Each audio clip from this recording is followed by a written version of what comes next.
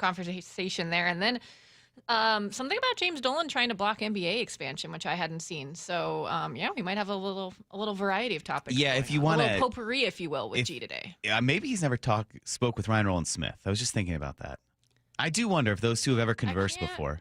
Remember if they've been on together. All right, well, we'll see. That should be interesting then at 8:30. So we have a lot to get to, and I am very torn, and I'm curious to know what you guys think at 866-979-3776, and you too as well, Lyle and Maura, because we come on this morning after just a thoroughly miserable day of waiting. First of all, you had to wait 4.5 hours for a baseball game, and then that performance doesn't warrant that waiting. So after all the waiting, the Mariners essentially get shut out. They had put up 0 runs and 3 hits until the 9th. At that point, it's already 10-0. Yes, there were some mitigating factors that led to the Twins piling up runs.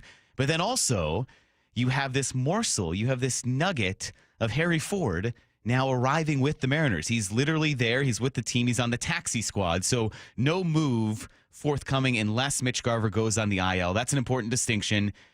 So it might not happen, but Harry Ford is there. It's the closest he's been. He's on the precipice. He is right there. He's on the doorstep of being with the Mariners. So for you guys, does this overshadow the disappointment of these last 2 games? Or how do you feel right now about this Harry Ford situation for the M's? About Harry Ford alone? Look, I mean, well, first, obviously, you hope Garver's okay, but if he ends up going on the IL, sure, like, you should be excited about the chance to see Harry Ford. My whole thing is just more that if he's going to play, or if he's going to be up, I hope they play him, because I don't think playing him once a week does any good for anybody. Yeah. Maura? Yeah? No? No, yeah, that's just a good concerned point. about the Mariners' offense right now? No. I think I'm with, like, we get a ton of texts every day. I'm with the listeners that are just excited to see what he can do in the big leagues. But, the trade deadline is coming up, and he's the most commonly referred to name that we've heard that they may want to trade. And I think that's why they haven't wanted to bring him up. So hopefully this doesn't hurt that. It's a curiosity, that's for sure, because he represents this big leverage point of, all right, the unknown is perhaps greater than what you know when you bring him up here because of, yes, the trade value and what he could be. When you get him up here, then you know what he is, and that's someone who is going to be a backup catcher. Unless his position is thoroughly comes blocked. out and looks great. It takes away some of the intrigue, right, for a team that's trading for him. Yeah, so you come up, and if you do have to play him every day, which if you're going to bring someone up, you're going to, like Cole Young. You didn't bring Cole Young up to sit. He's here. He arrived. Cole Young was playing every single day. You get an off day, so not literally, but Cole Young was here, and he was in the lineup, and he was here for good. With Harry Ford, it almost feels like this is an immediacy and a if needed. So I do wonder if perhaps if Mitch Garver has to go on the IL and it's just temporary, Harry Ford's there as an emergency replacement, but then you do risk he comes up, he looks overmatched, perhaps his trade value is diminished. Perhaps it was just, it's a good fortuitous circumstance that he happened to be in Austin. So Tacoma was playing in Round Rock, just north of Austin. That's very close to Arlington. So it worked out extremely well. The Mariners are headed there. Harry Ford was there. But because he's now arrived, essentially, we think, all right, well, this represents that great what if. Because you're right, Lyle, if he gets in, you're going to have to play him every day. And the only place to play him is DH. And you have bats that you like at DH because Jorge Polanco is essentially your full-time DH. So then, all right, you're taking Jorge Polanco's bat out of the lineup for Harry Ford, who has hit well at AAA. He has shown some prodigious power. He has really started to hit well there. But that leap from AAA to the bigs is a huge jump, especially for the first time. So what you'll have to do is essentially say, okay, Harry Ford's going to come in. He's going to be the DH. And then maybe even catch a little more than Garver was, which that's a big step because that's what the Mariners are still developing. They're developing his catching. They want to make sure he's a great game caller. Daniel Kramer's had a lot of good articles about this, that the reason that position switch didn't take is because the Mariners ultimately felt higher trade value and at a premium position, if he can develop into a really good defensive catcher, that's where his most value is. But to do that, you need playing time.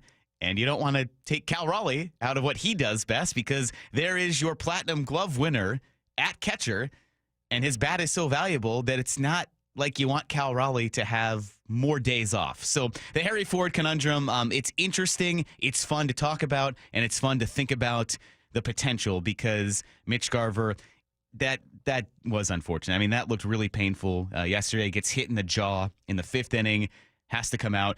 You know, it probably was brutal because catchers are tough. If there's any doubt about a catcher's toughness, we can read the list of Cal Raleigh injuries that he's played with. So Mitch Garver, very tough, had to come out right away. And then all that news kind of crept up that people are looking at Tacoma's lineup. Oh, there's Harry Ford batting 3rd. Oh, wait, he's been scratched. And then the news came out after the game that Harry Ford was going to head up to Arlington from Round Rock. So it was a pretty short drive. So he probably beat the Mariners there. But he is with the team. No move forthcoming. We'll kind of get into a little bit about what might happen and when a decision might be made. Dan Wilson addressed that after the game, so we'll talk about that throughout the show. Ryan Roland-Smith's going to join me in a little bit. He'll weigh in on that as well. I do have to say, though, before we put yesterday's loss behind us, because that was tough, and yeah, it escalated because of the Garver situation where, you lost your DH, so you didn't want to take Zach Pop out because then you would have lost the pitcher a couple times before that spot came up in the order. But it's just so fluky how baseball has these connections, and it's just eerie where everything seems to relate. So the first thing I thought of when that happened was, oh, wait, this happened with Mitch Garver last year. Luis Castillo had to take an at-bat. I was like, I thought that, it happened against the Twins. So there's something about the Twins and something about these weird circumstances. And then I had this terrible premonition of saying, well, wait, I have to come on again tomorrow and talk about Simeon Woods Richardson just shutting down the Mariners. I feel like I've done that before. And lo and behold, I did. I was on with you guys the morning after Simeon Woods Richardson last year shut down the Mariners, 6 innings, So this 8 is all your strikeouts. fault? It might be my fault, but I vividly remember this because I think for the entire first segment, I just called him Woods Richardson, like thinking that was his name. Because he doesn't have the hyphen. And I then remember this conversation, like, oh, yeah, I made the joke that he should just go by Woods Richardson because that's a pretty cool name, forgetting his name was Simeon Woods Richardson. And now here we are again. He did shut down the Mariners. And, he hasn't had the best season. He's had a very up and down season, was sent down, came back up due to injury to Zebby Matthews, the guy that went to Cal Raleigh's high school and hometown. So, yeah, for him to turn in a performance like that, what he did yesterday, again, essentially shut down the Mariners, a little eerie, and I don't like those circumstances. But yeah, 5 innings for him, 6 strikeouts, eerily reminiscent of what he did against the M's last year. I also have a theory I'm going to get into a little bit later. It's a rain delay theory involving the Mariners. So I will tell you guys behind the scenes, and we'll see if the texters agree or see if there is any merit to this theory I have. But there is a lot to get to around baseball. All-star voting has wrapped up, at least phase 1. Now there's a next phase, and because of this, we think that perhaps an entire country is rooting against Cal Raleigh. Get into that coming up next. It is Brock and Salk here on Seattle Sports and the Seattle Sports app. Wyman and Bob, afternoons 2 to 7. Talking about the Mariners plan for the trade deadline. You think people are reticent to the minor leagues and trade some prospects? I know fans develop a connection to names they hear over and over. Often you don't see these guys. I don't know how many people are making trips out to Everett or out to Tacoma to watch the young guys, but there just aren't any sure things. Dave Wyman and Bob Stelton, afternoons 2 to 7 on Seattle Sports, the app, YouTube, and your smart speaker. For more than 75 years, University of Maryland Global Campus has given you the opportunity to build your next success. Choose from more than 135 degree and certificate programs in career-relevant fields like business, healthcare, data analytics, cybersecurity, and more. Plus, we offer 100% online and hybrid courses, personalized advising, and lifetime career services. Learn more at umgc.edu. Certified to operate in Virginia by Chev. Get in the zone, AutoZone. Jane has 150,000 miles on her truck, and she's proud of that. Jane's secret? AutoZone, where friendly AutoZoners help her find the right parts. Jane's brother Josh only cares that his car starts and goes, but when it doesn't, he also goes to AutoZone, where friendly AutoZoners help with free services. No hassles, just help. Everything you need, nothing you don't. Get in the zone, AutoZone. Restrictions apply. Hey, Brock Hewitt here for my friends over at Xfinity. You know, change is always happening.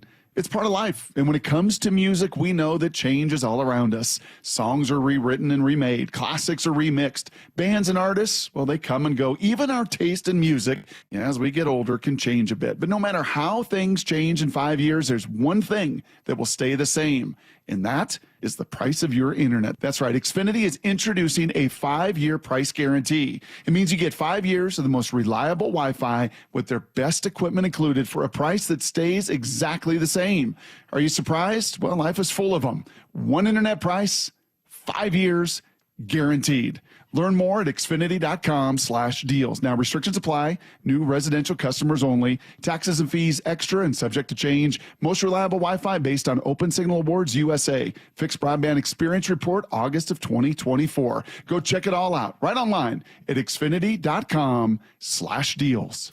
Washington is leading the way in car theft reduction. Car thefts dropped by 32% from 2023 to 2024 in our state, but there's still work to be done. Help keep your car safe with these simple and important tips. Don't leave your car running unattended. Park in well-lit areas. Lock up every time. Keep valuables out of sight. Use an anti-theft device like a steering wheel lock. Prevent the theft and keep you and your vehicle safe. These tips are brought to you by the Washington Auto Theft Prevention Authority.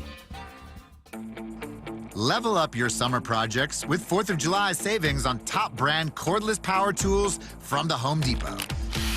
Whether you're working on a fence, a planter box, or a new workbench, get the power and runtime you need with the Ryobi One Plus 18-volt 2 toolkit from the Home Depot for only $99, was $139. Get 4th of July savings on the cordless power you need to make summer projects easier than ever. Right now at the Home Depot.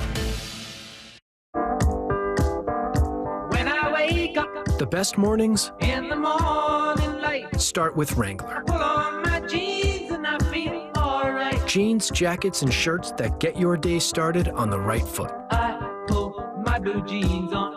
I pull my old blue jeans on. Good mornings make for better days. I pull my blue jeans on. I pull my old blue jeans on. Wrangler, for the ride of life. The home of the Mariners. Left off to center. It is on its way. Julio, 2-run home run. Hear every pitch on 710 and the Seattle Sports app. Can't fix everything for everybody, but you can be there and listen and try to help with what you can. You're there to support them, and that's the best that you can do. Justin Meek. He's the leader and caretaker of the 380 people who consider Lee Johnson their home. This is my life. This is my family's life. The people that work here, they're my family. When something's not right with them, it's not right with us. My wife and 3 kids in the house, there's always something wrong with somebody at all times. And if there isn't, then something's wrong. When you have 388 employees, there's never a day that everything is good everywhere. You have to be okay with that. You have to look at that as opportunities to gain a better relationship with people and help them through what they're going through.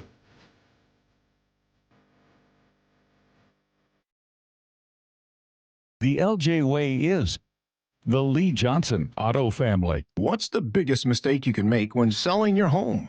Settling for less money. That never happens with Orchard. Disappointing offers can wear you down, causing you to settle for thousands less. You don't have to settle when you sell with Orchard. Orchard reinvented the real estate industry by guaranteeing your home sale and helping you sell on the market for top dollar.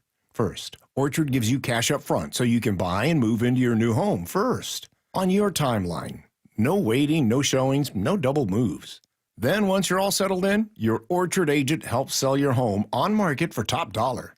Here's what one Orchard customer said. I never could have sold without Orchard. I made way more than I expected, and it couldn't have been easier. With Orchard, you never have to settle for less. Buy before you sell and get top dollar for your home with Orchard. Curious how much your home is worth? Visit Orchard.com to get your free home valuation. That's Orchard.com. Orchard.com. This hour is brought to you by Community Transit. Need to know. 15 minutes past every hour with Brock and Salk. Here's what you need to know. Up first. Well, Mitch Garver had to leave yesterday's game in the 5th. He was hit in the jaw, and then soon after, Harry Ford was scratched from Tacoma's lineup. Coincidentally, Tacoma is in Round Rock, a couple hours south of Arlington this week. So reports came out after the Mariners game that Ford is headed there. He is on the taxi squad, at least until they get some definitive news on Mitch Garver. Yeah, Garv, took one in the mass down towards the chin, and kind of injured his jaw area. He's going to get some imaging tomorrow, and we'll see how it goes from there. Nothing definitive until, which now is today. There will be a decision from the Mariners, but Dan Wilson also mentioned after the game that, he said the logical thing, you can't go without two catchers. He saw the situation the Mariners found themselves in after Garver left. So one way or another, they will have two catchers. Either Mitch Garver is fine or Mitch Garver is going on the IL, and then Harry Ford will be activated and perhaps make his MLB debut at some point during this weekend series in Texas. But it is a massive series for the Mariners that begins this evening. So the Rangers now are just a game and a half back for that final wild card spot. And it kind of snuck up a little bit, but the Rangers are just 40-41 on the season. Nathan Eovaldi will make the start tonight for Texas, so that's big for them. He's been on the IL since May 27th with a triceps injury. 5:05 first pitch, pregame coverage at 4 o'clock. We will talk about this, plenty more coming up throughout the day. Ryan Rowland-Smith will join me to break down this series. And then we will check in with Jared Sandler, the Rangers TV and radio broadcaster, at 7:30. So plenty more coming on this Mariners-Rangers series. The pitching matchups are pretty ideal for the Mariners, but it's a huge one tonight with Logan Gilbert on the mound for the M's and then Nathan Eovaldi for the Rangers. 5:05 first pitch. And again, pregame coverage begins at 4 o'clock right here on Seattle Sports. Here's the second thing you need to know. Well, phase one of MLB's All-Star voting is over, and we have our finalists at the catcher position. All right, let's go through the finalists position by position and show you who are the top vote getters. And then we're going to start from scratch here, folks. Then they're going to compete. Most votes will get them in the starting spot. Cal Raleigh, over 3 million votes so far. He is going head-to-head with Alejandro Kirk. Alejandro Kirk got a contract extension, and now he's having a great year, but Cal Raleigh's the headline. Yeah, he's the slam dunk right now. He's on pace to set to obliviate the home run record for a catcher. So I absolutely hate this. I think it's one of the worst things MLB does, resetting the vote totals. So Cal Raleigh, who had 3 million votes, who any other year, non-Aaron Judge, would be the leading vote getter, have an automatic starting spot in the All-Star game. Now, the slate is wiped clean with Alejandro Kirk, who has the support of an entire nation behind him. I mean, there's a reason why when all these phase one totals end, all the Blue Jays are up towards the top and they just have an inordinate amount of all-stars compared to what their team actually is doing. So all of Canada is going to be voting for Alejandro Kirk. Hopefully Logic and Mariners fans here win out, because we know the Mariners have never had an all-star starter at catcher. And yes, when I say that, it's a wide sweeping proclamation. I had someone correct me, as people love to correct others on Twitter. Well, not everyone in Canada likes Alejandro Kirk. I'm voting for Cal Raleigh. Okay, thank you. I appreciate that. We know there are Mariners fans in pockets around, but an entire country with just one team, that usually lends itself to a lot of Blue Jays getting the votes. So it will hopefully not be tough for Cal Raleigh to win this. He has been kind of a national face now among baseball. We'll actually kind of talk about that a little bit as well, because in the latest edition of the Cal Raleigh Show that drops at 3 o'clock this afternoon on Seattle Sports and on our Seattle Sports YouTube page, he mentioned all the attention he's getting and how he's able to stay level-headed. But Cal Raleigh seems like the perfect ambassador for the Mariners and for baseball, and hopefully everyone does the correct thing when Phase 2 begins on Monday. By the way, very short, condensed voting block. So Phase 2 begins Monday at 9 a.m. and runs until Wednesday at 9 a.m. You have to vote to determine the starters at each position. So now there are 2 finalists at every single position in the infield, a couple more in the outfield. But basically, you're voting between Alejandro Kirk and Cal Raleigh, and whoever gets the most votes will be the all-star starter at catcher. So the 2 top vote getters in all of baseball, Aaron Judge and Shohei Ohtani, they are automatically in the starting lineup. But outside of that, vote Cal Raleigh until Wednesday, beginning on Monday, and get him that starting spot. By the way, the Mariners posted those who joined them on Monday are going to get these Rally the Vote for Cal t-shirts. Oh. That look pretty sweet. I want one. It's, can you describe it for the listening audience more?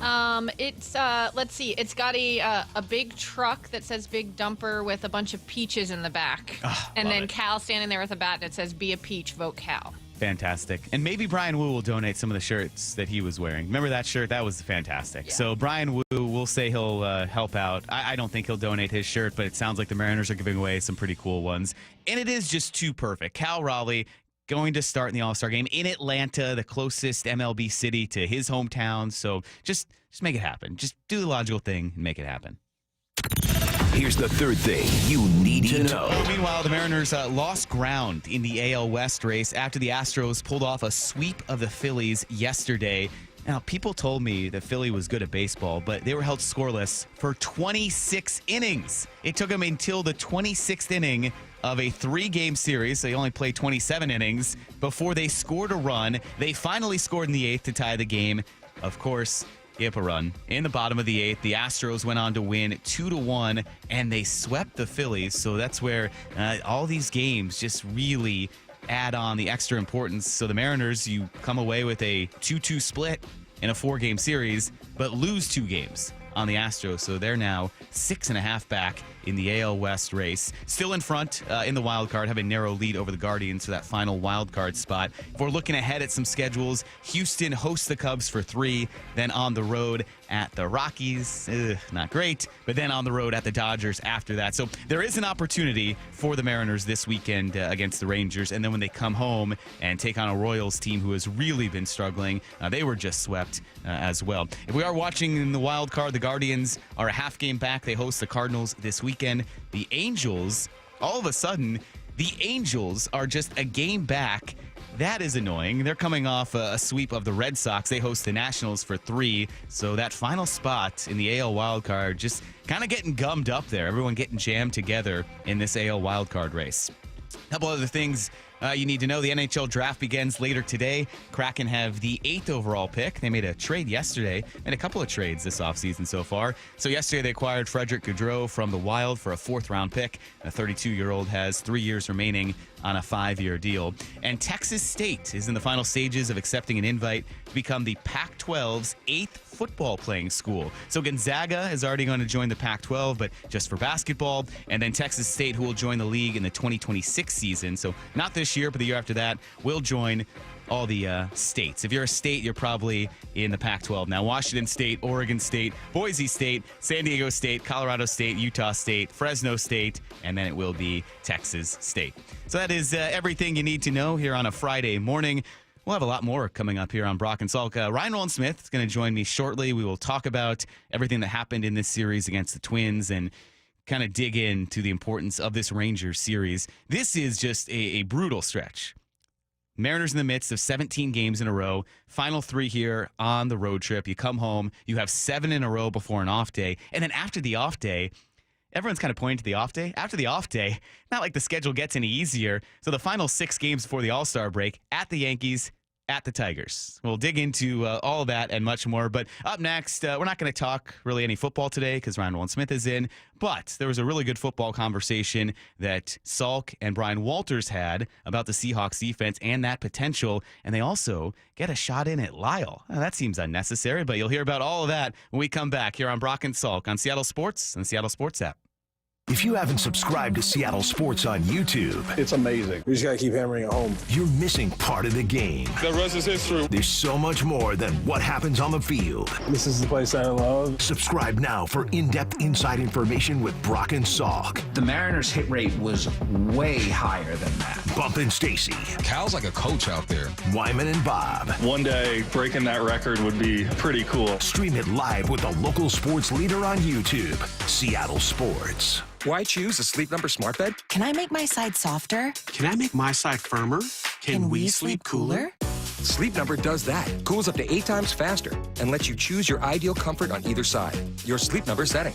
It's the Sleep Number 4th of July sale. Save over $600 on our King P5 smart bed, our lowest price of the season. Plus, get free home delivery with most smart beds, limited time. All Sleep Number smart beds offer temperature solutions for your best sleep. Check it out at a Sleep Number store or sleepnumber.com today. Get in the zone, AutoZone. Jane has 150,000 miles on her truck. And she's proud of that. Jane's secret? AutoZone, where friendly AutoZoners help her find the right parts. Jane's brother Josh only cares that his car starts and goes. But when it doesn't, he also goes to AutoZone, where friendly AutoZoners help with free services. No hassles, just help. Everything you need, nothing you don't. Get in the zone, AutoZone. Restrictions apply. Get in the zone, AutoZone. Jane has 150,000 miles on her truck. And she's proud of that. Jane's secret? AutoZone, where friendly AutoZoners help her find the right parts. Jane's brother Josh only cares that his car starts and goes. But when it doesn't, he also goes to AutoZone, where friendly AutoZoners help with free services. No hassles, just help. Everything you need, nothing you don't. Get in the zone, AutoZone. Restrictions apply. Why choose a Sleep Number smart bed? Can I make my side softer? Can I make my side firmer? Can we sleep cooler? Sleep Number does that. Cools up to 8 times faster and lets you choose your ideal comfort on either side. Your Sleep Number setting. It's the Sleep Number 4th of July sale. Save over $600 on our King P5 smart bed, our lowest price of the season. Plus, get free home delivery with most smart beds, limited time. All Sleep Number smart beds offer temperature solutions for your best sleep. Check it out at a Sleep Number store or sleepnumber.com today. Prescriptions require an online consultation with a healthcare provider who will determine if appropriate. Restrictions apply. See website for details and important safety information. Price varies based on product and subscription plan. Hey guys, let's talk ED because millions of men experience it, but not everyone can access or afford treatments like Viagra. Well, Hims can help. Through Hims.com, you can get a full range of treatment options for ED, including daily or as-needed meds through a 100% online process. It all starts with an online intake form. Get started at hims.com/joy, and from there, a medical provider licensed in your state will determine if ED treatment is right for you. If prescribed, your medication is shipped to you for free. Find the ED treatment that fits your needs, with options up to 95% less than the brand names. Millions of men experience ED, but Hims can help. To start your free online visit and save up to 95%, go to hims.com/joy. That's hims.com/joy for your free online visit. HIMS.com/JOY. Bonneville International radio station contests are open to participants 18 years of age or older that are residents of Washington State unless otherwise specified. Employees or agents of the station, Bonneville International Corporation, other area radio stations, or any entity associated with the contests are not eligible to win unless the station otherwise specifies at its own discretion. Persons who have won in the last 60 days from a station contest or event may not be eligible. Full general contest rules are available on seattlesports.com or in person at the station during regular business hours. The home of the Mariners. One hopper snared at short. Had a quick hop by J.P. Crawford. That guy's a magician over there at shortstop. Seattle Sports. Download the Seattle Sports app. Bump here for the Got to Go used car sales event at West Hills Chrysler Jeep Dodge Ram. Last month's beach party event was such a success they had too many trade-ins and now they need to liquidate. Choose from over 350 used vehicles in stock and ready to move. Shop the Got to Go used car sales event June 27th through July 6th at West Hills Chrysler Jeep Dodge Ram and all other Hazelwood locations. Just off the Auto Center Way exit, Highway 3, Bremerton. Hazelwood has it. Breaking news for the people of Boomtown. With Xfinity Mobile, the Wi-Fi is booming, at home and on the go. And an upgrade storm's on the way. That's right. And with Xfinity Mobile Premium Unlimited, you can upgrade your phone when you want, up to 2 times a year. Now, once customers catch wind of the guaranteed new device discount, it'll be the biggest upgrade storm in history. Wow. Let's hear from our weatherman on the scene. How's it looking out there, Rick? Well, Bill, the Wi-Fi is still booming. Now through September 30th, existing Xfinity Internet customers can get an unlimited line included for a year. Plus, ask how to get a free 5G phone. Learn more at xfinitymobile.com. Restrictions apply. Xfinity Internet required. Unlimited line offer requires Xfinity 300 megabit internet or above. Taxes, fees extra. After promo, regular rates apply. Reduced speeds after use of monthly data included with your data option. Data thresholds vary. Did you know that most people wait 6 or 7 years before they buy a new TV? That's a lot of time in front of one TV. So why not get one of the best sets for the next 7 years, like one of the top-rated Samsung, LG, or Sony models? Too expensive? What if you could get up to $1,000 trade-in for your old set? Who would do a stupid deal like this? Right now, at Video Only, you can get big bucks for your old set as a trade-in and a hot price on the new models. Don't be sorry. Check out Video Only. Brock and Salk's Rewind is presented by Toyota of Kirkland and Toyota of Renton. From the Quantum Fiber Studio. This is Brock and Salk. Weekdays 6 to 10. On Seattle Sports and 97.3 FM HD2. All right, we have a little bit more time with Bryan Walters, who's going to be with us tomorrow as well, former Seahawks, Super Bowl champion. And got more texts coming in, 206, as a Juanita alum, class of 98. It's great to have Bryan on the show this morning because he represents Juanita very well. How about that? Love it. People like the way you represent Juanita. And then Casey writing in, it's my first time seeing Bryan Walters watching the show on YouTube today. Nice. He kind of looks like J.J. Watt, but without the jacked up nose. All right, I'll take that I one. can see that. Do you see a little J.J. I'm a Watt? lot smaller than J.J. Watt. Yeah, but facially, you know what? I kind of see that. Do you see a little J.J. Watt there? Interesting. I do. Did you just say facially? Yeah. Facially. Yeah. I mean, not like, I mean, you're not 280 That's the first I've heard pounds. that, though. No one's ever Doesn't he have, made like, that a comp? huge neck? No. one. Well, yeah, you don't have the neck. There's no doubt. You know, You're- actually, you funny, don't look roided out you know like what he does. The biggest comp I've ever gotten, comparison, was in my rookie year in San Diego. They actually wrote an article, and they called me Saving Private Brian. Ah. It was Matt Damon. And that article was Saving Private Brian. It was like, am I going to get cut? Am I going to make the team?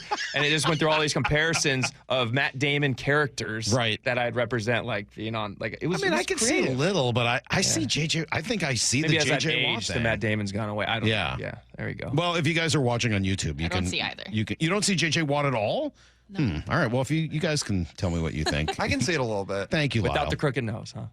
Yeah, I mean, he's obviously got a little jacked up nose thing, and he's pumped up out of his mind. But you're, always trying to make the team, right? So you showed up at all your OTAs. Yeah. Oh, yeah. Yeah, there was never a doubt I wasn't going to be there. I never. It Voluntary always was not made me voluntary? cringe when he was like, oh, this guy's not here this week. I'm like, oh, no, is he going to get cut? That was just me. But it was like a star player who was able to do that. But voluntary did not mean voluntary. Yeah. There's no question about that. You sort of always live your life in fear of being cut? Yeah, that's kind of the life of probably 60 to 70% of everyone in the NFL. It's just nothing's really secure. You're never really that comfortable. I mean, you don't really want to be comfortable because it brings the best out of you. But at the same time, that's most of the people in the NFL. They're just trying to make it every day. And that's one of the things about the NFL. And we talked about a little earlier about non-guaranteed contracts. You can get cut anytime. They don't owe you a thing for the most part. So I think a lot of it, the guaranteed contracts would be good for job security for some of these guys. Yeah, I would imagine so. So you're not late to meetings. You're not late Well, to. it's funny you asked that one. I was late one time in my entire career. And it was here. Yes, it was here. It was like a Wednesday during the season. During the season, we have 6 a.m. workouts. And it was a wide receiver workout, 6 a.m. And I remember, sometimes when you wake up and you have no idea why you're waking up, your alarm's going off and you're like, oh, where am I? Why am I waking up? Every day, yes. And, you might hit the snooze button a couple times. And then I looked at my alarm and it was like 5:40. And I'm 19 minutes from the VMAC.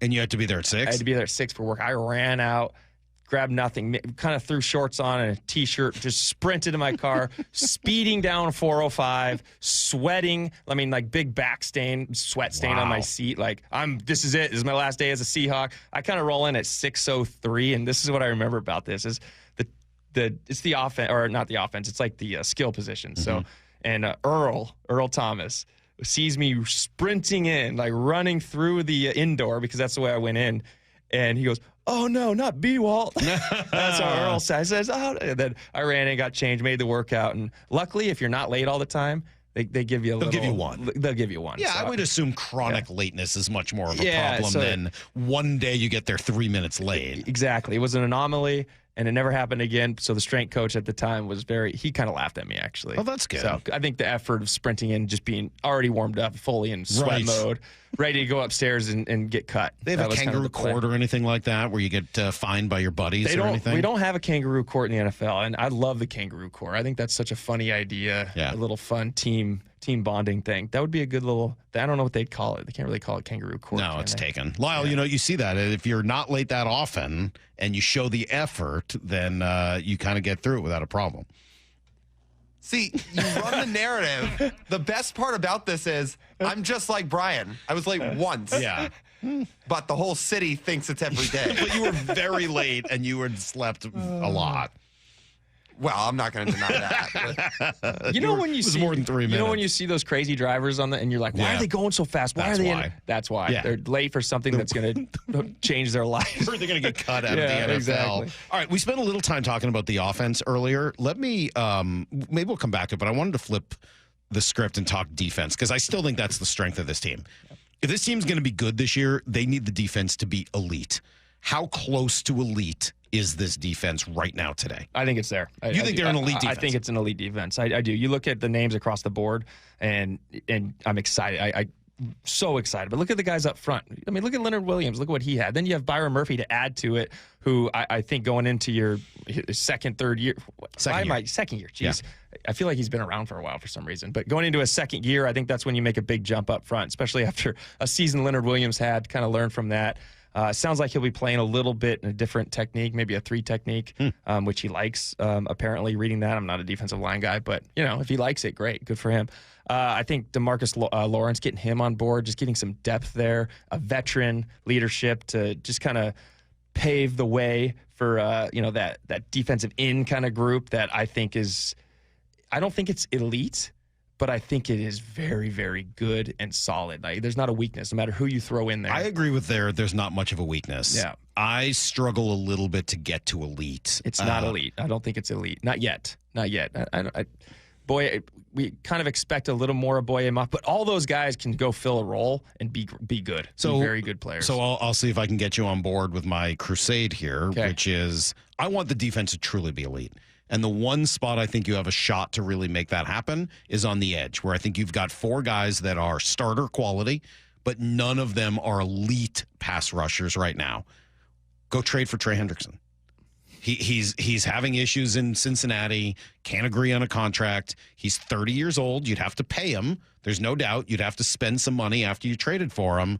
But you're talking about a guy with 17.5 sacks each of the last 2 years. If you put Trey Hendrickson on this defense, tell me that you're not a truly elite defense, that you have to start thinking about your team as maybe making a playoff deep run because of what you got defensively. No, I agree 100%. I wish it was easy like that, but there's also probably 15, 20 other teams trying to make that same push for that guy. So it's about what do you have to give up? What do you have to give up for him? And so let's say it's a 2nd and a 5th round pick.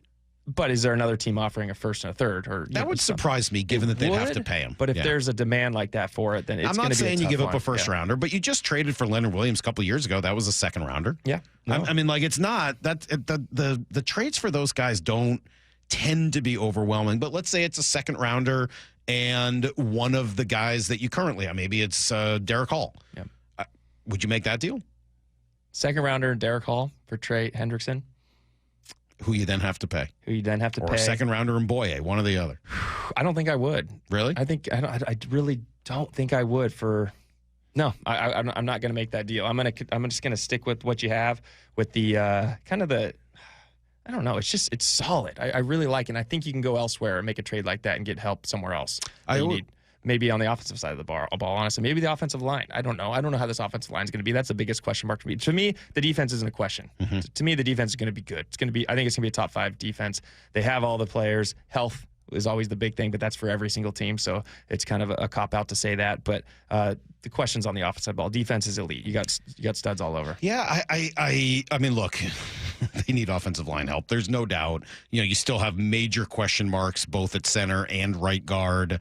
We're sort of talking about left guard as if it's settled because they drafted a 1st rounder. But as you said earlier, with regards to Eamon Warren, like, you just don't know with a rookie until you actually see them out there, even if it's a 1st round pick. There's no doubt that's where the holes are.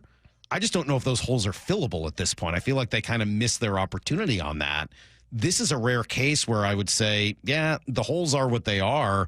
Go add to a strength and make it even better so that when people come to Seattle, they know they're going to have to deal with not just this whole defense and Leonard Williams and what Mike McDonald is doing, with scheme-wise, but there's a 17.5 sack guy on the outside edge that if you get into 3rd and long, you're up against it with this unit. Yeah, no, I mean, don't get me wrong. If you can get him for a 2nd round or whatever, do it. I just don't think it's going to happen. I feel like Cincinnati's going to try to work something out. They've tried. They've tried, but we'll see. We'll see with that. Yeah, God, it would be fun. It would be fun. Start to imagine what you were here with the Legion of Boom guys for all of the credit the guys in the back end of that get, and deservedly so.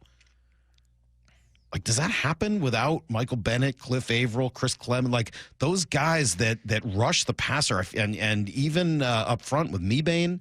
I feel like those guys are criminally underrated. You know what made that group so good, though? The competition there. That they were battling on first and second down for that rep on third down to rush the passer. They all made each other. Like? They all made each other better. Yeah, exactly. Bruce Irving was in there, and so what did that look? So but that's the problem with bringing a guy like Trey Hendrickson in is that almost takes away that he's going to be out there on third down. So what's Derek Hall doing now? Well, man, now I'm a run stopper. Now I got to be out here on first, second down, stopping the run. I don't get to rush the passer on third downs when it's I don't know if that's a thing. That's a good point. But it's that's something what it was for those about. guys. But those guys, yeah, you had that 4-man rotation that they were just competing to get in there on third down, rush the passer. It was just constant rotation and that's what I would love to see from these guys that you have now with Derek Hall, Boye Mafe, DeMarcus Lawrence, all those guys, just that rotation of the guys competing. I was at practice, one of their OTAs, or it was the mini camp, and you know what I love to see? It was DeMarcus Lawrence. I think it was a walkthrough, but they were running a little faster in a walkthrough. But all of a sudden, he's sitting on the sideline and goes, "Hey, Rook, get out, I'm in." And he just, that's the leadership that I love to see out of DeMarcus Lawrence and what you want to see out of that group. Guys that want to be in there. I think they were doing a first and second down period, but he wanted to get in there, wanted to be the reps, wanted to be on the field. And when you have a rotation like that of everyone's dying and thirsty to get after the quarterback and do anything they can to get to that third down play, that's what makes I'd never really thought about it that way. That's an interesting view on it, and one that is very compelling. I may consider that a little bit. That's the most compelling thing I've heard for not going after someone like a Trey Hendrickson.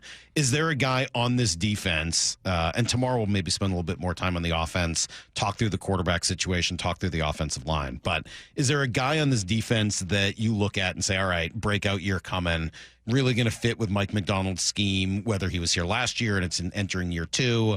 Is there someone on this defense that you see really kind of taking the next step this year under Mike McDonald? I think this is kind of an easy answer, but I'm excited to see Ernest Jones for the entire season.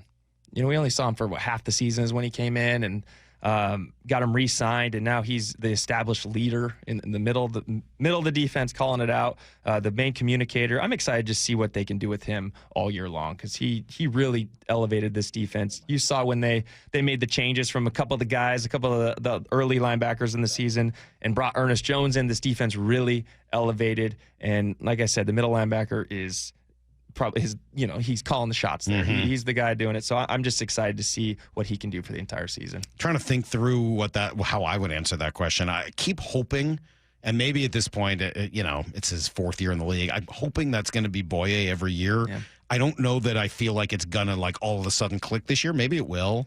The jump that we were just talking about Derek Hall, the jump he made last year from his rookie year to last year was insane. Yeah. If he does that again, I think then you're talking about a legitimate breakout guy. And let's not forget about Byron Murphy either. I expect big things out of him this year. What does that mean for a defensive lineman when you say you expect big things? Is that stat-wise tackles, sacks, or is it just a little more impact and even a little more play time? I think maybe less rotation for him where he's in there more consistently, and so you start to see his name called a little bit. He's just being a force, being a disruptor. When Leonard Williams and Byron Murphy are doing their job, this defense is. It makes it so much easier for everyone on the back end. They're taking the double teams or winning their one-on-one matchups. Those are the two guys that this can really build off of. So I expect big things from Byron Murphy as a second-year guy. Big jump. He's the second defender off the board when they took him. So I think he was the number 1 defender on the Seahawks board. So there's still a lot left in that and a lot more. I think we kind of forgot about him a little last year, right? We didn't talk about Byron Murphy very much, but there's, I think it's, I think because he's in the shuffle there with Jaron Reed and Leonard Williams, kind of all three of them together. And they had Hankins last year. And actually the guy they brought over from Jacksonville ended up being pretty good. Right. Robertson Harris. So I like a good D-line rotation. It would be interesting and certainly helpful if the number 12 pick in the draft kind of steps up into that and really becomes the player they hope he is. There's Salk and Bryan Walters a couple days ago breaking down this defense.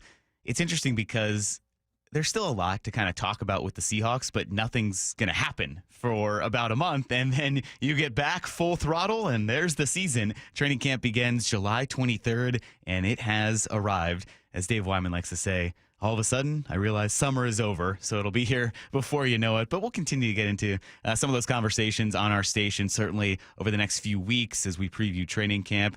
I did say it's the only football we're going to get to today because Ryan Roland-Smith is here. He has arrived. Now, in true TV star fashion, like he is, I got this. Hey, Ryan, we're going to come back on at 6:45. You're here. You want to just hop on with me for the final 7 or 8 minutes?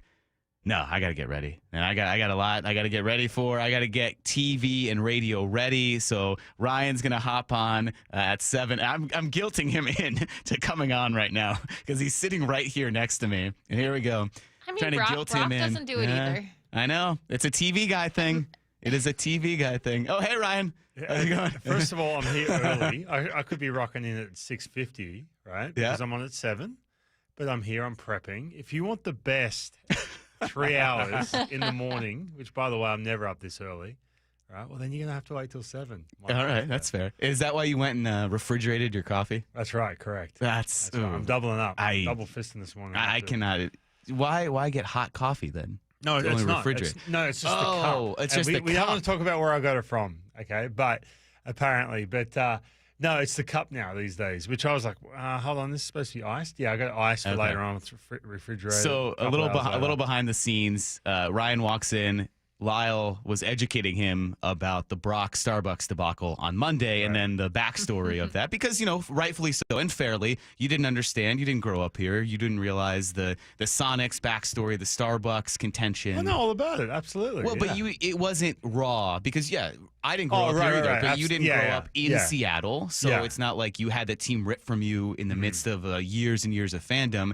So we understand why that boycott happens. And I was trying to, be a contrarian and say, well, maybe no. But it makes sense on the surface. But, Lyle really pretty much just hung Brock out to dry fairly, I think, on Monday because it did undermine his point. So we're explaining all of that to Ryan when he walked in with his Starbucks cup. But, all right, Ryan, thank you. I'll let you prep. I just had to introduce you rightfully. The pressure's on now. I really come up with some good stuff. Seriously. Yeah, you're going to do this extra prep time. So Ryan will be back at 7. We'll have plenty to talk about with Harry Ford and the news that happened there. He is there with the Mariners. He hasn't been activated, waiting to see what happens with Mitch Garver. If Mitch Garver goes on the IL, Harry Ford will be activated. But for now, he lingers. And there's a lot of questions to kind of bring up with this Mariners offense, and whether it's a new offense, whether it is sustainable, whether it's reassuring to see that they had that stretch against the Cubs and you felt like they had a lot of momentum. And then even the continuation against the Twins. And I know Salk and Passan kind of went back and forth on it. It's a fascinating conundrum because the Mariners showed two extremes in April and in May, and we're just trying to find some morsel, some little sample to cling to. But Shannon and I talked about this in the postgame yesterday. I think you really have no idea what to make of this offense. I don't think you can make a definitive statement one way or another and say, well, the offense is slumping or the offense is here and sustainable. And what more, I think Salk did feel like this is a little bit more solid footing for the offense. I'm just not sure if you can make that statement yet, especially based on the last two games. I know he said it before yesterday happened, but it's just yesterday kind of brought up all these old fears again about how you can shut down this Mariners team, on some random day or night or whoever the pitcher is. Yeah, and he didn't really have much specific. He just said he has a better feeling right now about this team being more sustainable. I know Jeff Passan kind of said he thinks they need to show more in order to be giving up some of these top prospects at the trade deadline. Are you feeling that way, or are you feeling like the lack of confidence you have in the offense is why they need to go after people at the trade deadline? Yes, I think more of that. And I feel like you don't think they need to prove it. No, you think they just no. need It help. needs to be go. It needs to be win now and go mode, especially because this has been brought up a ton. But year after year, this season and the injuries you've dealt with the pitching staff should show you how fickle a championship window is, how arbitrary it can be if something goes wrong. Just look at the Orioles, who now everyone's holding up as a seller. The Orioles are coming off an 100-win season and the team in the AL. So after they were the best team in the American League, essentially, and then fizzled out in the playoffs the last couple of years, to say, all right, now they're sellers, and they're not going to wholesale sell, but if they're going to be in a non-competitive mode for the second half of the season, that's the fear you look at. It's what some national analysts have pointed out when they've come on this show and our show as well in the afternoon.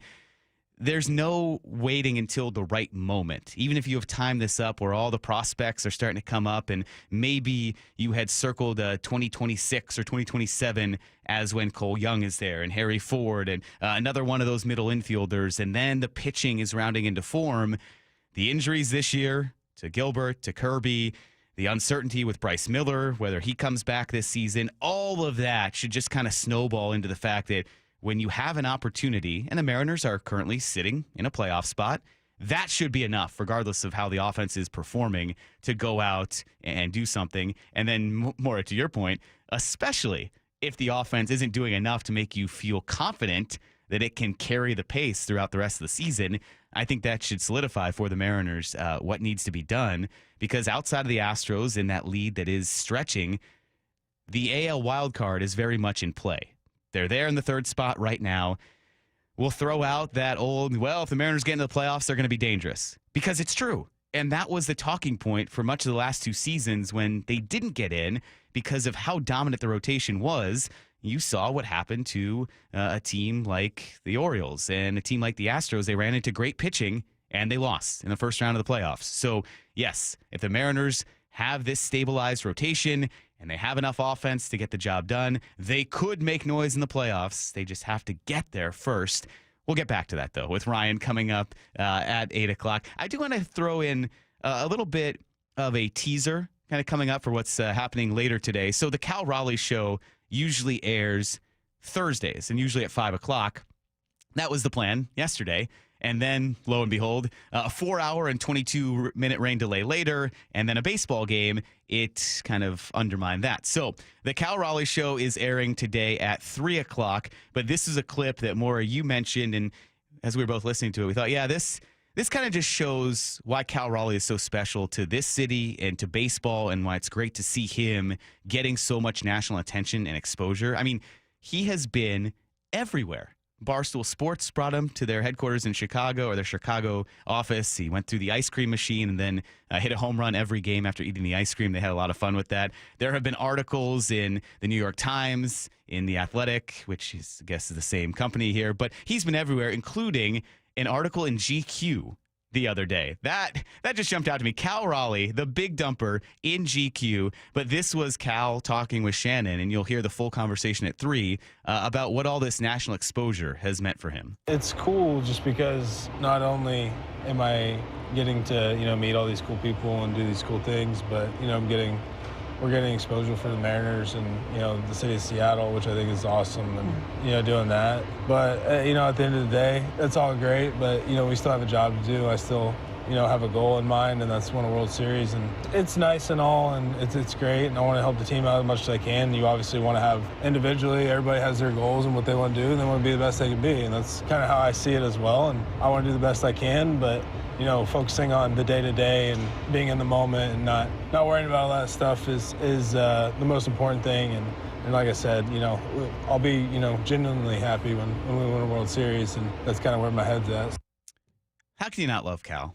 What a great guy. I love that answer so much. It's he doesn't go straight to I've been working so hard and I'm finally getting some recognition. He's like, it's been really cool to meet all these new people and then get so much exposure for the city and the team.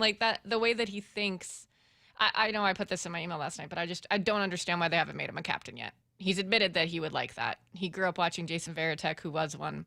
I think this season has solidified that they need to make Yeah, that's a good point. First step, though, getting the All-Star Game starter. So that needs to happen first. It should happen. We'll get into how you can help make it happen as well. But Cal Raleigh, perfect embodiment of this city and the Mariners franchise, and now a great face of baseball. So that full conversation coming up at 3 o'clock right here on Seattle Sports and Seattle Sports YouTube page, the Seattle Sports app. But up next, Ryan Rowland-Smith is here. We know that. We're going to get his thoughts on the Harry Ford potential arrival and what that means for the Mariners. This is Brock and Salk on Seattle Sports and the Seattle Sports app. The most first-half home runs for a catcher in baseball history. Congratulations, Cal Raleigh. Big dumper. American League Player of the Week. A .417 average. OPS over 1,600. 5 homers, 12 ribbies. And one hell of a model American. Now the question of whether or not he's the front runner as AL MVP. Where you follow along the big dumpers, big run. Seattle Sports on 710 and the Seattle Sports app. Go from daydreamer to industry leader with Amazon Business. From office supplies to IT essentials, Amazon Business provides tools that help you save costs and make insight-based decisions. Learn how to bring your visions to life at AmazonBusiness.com. Check engine or ABS light on? Take the guesswork out of your warning lights with O'Reilly Veriscan. It's free. Ask for O'Reilly Veriscan. O'Reilly Auto Parts. This message comes from Viking, committed to exploring the world in comfort. Journey through the heart of Europe on an elegant Viking longship with thoughtful service, destination-focused dining, and cultural enrichment on board and on shore. With small ships that bring travelers closer to the destination, there's more time to explore. And every Viking voyage is all-inclusive, with no children and no casinos. Discover more at Viking.com. Hey, Brock Hewitt here for my friends over at Xfinity. You know, change is always happening. It's part of life. And when it comes to music, we know that change is all around us. Songs are rewritten and remade. Classics are remixed. Bands and artists, well, they come and go. Even our taste in music, as we get older, can change a bit. But no matter how things change in 5 years, there's one thing that will stay the same. And that is the price of your internet. That's right. Xfinity is introducing a 5-year price guarantee. It means you get 5 years of the most reliable Wi-Fi with their best equipment included for a price that stays exactly the same. Are you surprised? Well, life is full of them. One internet price, 5 years, guaranteed.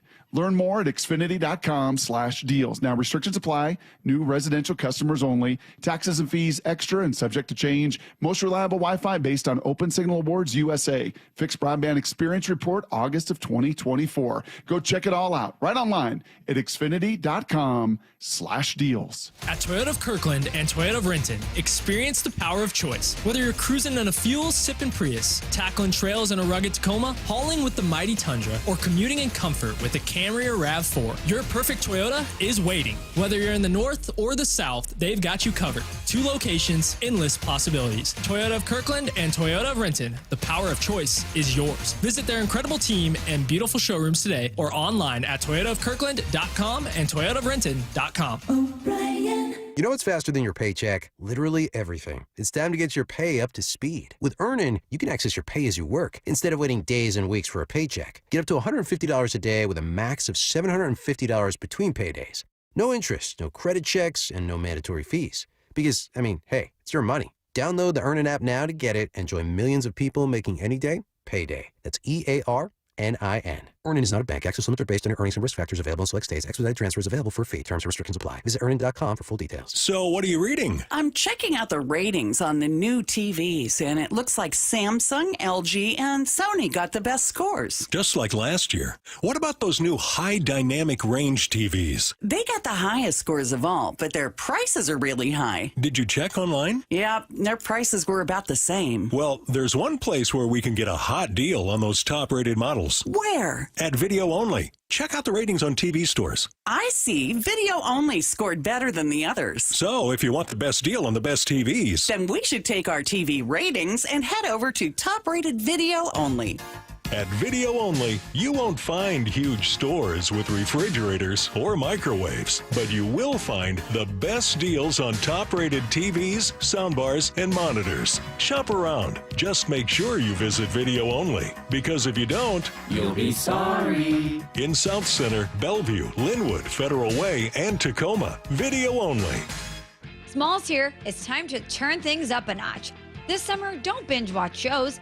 Binge s'mores by the campfire. Press pause on the podcast and press play on the warm weather vibes. Here's your chance to win $10,000 for your ultimate summer. What are you waiting for? Take your shot with 5-Hour Energy and make this summer your best summer ever. Visit 5heshot.com for full details and rules and enter today. No purchase necessary. Ends June 30th, 2025. Evan Cohen here. We all know breakfast is an important part of your day, but when you're traveling for work and your hotel doesn't offer any, you're forced to make do with peanuts and an energy bar as you sprint off to your shift. But if you book a room at La Quinta by Wyndham, you can enjoy their free Bright Side breakfast featuring delicious baked goods, fruit, eggs, yogurt, and waffles. They refuse to let you go to work hungry and aim to send you off fueled up. Tonight, La Quinta, tomorrow you shine. Book direct at lq.com. Let's go! This is Seattle Sports. Streaming through the Seattle Sports app. KIRO AM Seattle. KIRO FM HD2 Tacoma. Home of the Seahawks, Mariners, and everything Seattle sports. This hour of the Brock and Salk Show is powered by Star Rentals, preferred supplier to the West's best contractors. Get it freaking out! From the Quantum Fiber Studio, this is Brock and Salk on Seattle Sports. Brock Ewert is my hero. Jay Buhner just punched me in the kidney. We're going to excuse you on the interview. Doesn't really work that way, Sherm. This is a show that has my name on it. It kind of does, though. Now here are your hosts, Brock Ewert and Mike Salk. Hello! Well, it's Mike Lefko and Ryan Roland Smith here with you on a Friday morning. Fun to have you in here. Ryan, how's it going, man? Good. to see you. I'm much more upbeat than what I was 15 minutes ago when you you had to get ready. I was sitting here, I got my yellow notepad out, I'm prepping, and then I can't just handle you just talking a bunch of whatever about me not coming on, but here I am. Well, 7 a.m. You don't know what's I'm happening supposed to clock in at 8:30. Have you ever had G. Scott on the show? He comes in at 8:30. I've heard him. I don't think I've ever. Have I? It's a whirlwind, like 24 minutes. Okay. You can plan some things to talk about, but you probably won't. Forget it. He'll Well, just throw it out the window. He'll Sounds just take good. charge. And so tomorrow, this is great timing. I didn't plan this. It just worked out. Tomorrow is a big pickleball tournament. Oh, wow. It's a Champions for Change pickleball tournament. So hopefully G wants to talk about that because I do. Because Ryan and I have a long-running, nearly 4-year pickleball engagement that has never happened. I filled in on a show when you guys were talking about this a really long time ago. You Yes. haven't made it happen yet? No, Time it's flies. been going on for about 4 years. Still We've been talking about hasn't playing happened. pickleball. There's been some injuries It involved. seems like someone's scared. Yeah, injury. it does seem like someone is there's a scared couple over there. little injuries.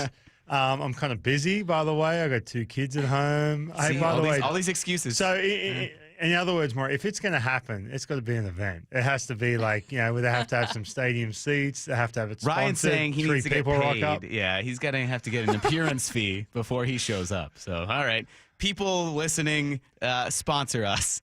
If you have a sponsor connection for our pickleball tournament, that's not going to happen. It's been a while since you first heard of this. It's probably what? It's been It had going to be for like 3 4 years. It's got to be 3 or 4 years. Have you guys picked up the racket since? See, not a racket. He loves to say that. I've never played pickleball. You like that, don't you? You like, yeah. Every time. Always I try and antagonizing slip in there. where can I slip in where calling it referencing a racket as Yeah. opposed to a what? It's a paddle.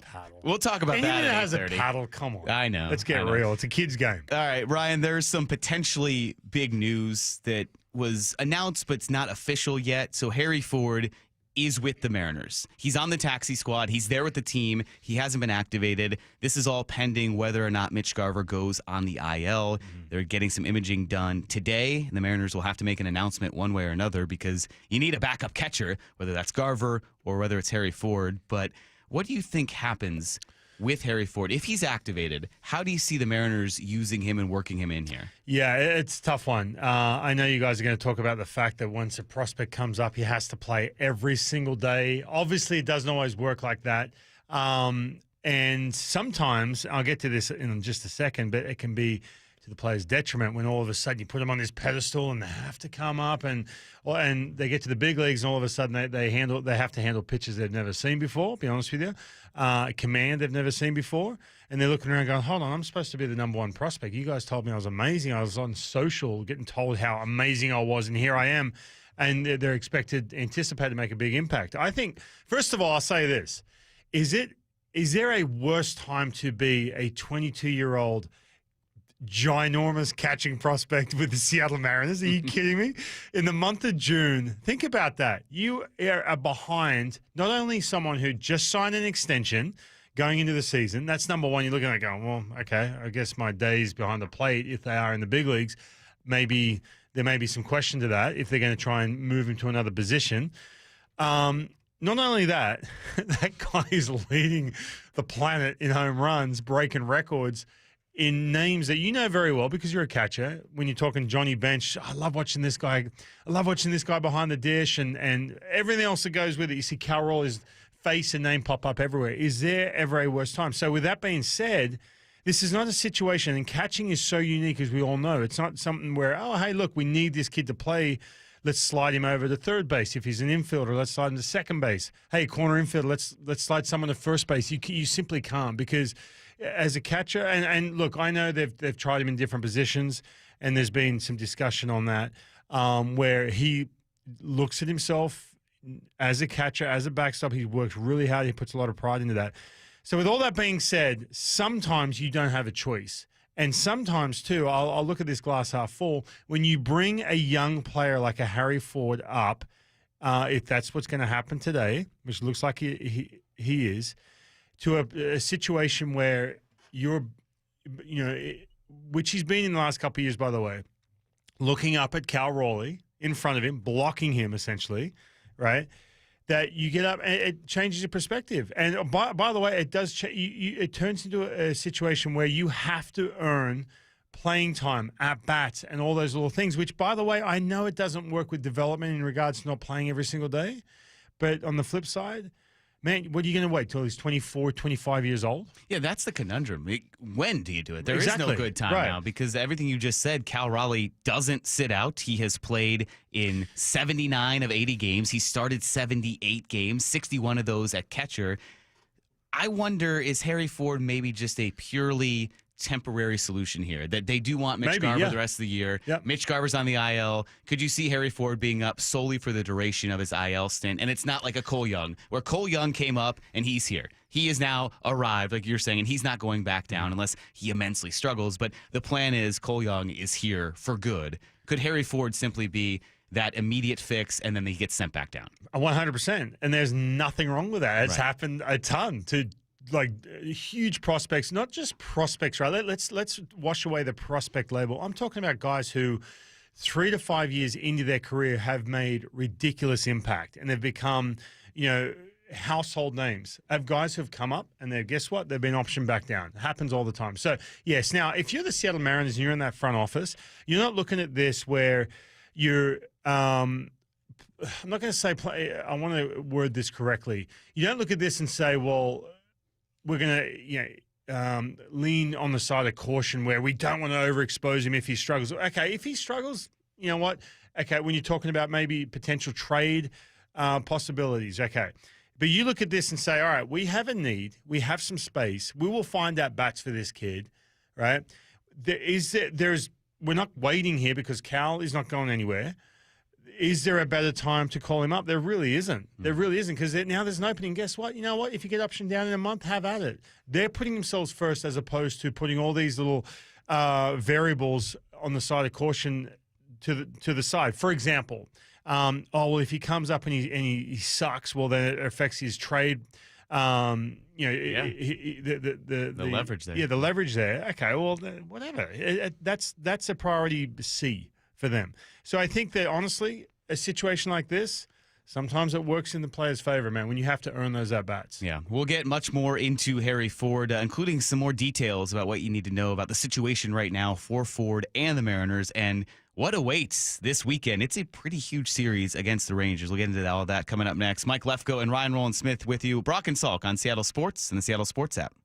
For Down Territory, going inside the game with former Cougs and Seahawks wide receiver Michael Bumpus. What do you like about the young talent on the Seahawks roster? There are some foundational pieces. And then this year, right, you're expecting Gray's Able to start. You're expecting Emma Ward to start. Elijah Arroyo is a guy, a silent sleeper that people are talking about. You got Robbie, the fullback over there. I just looked at the last 3 or 4 drafts, and there are a lot of starters on the football field. For Down Territory, every day at 11:15 and 1:15 on Bump and Stacy. What's the biggest mistake you can make when selling your home? Settling for less money. That never happens with Orchard. Disappointing offers can wear you down, causing you to settle for thousands less. You don't have to settle when you sell with Orchard. Orchard reinvented the real estate industry by guaranteeing your home sale and helping you sell on the market for top dollar. First, Orchard gives you cash up front so you can buy and move into your new home first, on your timeline. No waiting, no showings, no double moves. Then once you're all settled in, your Orchard agent helps sell your home on market for top dollar. Here's what one Orchard customer said. I never could have sold without Orchard. I made way more than I expected, and it couldn't have been easier. With Orchard, you never have to settle for less. Buy before you sell and get top dollar for your home with Orchard. Curious how much your home is worth? Visit Orchard.com to get your free home valuation. That's Orchard.com. Orchard.com. It's the Got to Go used car sales event at West Hills Chrysler Jeep Dodge Ram, June 27th through July 6th. Choose from over 350 used vehicles in stock and ready to move. West Hills Chrysler Jeep Dodge Ram, part of the Hazelwood Auto Group. Get 0% financing for 72 months on Cat compact construction equipment at NC Machinery. Built for performance, durability, and comfort. Buy now and take advantage of 0% financing for 72 months at NC Machinery. Breaking news for the people of Boomtown. With Xfinity Mobile, the Wi-Fi is booming, at home and on the go. And an upgrade storm's on the way. That's right. And with Xfinity Mobile Premium Unlimited, you can upgrade your phone when you want, up to 2 times a year. Now, once customers catch wind of the guaranteed new device discount, it'll be the biggest upgrade storm in history. Wow. Let's hear from our weatherman on the scene. How's it looking out there, Rick? Well, Bill, the Wi-Fi is still booming. Now through September 30th, existing Xfinity Internet customers can get an unlimited line included for a year. Plus, ask how to get a free 5G phone. Learn more at XfinityMobile.com. Restrictions apply. Xfinity Internet required. Unlimited line offer requires Xfinity 300 megabit internet or above. Taxes, fees extra. After promo, regular rates apply. Reduced speeds after use of monthly data included with your data option. Data thresholds vary. Progressive knows when you're in your RV, you're already on vacation. That's when you become Vacation You, who just camped where there's absolutely no shade. Even though regular you burns easily. In fact, Vacation You burns too, but is too stubborn to admit it, which is why regular you gets in trouble at the dermatologist, because Vacation You doesn't do doctors. So bundle your RV with your home or auto policy and earn an automatic discount from Progressive. And spend the savings on the both of you. Progressive Casualty Insurance Company affiliates and other insurers. Not available in all states or situations. Get in the zone, AutoZone. Jane has 150,000 miles on her truck. And she's proud of that. Jane's secret? AutoZone, where friendly AutoZoners help her find the right parts. Jane's brother Josh only cares that his car starts and goes. But when it doesn't, he also goes to AutoZone, where friendly AutoZoners help with free services. No hassles, just help. Everything you need, nothing you don't. Get in the zone, AutoZone. Restrictions apply. The home of the Mariners. It is gone! Cal Raleigh, 2-run home run! Hear every pitch on 710 and the Seattle Sports app.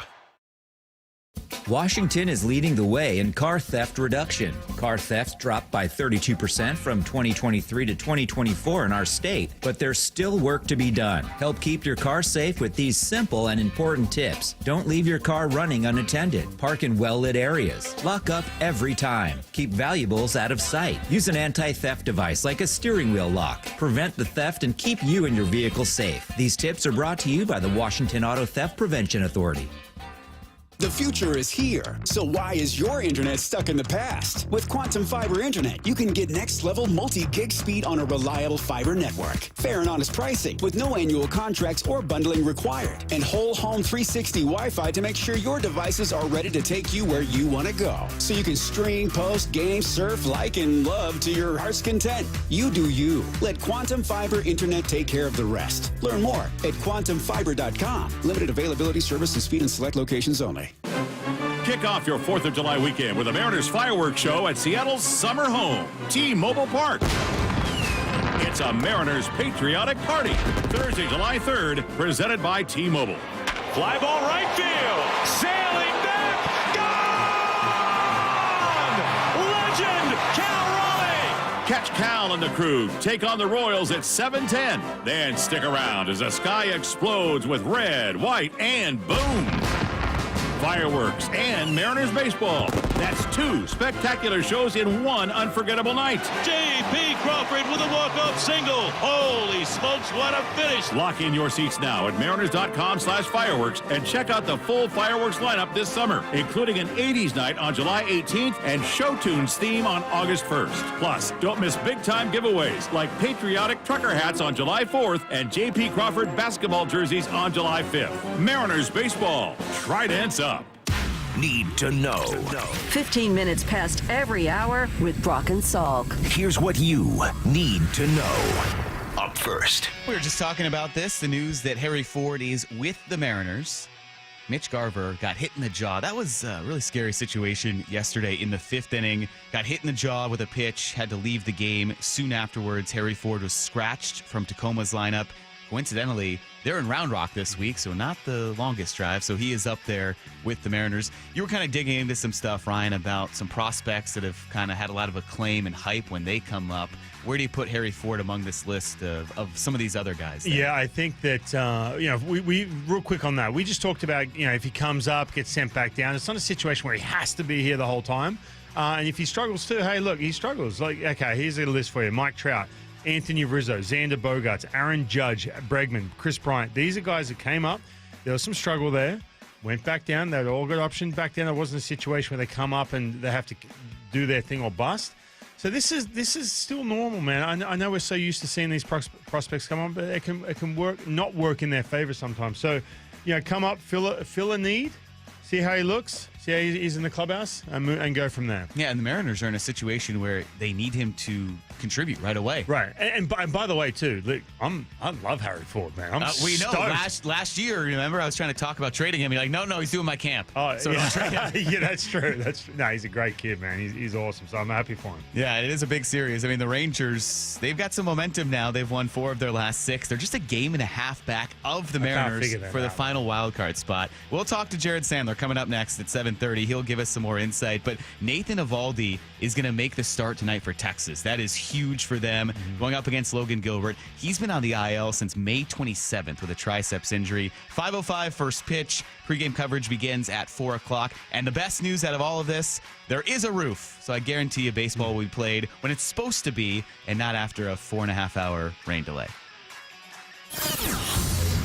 Here's the second thing you need to know. All right, I want your thoughts on this because I have some beef. I'm very annoyed with the MLB All-Star voting process. I know you're a man of MLB Network. We see you on there at times, so you have the insight, you have the national perspective. But Cal Raleigh, who had the second most votes in the American League, who is one of the 2 finalists. So the finalists were announced yesterday. Phase 1 is done. Alejandro Kirk is the other finalist at catcher. Now the All-Star voting resets. So Cal Raleigh's nearly, what was it, Lyle? Like nearly 2 million vote lead over Kirk. It was something enormous. He had the biggest lead out of, like any position group?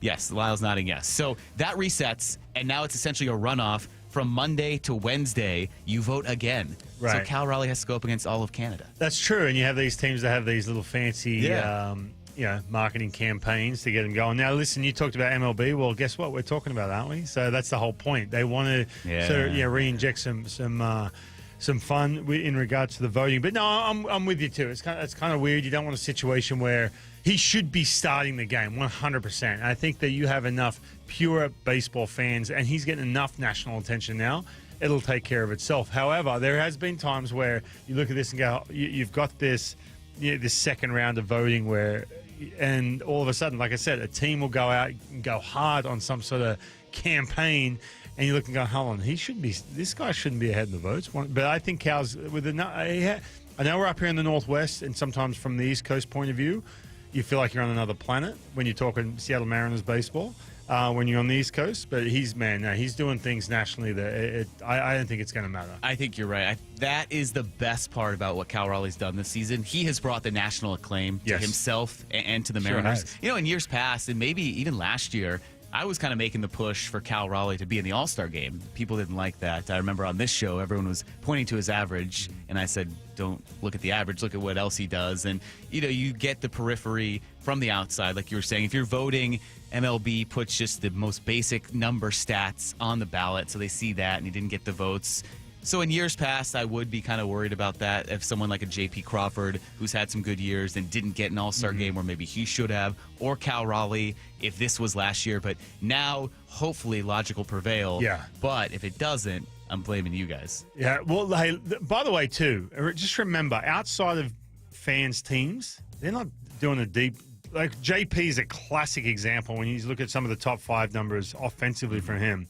No one's doing a deep dive in some of the other peripheral numbers. So, yeah, no, like I said, and by the way, Cal, he's on everything now. Like, I'm shocked. He's everywhere. I thought, like, once he did this, this extension, he'd probably just, hey, I'm just all business now. Dude, he's doing every, like, local face on everything. I can't believe it. He does a weekly show here on our station. You'll hear it today, Good 3 for him. o'clock. I love it. Right here on Seattle Sports, and then it'll be on the Seattle Sports YouTube page. So go check that out.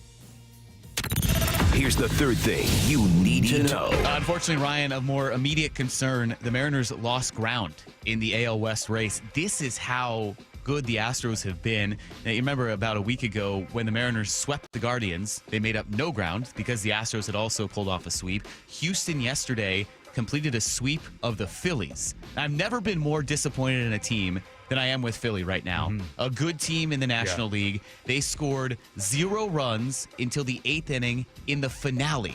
So they went nearly 26 full innings without scoring a run. They scored a run, they tied the game against the Astros, and then gave up the lead in the next half inning, and they lost. So that's what I thought was a tough series where the Mariners could make up some ground. Instead, Houston sweeps. They're 6.5 games up in the AL West right now. And again, it goes down to, you can never count this team out because you come off a situation, a decade of, okay, you try and find some of the weak links from the Houston Astros. They're always going to be rock solid, and you put each player up against each player from the Mariners too, or each part of the team. The one thing that I'm kind of amazed about is with the pitching, their starting pitching, because man, when we're in Houston just a week or so ago, I'm looking at the rotation going on. Okay, you got Framber, you got Hunter Brown. Beyond that, it's like, okay, there's a lot of mixing and matching, but I mean, month of June 2.27 team ERA, where the Mariners, by the way, in June 24th ERA. So you can say all you want about the Astros. Oh, I'm surprised. You should never be surprised with that team, as we all know. But the Mariners, man, they got some holes to fill. They really do. Yeah, the Astros had Framber Valdez and Hunter Brown pitched 2 of those 3 games against the Phillies, and that's why they had a lot of success there. So some wild card watching as well, because the Mariners are in the 3rd wild card spot. That is a very tight race. The Guardians are a half game back. They host the Cardinals this weekend. How about the Angels? They're just there all of a sudden. They're just a game back. They swept the Red Sox. What? How? The Angels? What? This team? It's bizarre, man. Look, I don't know what to make of them because, again, similar to the Mariners, where all of a sudden you have these offense highs and lows where they're just swinging and missing everything. Then all of a sudden Joe Adele starts figuring stuff out. You've got Ward in the middle of that lineup who just went off there for a second.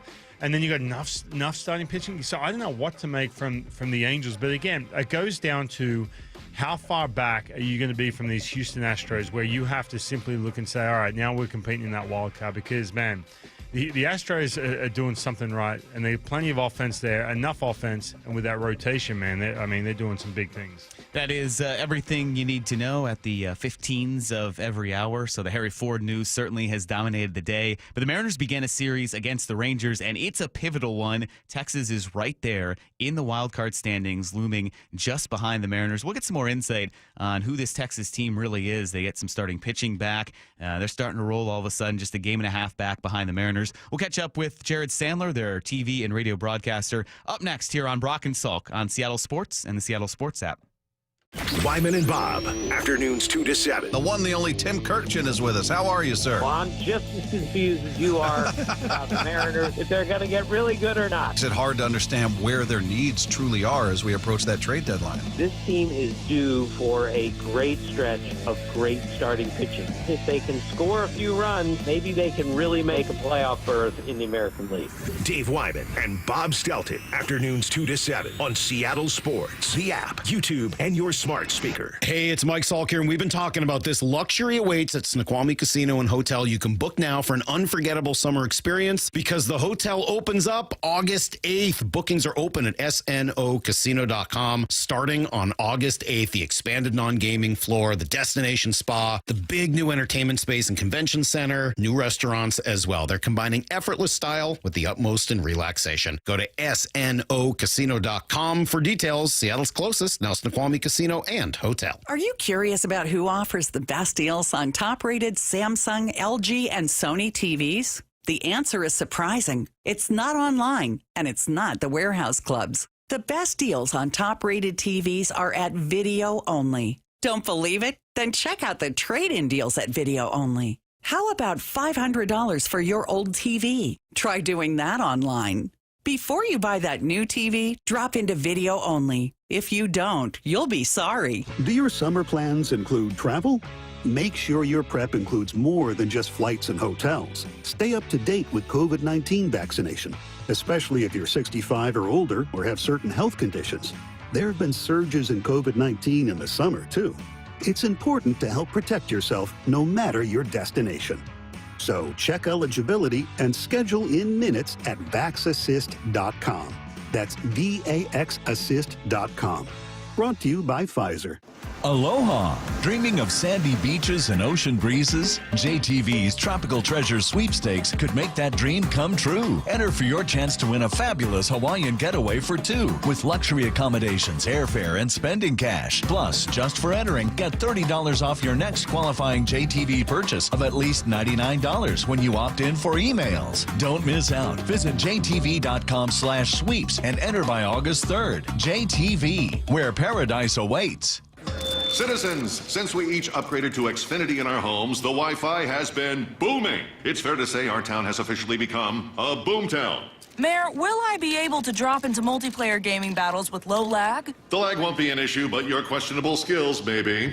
And what if I have hundreds of devices on the Wi-Fi? Purely hypothetical. Seems like a lot, but sure, hundreds of devices all booming together with the Xfinity Gateway. Yes, friends and neighbors, with Xfinity, the Wi-Fi is booming. The Wi-Fi isn't the only thing that's booming. Now get the most reliable Wi-Fi and our best-in-class equipment for one consistent price for 5 years guaranteed. All in. Plus, get unlimited data included and no annual contract. All with the 5-year price guarantee from Xfinity. Visit Xfinity.com, call 1-800-XFINITY, or visit a store today. Restrictions apply. Not available in all areas. New residential customers only. Select plans only. Xfinity Gateway with XFi Complete required for unlimited data except in certain areas. Most reliable Wi-Fi based on Open Signal Awards USA. Fixed Broadband Experience Report, August 2024. Actual speeds vary. At Toyota of Kirkland and Toyota of Renton, experience the power of choice. Whether you're cruising in a fuel-sipping Prius, tackling trails in a rugged Tacoma, hauling with the mighty Tundra, or commuting in comfort with the Camry or RAV4, your perfect Toyota is waiting. Whether you're in the north or the south, they've got you covered. 2 locations, endless possibilities. Toyota of Kirkland and Toyota of Renton, the power of choice is yours. Visit their incredible team and beautiful showrooms today or online at ToyotaofKirkland.com and ToyotaofRenton.com. Heading outdoors or on the water this weekend? Check in with Joey and Nelly on the Outdoor Line from 6 to 8 a.m. every Saturday on Seattle Sports and the Seattle Sports app. Hey, Brock Ewart here with some great news. I'm with Shannon O'Kelly, physical therapist and owner of IRG Physical and Hand Therapy. Shannon, you guys just increased your community coverage. That's right, Brock. We like to say we're in your neighborhood. We have you covered here at IRG. We just added 2 fantastic locations. One is in Harbor Square in the Edmonds Bowl, and the other one is in the Mill Creek Town Center, right to the entrance to Mill Creek Town Center. So we'll be able to provide fantastic care to all of us and everybody's neighborhood. You know I love it. Expert physical and hand therapy right in your neighborhood. That's right. We're in your neighborhood. We want to be your neighborhood family physical therapist. We'll take care of you your family, and your neighbor. And remember, no referral needed, just personalized care when and where you need it. Visit irgpt.com and schedule your appointment today. With over 40 convenient locations, IRG is right in your neighborhood, and now 2 new spots as well. That's irgpt.com, irgpt.com. Hold up a sec. If I work today, why should I have to wait 2 weeks to get my money? With Earnin, you can access your pay as you work instead of waiting days and weeks for a paycheck. Get up to $150 a day with a max of $750 between paydays.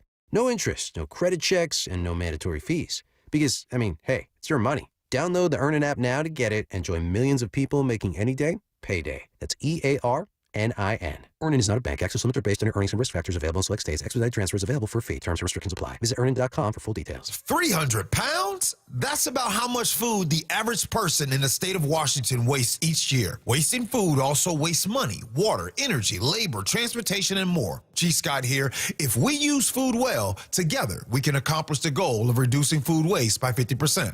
Use Food Well is a roadmap to reducing food waste with simple tips and tricks we can all use. Visit usefoodwell.org today. That's usefoodwell.org. Brought to you by Safeway and the Department of Ecology. From the Quantum Fiber Studio, you're listening to Brock and Salk. Weekdays 6 to 10. On Seattle Sports and 97.3 FM HD2. Mike Lefko and Ryan Rowland-Smith here with you this morning. And Ryan, with the Mariners playing the Rangers, I feel bad to an extent because I always bug this guy. But the people love him. He's got great information. He hates on the Astros. The people of Seattle love him here on the airwaves. So I have to bring back on our good friend, Rangers TV and radio broadcaster, Jared Sandler on the Emerald Queen Casino Sportsbook Hotline. Jared, how's it going this morning? What's up, guys? All good. That was a little bit of a lengthy delay you guys had to deal with there yesterday, huh? 4.5 hours. It's all right. Some of us had to do post game for it afterwards, but we soldier on. We won't complain about it too much. That was me, Ryan. Hyphen, were you not in Minnesota? No, I hung back here. I've been off for the last week, putting trampolines up in the backyard and hanging out with the kids. I was all over the trampoline when they were in a rain delay. Yeah, yesterday, someone was having cruising. fun. Some of us sat in here and worked. Some of us just played on the trampoline. Pushing the weight limits on that trampoline. Put it that way. That's awesome. No, Jared, it's an interesting series, and this Rangers team. We're hoping you can shed some more insight because the Mariners haven't seen them since that series here at the very start of May, and now all of a sudden this team, your Rangers team, comes in having won 5 of their last 6. Nathan Eovaldi returns tonight. What's the feeling around this Rangers team right now? Oh, I think there's a lot of uncertainty still. They've won. They won both road series on their most recent road trip, but Pittsburgh and Baltimore, and Pittsburgh obviously stinks, and Baltimore is struggling, right? Baltimore, kind of like the Rangers, probably should be better than they are when you look at their roster. But yeah, it's interesting. The Rangers have shown some signs. They're better offensively in June than they were in May. There's no doubt about it, but it still isn't what people thought going into the year. And the big issue for me, there are a lot of issues, right? This lineup is underperformed. There's no two ways around it. But the thing that really jumps out at me is this was a lineup that was built to slug. It was a lineup that was built to hit home runs. And they don't do that. They don't do it at the level, anywhere close to the level of what was expected. They're not the Royals, right? It's not like they never hit home runs, but on this 6-game road trip, they had 4 straight games, no home runs. Right? They had 2 home runs the first game, 2 the final game. And at the end of the day, you guys know this, especially in an era of baseball where base hits are so much harder to come by, you got to either be a team that just gets on base at a high rate, or you got to slug. And if you do both, then you might be the best lineup in baseball, right? Or one of them. The Rangers right now really aren't doing either. So, they might string together a couple hits, but then they leave guys stranded because they can't get that 3rd or 4th hit, which is tough to do these days. But they're also not hitting the ball over the wall. And when they hit the ball over the wall, that's kind of what this lineup was meant to do. They were not meant to be a big on-base lineup. So, the expectation that they're going to be top 5, top 10 in on-base percentage and kind of fill that bucket, that's not as realistic. The expectation that they could be a top 10 slugging team, that is what people had visions of when the year started. And so they're still not doing that. They are taking steps forward offensively, though, but it's tough to know whether it's like it's got staying power or whether it's just something that's fleeting that, is giving some temporary hope. Yeah, it is strange, man, especially going back to last year. And there was some of the talks about, hey, hangover from the World Series the year prior and everything else. And I said coming out of spring training, I was like, there is no way they're going to repeat some of the lack of slug than what they did in 2024. But I got to ask, Brett Boone has taken over. It's been long enough now. What's kind of your report card on him or the feel around some of the guys that you've heard or the vibe with him as a new hitting coach? Yeah, I think it was a really tough situation that he jumped into, right? Because he took over. I mean, he doesn't have, traditional hitting coach experience, as he said, and as a lot of people said. I mean, he grew up with a master's degree in baseball in that family, but, he had to try and earn the trust of a lot of the players. And you guys know this these days, a lot of these guys have their own swing coaches or guys they work with, in a dedicated fashion in the off season. And maybe that person's opinion trumps what a uniformed hitting coach has to say. So not an easy spot. And it seems like he's done a good job of earning the players' trust. And I think where he really has been an asset is, these days you don't just have a hitting coach, right? You have like a hitting department, with all the coaches and analysts and whatever. And I think he brings a different skill set. If you look at our three hitting coaches by title prior to the change, they were all more, I hate to I don't mean to marginalize, say numbers driven, but that probably is where, like, if you were to break down their expertise, they were more on the data side and looking at it through that lens. Whereas Brett Boone's like, hey, let's just have a conversation about what's going through your head in this spot. Let's talk situations. Let's talk about what the pitcher likes to do in these spots based on my experience as a player, what I know, and obviously knowing that the game's evolved. He's not one of these guys. He said this right away. He's like, hey, the game now is not the game I played, right? But I'm not trying to fight that. I'm not, he's not trying to be one of those guys where it's like, hey, back in my day, this is how we did it, so this is how you should do it. But he also brings a different type of skill set. And I think that complements what the Rangers had in place well.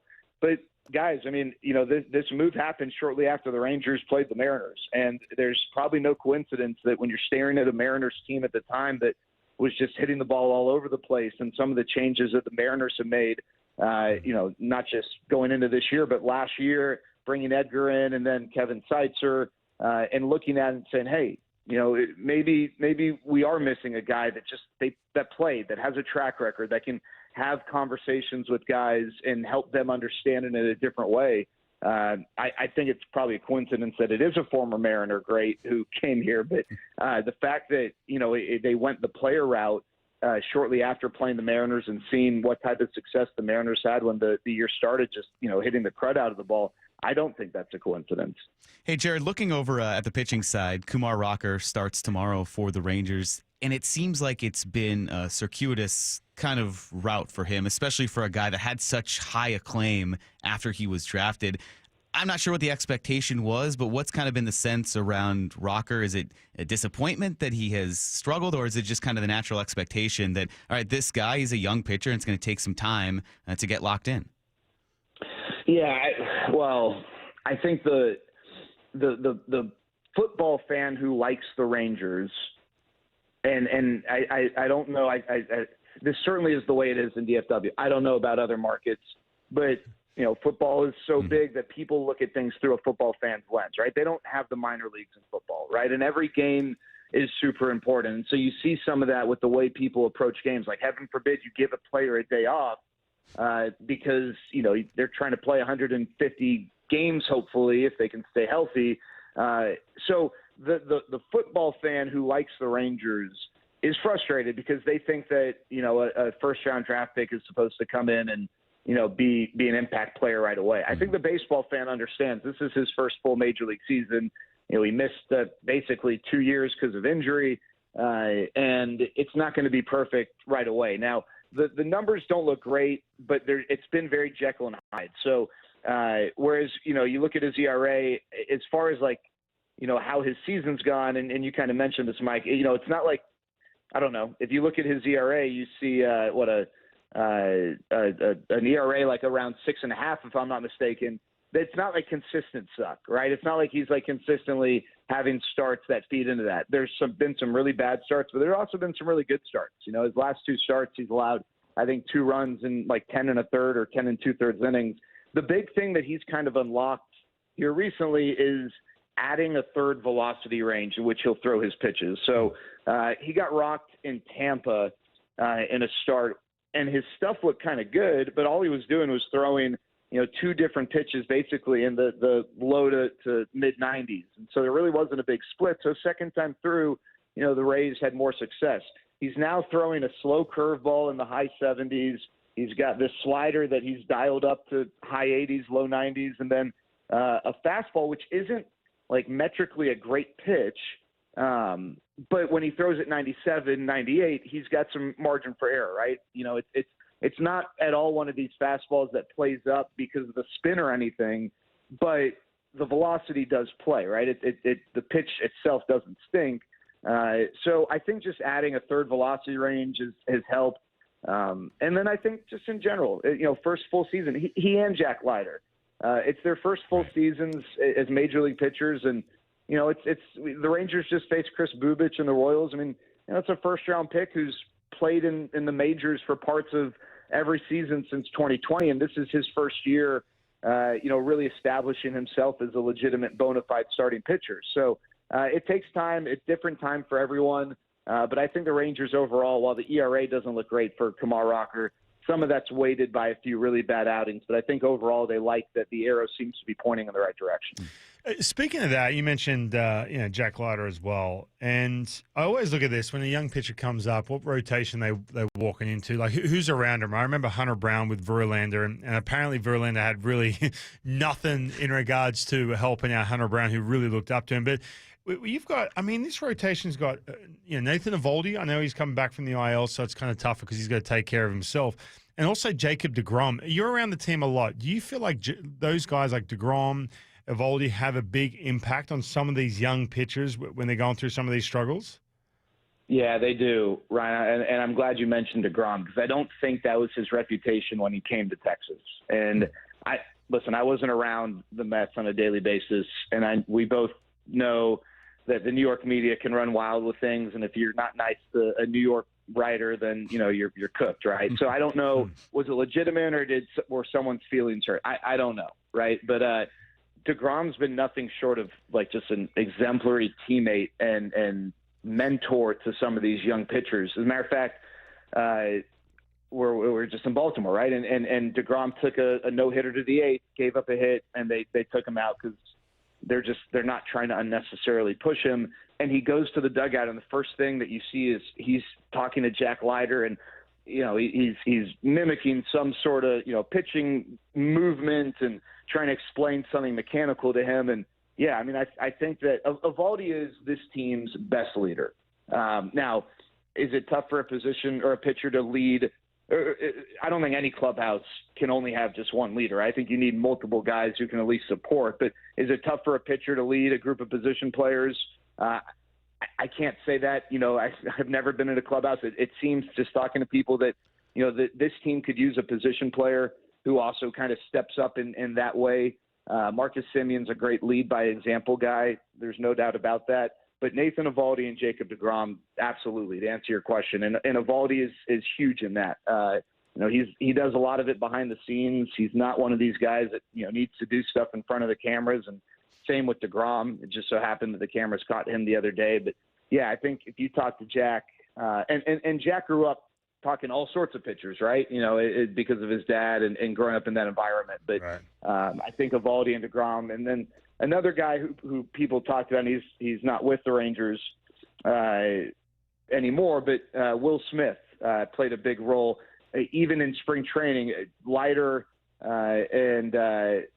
Leiter didn't play with Will Smith in 2023, but Will Smith, I think, in spring training just had a big influence on a lot of pitchers, and I think the Rangers miss having a guy like Will Smith around.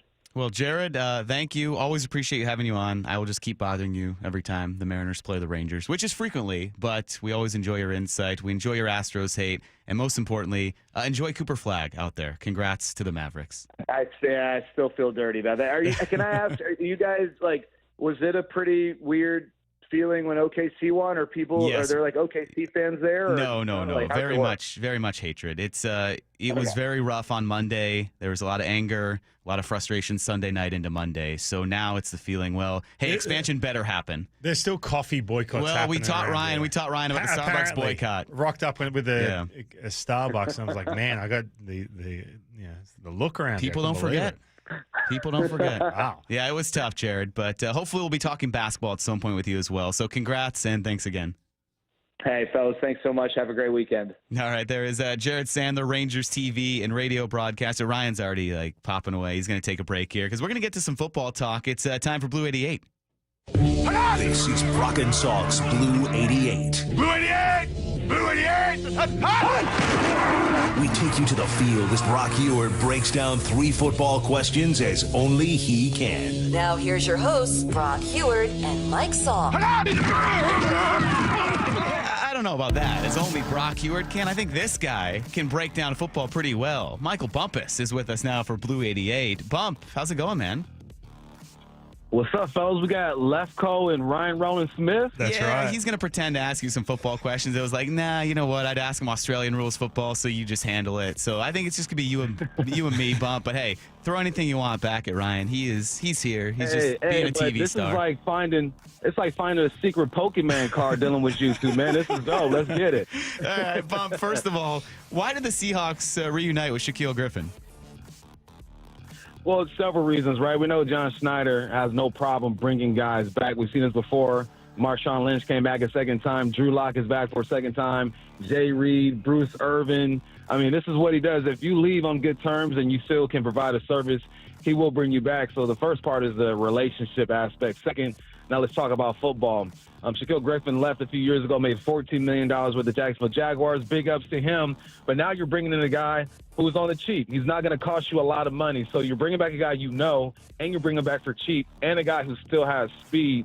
You can question his ball skills if you want to, but I think that him being a veteran and getting in that DB room and teaching some of these guys how to be a pro. We know Spoon is a pro. We know Reek is a pro, but there's still some things they can learn from Shaquille Griffin. And then to challenge Josh Jobe and Nehemiah Pritchett, it's just a win-win all around. I've said this on our show, Bump and Stacy, that is not a move that just wows me and makes me think, oh my God, this defense is going to be great. If Emma Ward can go out there and be great, that's a move that's going to move me and wow me. This is just to fill a void and to get a solid football player who has shown he can play in this league. You don't hang around the league for 6, 7, 8 years on accident, right? You know how to play this game and how to be a pro. So you got him for the cheap. He has a good relationship. We know John brings guys back, and he's a pro. He can still make some plays. All right, number 2. Bob, moving over to wide receiver, a position you certainly know well. Kind of a two-parter here. Do you think they have enough depth at that position? And if they do, who's kind of battling for those final roster spots there? You know, when we talk about depth, I think people look at when you look at the wide receiver crews across the NFL, they look at the 1-2 spot. You always got to have a number 1 and a number 2. Then everything else is just extra, right? I mean, we don't really look at 3, 4, and 5. So do they have enough depth? I think maybe they do. We know Jason is a number 1. The question is, can Cooper Kupp be the number 2? And for what I've seen between him and MVS, yes, they are deep enough. Now, the other question is, are they talented enough, right? Can Coop put together 700-800 yards? Can MVS average about 17 yards per catch? That's really the question. So do they have enough depth? Yes. Are they talented enough with 1, 2, and 3? I think they are, but you still got to go out there and prove it. So now let's talk about the guys fighting for a roster spot. Derek Young has been a receiver that just baffles me all the time because I look at him move, I look at his size, his speed, and I always question why he's not getting more reps on the football field. And Jake Bobo is the guy who's been in front getting reps on the football field. Understand why he does. He's where he's supposed to be, and he makes some plays. So naturally, you look at those two fighting for a roster spot, but let's not forget about Horton and Ricky White. You know, the young man out of Colorado State, and Horton is a guy who's coming off of ACL. When he was healthy, I think he's one of the best receivers in the country. And then Ricky White is just one of those guys who was like the utility guy, right? He can catch the football, he can block a little bit, and he's going to be good on special teams. So it comes down to those 4. Honestly, I think that one of the 2 older heads are going to make it, either Derek Young and Jake Bobo, and then I think one of the 2 younger guys are going to make it too, in Ricky White and Horton. But anyone who makes it, it comes down to special teams.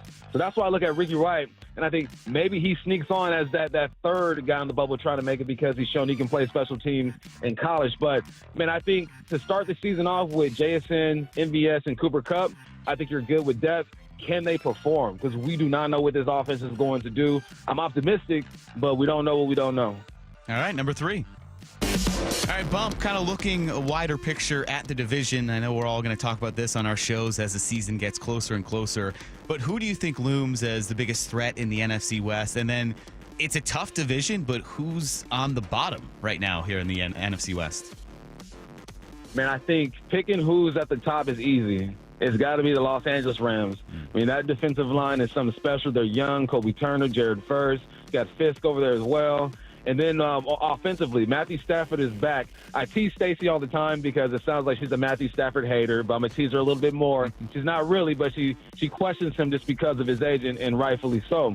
But he's a guy who's been in the Sean McVay offense for so long. And then you bring over Devontae Adams to pair with Puka Nacua, who I think most people think is a rising star in this league. The weapons on the outside are going to be just fine. And then Kyron Williams at the running back spot is one of the most underrated runners in the game.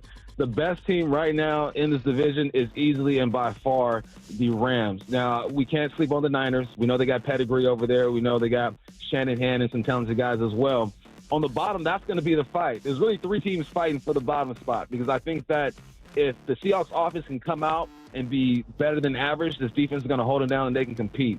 We saw what the Arizona Cardinals did during the NFL draft. I believe like 6 out of their 7 draft picks are all on the defensive side of the ball. You know they're going to be a competitive team as well. But, man, it never changes, Mike. You know the dang Cardinals going to be at the bottom of this thing. Come on, man. It's Rams at the top. I was trying to be polite. Seahawks, yeah. Niners. Nah, let's be real. Let's be real. All right, Cardinals going to be at the bottom. Rams at the top is going to be the Seahawks and the Niners fighting for that number 2 spot. Michael Bumpus on Blue 88. Bump, I got to give you a quick shout out because this guy over here, Ryan Roland Smith, we were joking around during this 4.5-hour rain delay yesterday. He was out playing on a trampoline, and Bump and Stacy came on an off day. They were supposed to be off, 10-10 first pitch. They weren't going to have a show. They came on here, did a full show, 4 hours of radio while you were just playing on the trampoline. Wow, I didn't realize you guys were off, man. Shout out. I couldn't believe it. Man, full show. Man, I had a tea time ready to go. I woke up to get out there and play.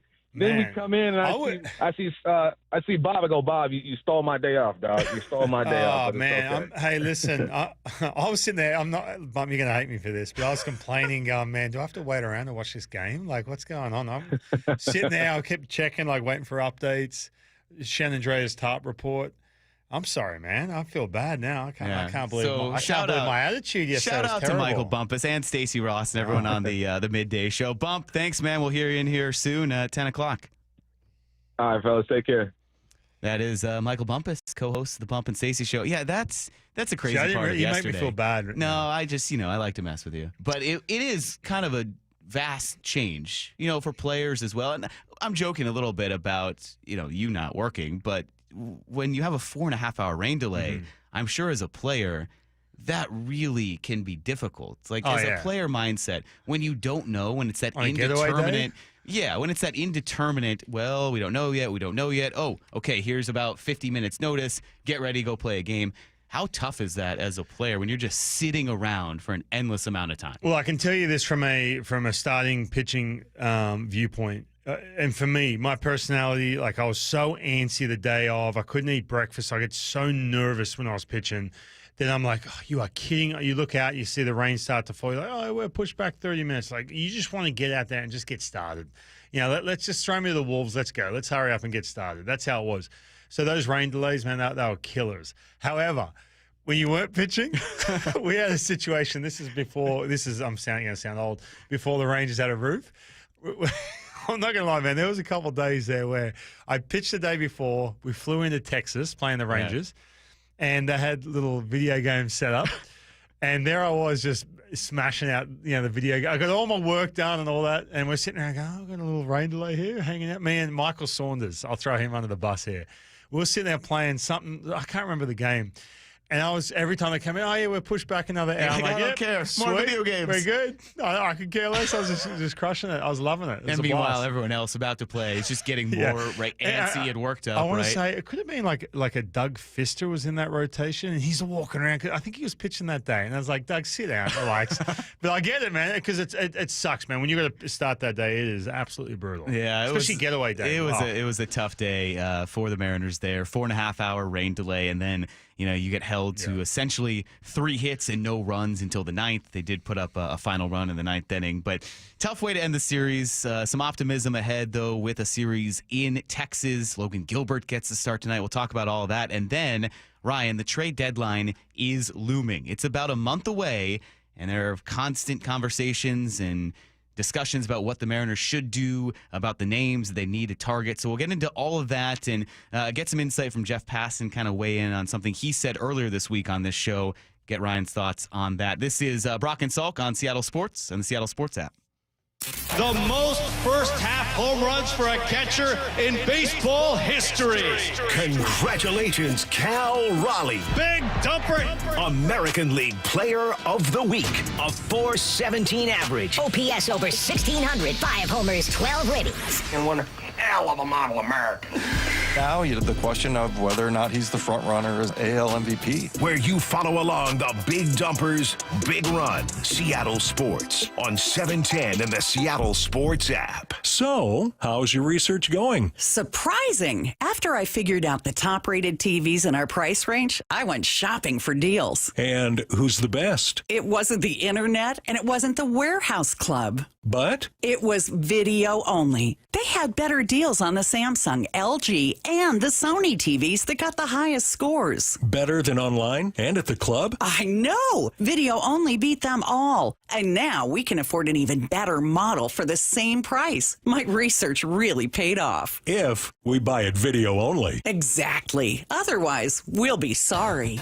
At Video Only, you won't find huge stores with refrigerators or microwaves, but you will find the best deals on top-rated TVs, soundbars, and monitors. Shop around. Just make sure you visit Video Only, because if you don't, you'll be sorry. In South Center, Bellevue, Linwood, Federal Way, and Tacoma, Video Only. Introducing frequent flights between Boeing Field and a private terminal at Portland Airport. Seaport Airlines is transforming travel with convenience, comfort, and free parking just steps from your plane. It's about time. Book today at flyseaportair.com.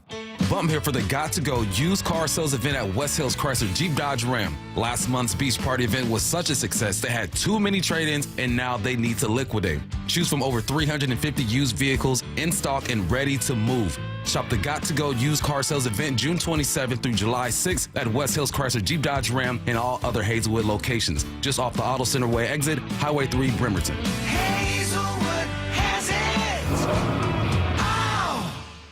Hey, Brock Ewart here for my friends over at Xfinity. You know, change is always happening.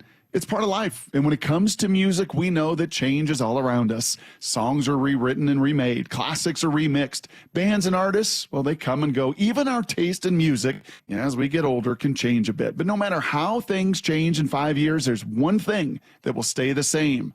And that is the price of your internet. That's right. Xfinity is introducing a 5-year price guarantee. It means you get 5 years of the most reliable Wi-Fi with their best equipment included for a price that stays exactly the same. Are you surprised? Well, life is full of them. One internet price, 5 years, guaranteed. Learn more at Xfinity.com/deals. Now, restrictions apply. New residential customers only. Taxes and fees extra and subject to change. Most reliable Wi-Fi based on Open Signal Awards USA. Fixed Broadband Experience Report, August of 2024. Go check it all out right online at Xfinity.com/deals. What's the biggest mistake you can make when selling your home?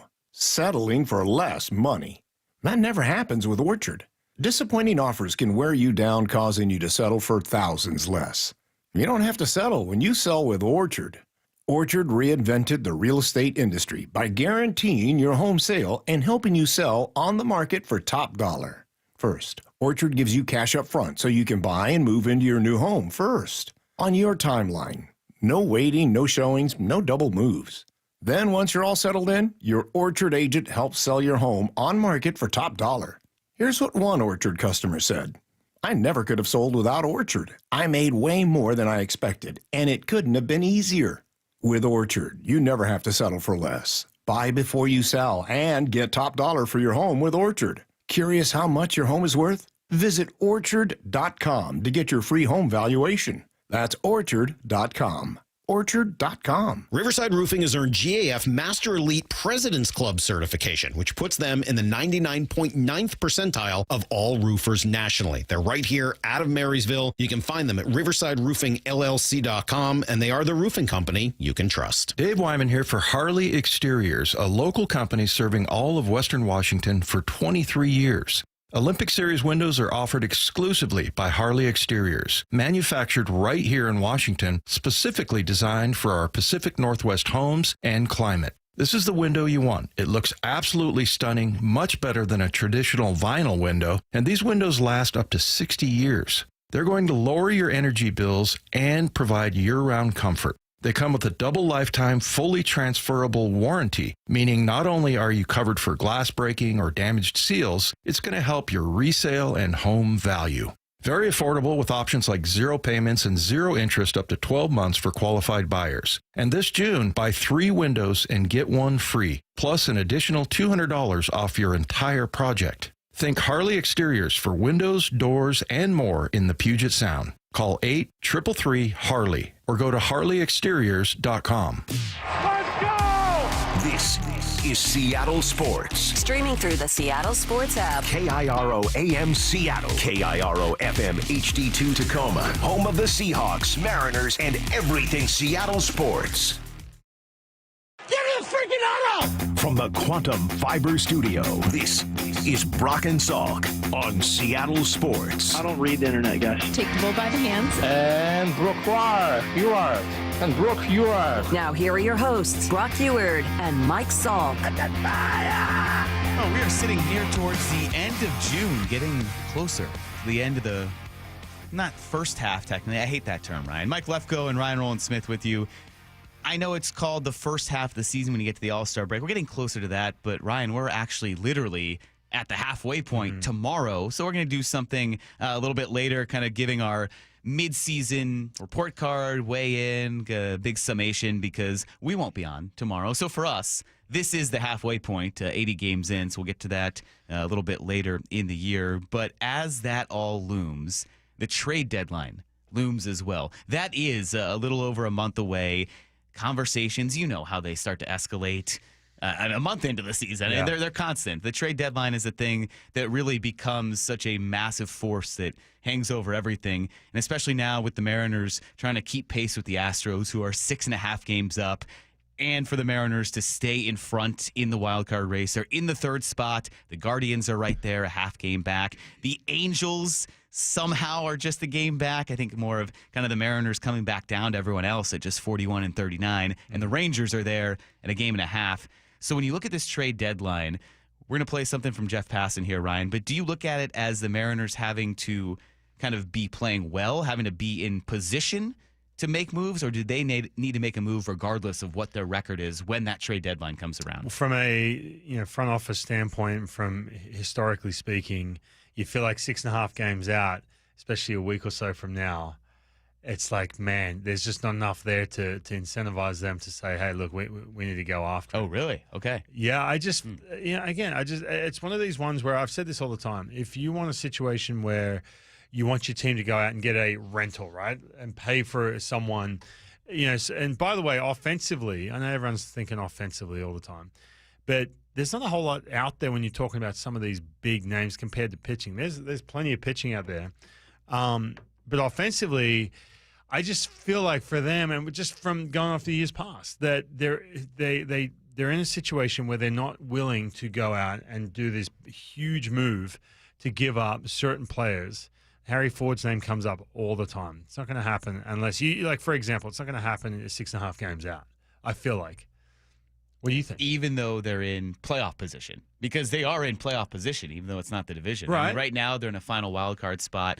So you think that, and I'm just trying to kind of wrap my mind around this, because I'm more of the mindset of, well, maybe that's a move that then gets you there. 100 gets you to finding the Astros. I get that. So you're saying, though, from a front office baseball perspective, from their point of view, that is hey, look, trust me, I'm looking at this and I don't want to give up. They have such a really nice little thing happening in regards to some of the guys that got coming up. I get all that. I'm not saying from my perspective. I'm saying historically speaking. I just feel like a situation like this where you have to either be, you're talking about, you have to look at this and say, all right, in October, what are our needs not only for, to get to the playoffs? When we get there, what do we need as well? And so there's some of this that goes into it. I just feel like, man, and I'm not talking about, hey, you got to win that division. You do have to essentially win the division, man, because that wild card competition is tough. It's going to be tough because some of these teams are going to make moves. I want them to make moves. Don't get me wrong. I'm talking about from years past. Man, you got to pull within a couple games from the Houston Astros and wild card race. Have a situation where you look around and say, yeah, this is our spot. We're not losing this. Yeah, Jeff Passan, I think, is along those lines of explaining that right now the Mariners would not be in position to deal the enviable prospects. All those top prospects, he doesn't think that they're there yet. I think that I'm not there yet, Mike, that the Mariners are in a place where they should stretch themselves, right? I think they have shown flashes of being that team. I think they have that team within them, but they're still just 3 games over 500. They're still the team that, a couple of weeks ago had steam coming out of your ears because of the inconsistency and the disappearing act of the offense. Like, this is a team that still has enough flaws where getting a little bit loose this year, I feel like they need to earn that through their play.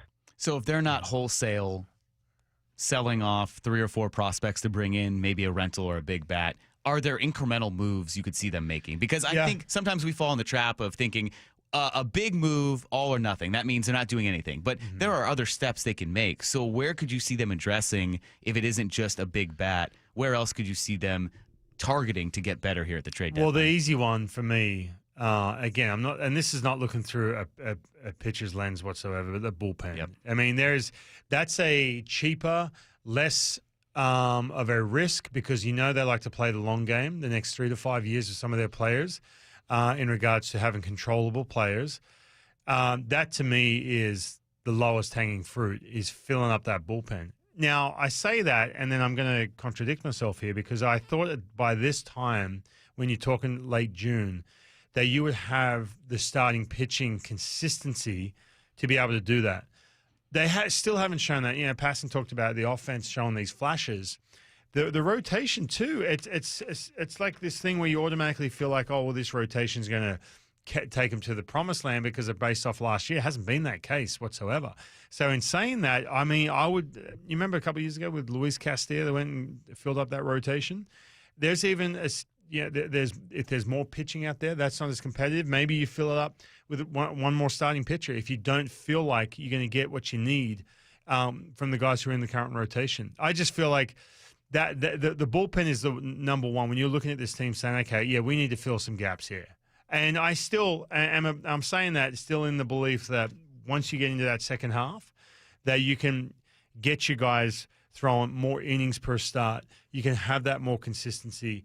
Guys are going more in the vein of going 6, not 5 innings, which changes the entire bullpen. So I feel like I still look at it and say offense is going to come and go with this team, but you're going to get there on your pitching. If you want to compete, I talked about that with the Houston Astros. Rotation's been really good this year, and the bullpen's been really good this year for them. So I think that when you look at that and you kind of put yourself next to, I'm using them because in the AL West. That's where you have to look at it. It's boring. I get it. It sucks, but that's the biggest need. And I guess the argument, if you're going to compare the Astros to the Mariners and what you think may or may not happen for the Mariners with the offense, well, the Astros have a 6.5 game lead, and they're relying on Cooper Hummel to deliver them some game-winning hits. They dealt with injuries.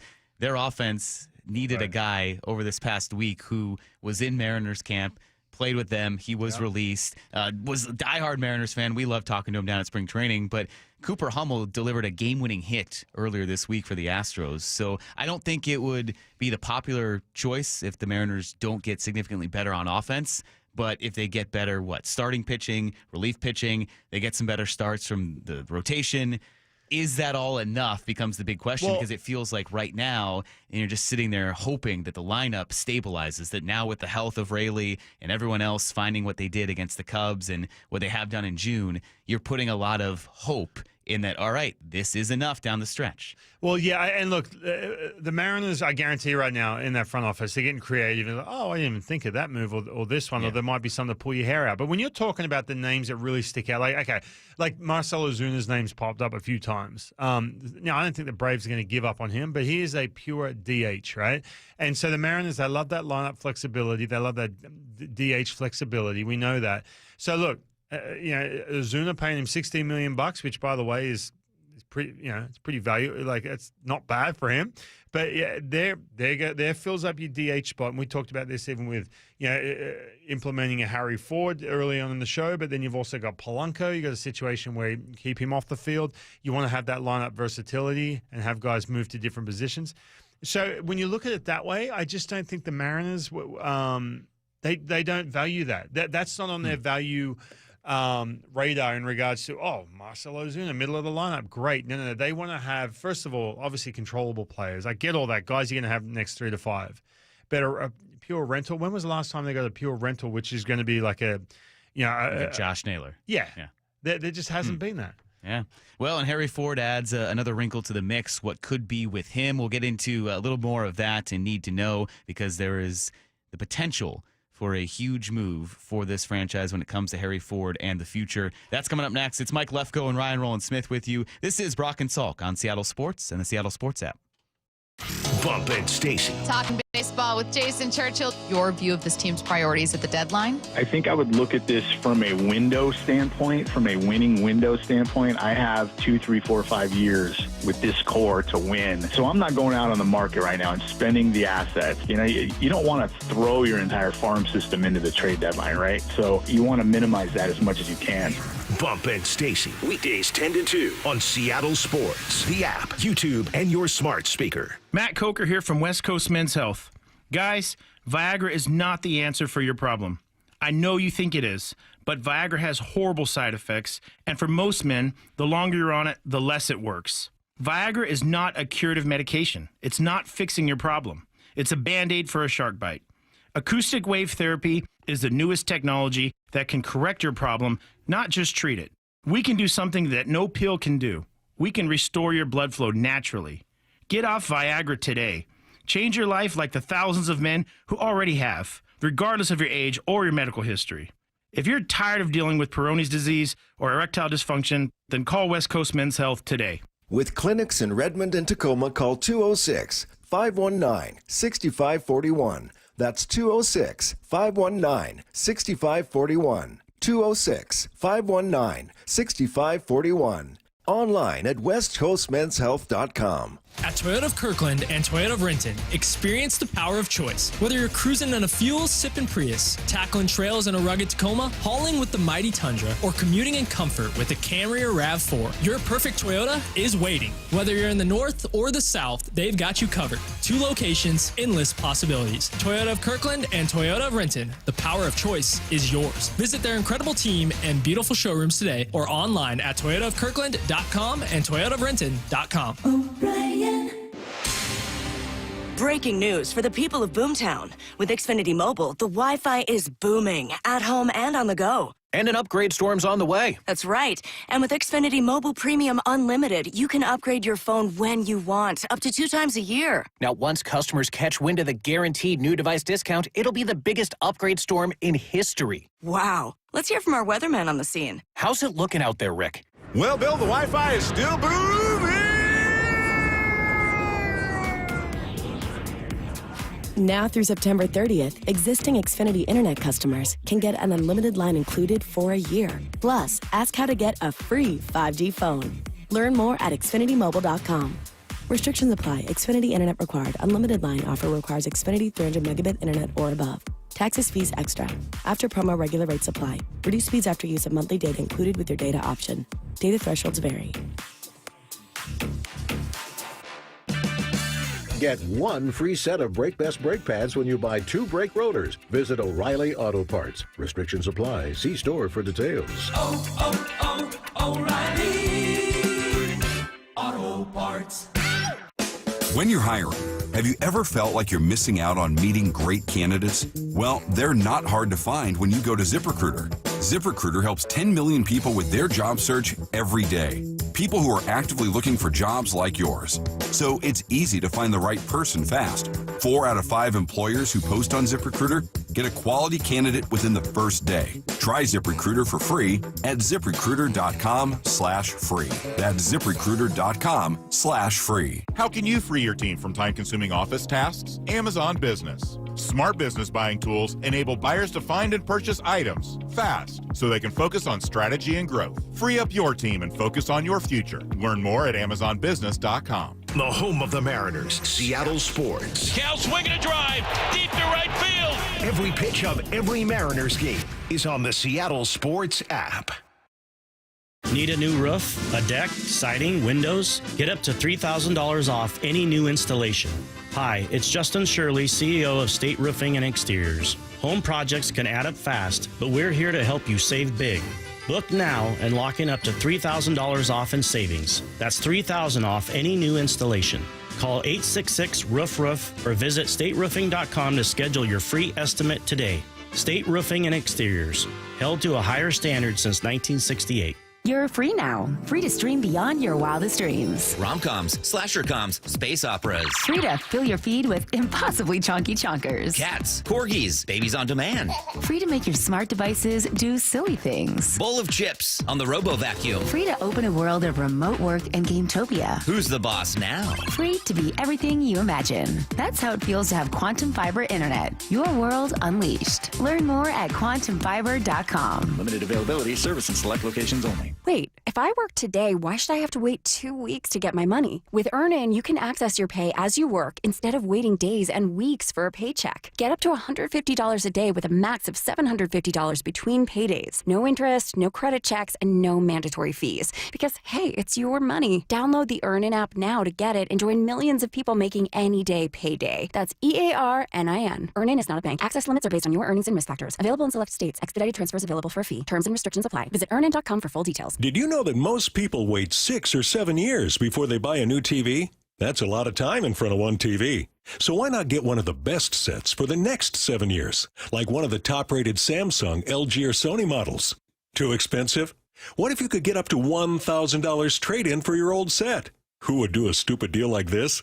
Right now, at Video Only, you can get big bucks for your old set as a trade-in and a hot price on the new models. Don't be sorry. Check out Video Only.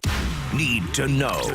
15 minutes past every hour with Brock and Salk. Here's what you need to know. Up first. Mitch Garver left the game in the 5th inning yesterday. He was hit in the jaw. He had to leave. It got chaotic after that. The Mariners lost their DH. Pitchers had a hit. Miles Mastrobuoni technically had a pitcher, RBI. He was the pitcher when he drove in the only run of the game. So there's Miles Mastrobuoni pitching for only the second time in his career. It all got out of hand after that. It has led to some potential things that could follow, some dominoes that could fall for the Mariners. But here was the update from Dan Wilson on Mitch Garver after the game. Yeah, Garv, took one in the mass down towards the chin, and kind of injured his jaw area. He's going to get some imaging tomorrow, and we'll see how it goes from there. So nothing definitive until later today when the results happen, but Dan Wilson also in that post-game presser alluded to the fact that you have to have 2 catchers. So whether it's Mitch Garver or Harry Ford, who was scratched from Tacoma's lineup. They were in Round Rock, Texas, which is not too far away from Arlington. So he has made the drive over. He's on the taxi squad. Ryan, I got a question, actually. I don't know how to best explain it. How would you best explain the taxi squad? Like, it's guys that are allowed to be there, but they just hang out. They're not activated. Yeah, it's just an easier way. Emergency situations, so guys don't have to be doing a red eye the night before, basically getting there, in the vicinity, and off they go. It was kind of new. It was like a COVID thing, right? Or no, it was before that? No, I'm trying to think. They had some. I'm trying to think, man, when they kicked that off. But nevertheless. But hey, listen, good. I want to see Harry Ford up in the big leagues. What are you going to do? Have him sit there? I mean, he's literally. I said this earlier. Could you imagine being one of the biggest prospects in baseball and you play behind the plate, you put a ton of pride in that. And by the way, the guy in front of you just signed a 6-year extension, and by the way, is like breaking records in the home run column. So it's a tough one. So, there is no other way to get him in a Mariners uniform now as opposed to this. So I can't wait, man. I want to see him. I want to see him hit. It comes in a big spot, too, because this is a huge series for the Mariners. The Rangers are just a game and a half back in the AL wildcard spot behind the Mariners for that final and third spot, and they get Nathan Eovaldi back. We talked to Jared Sandler about this Rangers team a little bit earlier, but Nathan Eovaldi will make the start tonight for Texas. He's been on the IL since May 27th. With a triceps injury. And, you see a guy like that. The Mariners did get to him fairly decently when they faced him earlier this season. It's a huge name there coming back for Texas. Yeah, it really is. And he's a guy, too. There's no, hey, come back and take it easy. No, he's coming out of the gates like he has the last couple of years. But, no, he's tough, man. And I know the Mariners did get him, kind of got him early in the year, but it's a tough one. And they're coming off a game where they only put up one run in that rain delay yesterday. Yeah, 5:05 first pitch today. Pregame coverage begins at 4 o'clock on the Mariners Radio Network and right here on Seattle Sports. Here's the second thing you need to know. All right, well, another reason this is so important is because the Mariners, they lost ground in the AL West race over these past couple of days. The Astros pull off a sweep of the Phillies yesterday. Philly, so disappointed in them. And we have a guy, you've talked to him before on our show in the afternoon, El Hombre, diehard Phillies fan. And Dave and Bob are going to give him grief on Tuesday because the Phillies scored all of one run in the series. And it took them until the 8th inning of Game 3. And then they proceeded to lose the lead a half inning later. So they got swept. Houston won 2-1 yesterday. And now it's a 6.5 game lead for the Astros. I thought the Phillies would be the team to kind of get some games off of them. Houston hosts the Cubs for 3. Then they get to go play the Rockies. So this is another pivotal inflection point here for the Mariners with Houston's next 6 games. Yeah, and they got, the Rockies and then the Dodgers. That's so, right. okay, Dodgers, go do your work on them. But until then, these are more winnable series for the Astros. Yeah, and it really is, man. And the one thing that scares me with them is just that we saw this from the Mariners last year. The rotation and the bullpen is rock solid right now. In the month of June, putting up ridiculous numbers, top 5 in both starting and bullpen. So that's kind of that foundation. And guess what? If they're sitting where they're sitting right now, guess what they're going to go do at the trade deadline? Go get something. So because they've been in that position how many times in the last 10 years?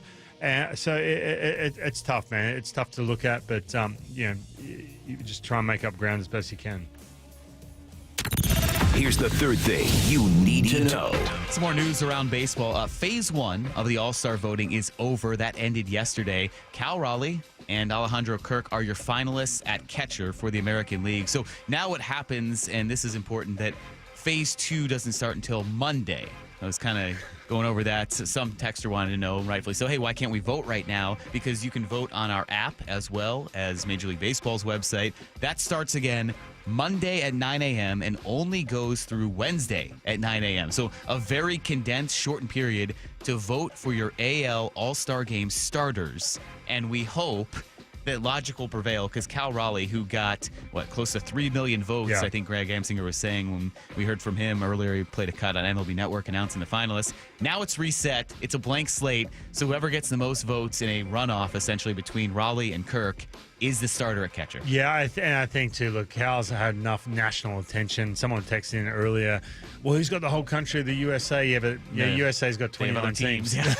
Canada's one MLB team. Yeah. And look, it depends. Some teams come out with these crazy campaigns and push their player, but there is no denying, from a national standpoint, what Cal Raleigh and that's just from that fan that just locks in on their one team and then scrolls down and clicks the certain button when they're doing their voting because so-and-so's hitting 320 and that's all they see on that little electronic vote. But no, he's made such a splash nationally that he will be starting that All-Star game in Atlanta. Which is really cool, too, because Atlanta, so close to where he grew up. Yeah. He's going to have so many people there. He'll be there regardless. Now it's just whether he's going to be a reserve. He needs to be starting. It would be so disappointing if somehow he wasn't starting. Ridiculous. We riot. Oh, yeah, for sure. And you and me. You're the sleeper agent because you go to MLB Network, so it's your job next time you're there. If for some reason Cal Raleigh doesn't get that starting nod, to just throw some chaos into the mix. 100%. Yeah. One more thing you need to know. The NHL draft begins later today. The Kraken have the 8th overall pick, and they've made a couple of trades this offseason. Yesterday, they acquired Frederick Gaudreau from the Wild for a 4th-round pick. The 32-year-old has 3 years remaining on a 5-year deal. When did you first learn about hockey? I'm just curious. Growing up in Australia. I love how he has these detailed, transaction. Then he's like, is there ice in Australia? Yeah. Is there? I mean, legitimate question. Dude, when I was a kid. Like 100 degrees? Hey, listen, man. When I was a kid, I loved any chance I got to see ice hockey, as we call it in Australia, not field hockey. Loved it, man. I was so into it. The movie Youngblood. Any of my Texans out there in my generation, if you remember the movie Youngblood with Rob Lowe in it, you know what I'm talking about. Great movie. Love that movie. Probably a little bit inappropriate for me at that age, but I think I just loved all the hockey scenes. Racky was the bad guy. There you go. Loved it. Into it. There's everything you need to know. Mighty Ducks. Did Mighty Ducks huge. Okay, Yes, there you go. That's the more recent frame of reference, more pop cultural relevant reference, so Great that's movie. good. I just watched it like a week or so ago. Oh, now, I would say now your kids are probably Mighty into it. Ducks That's number great. 2, US. By the way, how did that squad make the US team? Like, how did that happen? Like, shouldn't it be... No, it's like curling, I think. That's going to be my logic. So, you know what's cool about curling is that your own buddies can qualify, and then you become Team USA. Really? So whoever qualifies. Right. So in this weird fictional universe, the Mighty Ducks, we win, we're Team USA. All I'm saying is, even as a kid, I understood that, no, this isn't right. This Mighty Ducks team weren't even good 6 months ago. What are they doing? Logic to a kid's movie. Team USA, they would dominate. And there's no way that Charlie would be on that roster. Put it that way. All right, we can at some point later, or maybe in future weeks, really dive into and audit Mighty Ducks. But we have to get back to talking about baseball and football and whatever, because G. Scott's coming in next. So who knows where the conversation will go, but we'll be entertaining. Mike Lefko and Ryan Rowland-Smith with you here on Brock and Salk on Seattle Sports and the Seattle Sports app. The most first-half home runs for a catcher in baseball history. Congratulations, Cal Raleigh. Big dumper. American League Player of the Week. A .417 average. OPS over 1,600. 5 homers, 12 ribbies. And one hell of a model American. Now, the question of whether or not he's the front runner as AL MVP. Where you follow along the Big Dumpers, Big Run, Seattle Sports on 710 and the Seattle Sports app. Did you know in Washington State, you can see a physical therapist without a referral from your doctor? That's right. Thanks to Direct Access, you can skip the wait and get the care you need right away. Shannon O'Kelly, how has Direct Access changed the game? Direct Access for us, Brock, is a game changer. Why? Is because there is so much research and data out there that says if you get in early when you have a musculoskeletal problem or an injury, the earlier you get in and we can start care, the better outcomes and the decreased downstream cost, okay? So it's so important. Our providers are all doctors of physical therapy. They're all trained to identify situations and problems. They've got the skill, they've got the talent, they've got the knowledge. If you get in and start therapy early, we're going to get you back to activity, pain-free, and moving and having fun. Fast, easy, effective. Direct Access is your path to better movement, starting with a single step. Visit irgpt.com to schedule your appointment today. irgpt.com. Get in the zone, AutoZone. Jane has 150,000 miles on her truck, and she's proud of that. Jane's secret? AutoZone, where friendly AutoZoners help her find the right parts. Jane's brother Josh only cares that his car starts and goes, but when it doesn't, he also goes to AutoZone, where friendly AutoZoners help with free services. No hassles, just help. Everything you need, nothing you don't. Get in the zone, AutoZone. Restrictions apply. Ready to order? Yes. We're earning unlimited 3% cash back on dining and entertainment with the Capital One Saver Card, so let's just get one of everything. Everything? Fire everything. The Capital One Saver Card is at table 27, and they're earning unlimited 3% cash back. Yes, Chef! This is so nice. Had a feeling you'd want 3% cash back on dessert. Ooh, tiramisu. Earn unlimited 3% cash back on dining and entertainment with the Capital One Saver Card. Capital One, what's in your wallet? Terms apply. See CapitalOne.com for details. The sun is shining. It's a beautiful day out for baseball here at T-Mobile Park. Home. Home is where you gather. With friends. With family. Ball to right field. It continues. Jorge Polanco. Sometimes even folks you don't know. But in a way, you do. Because you share at least one thing in common.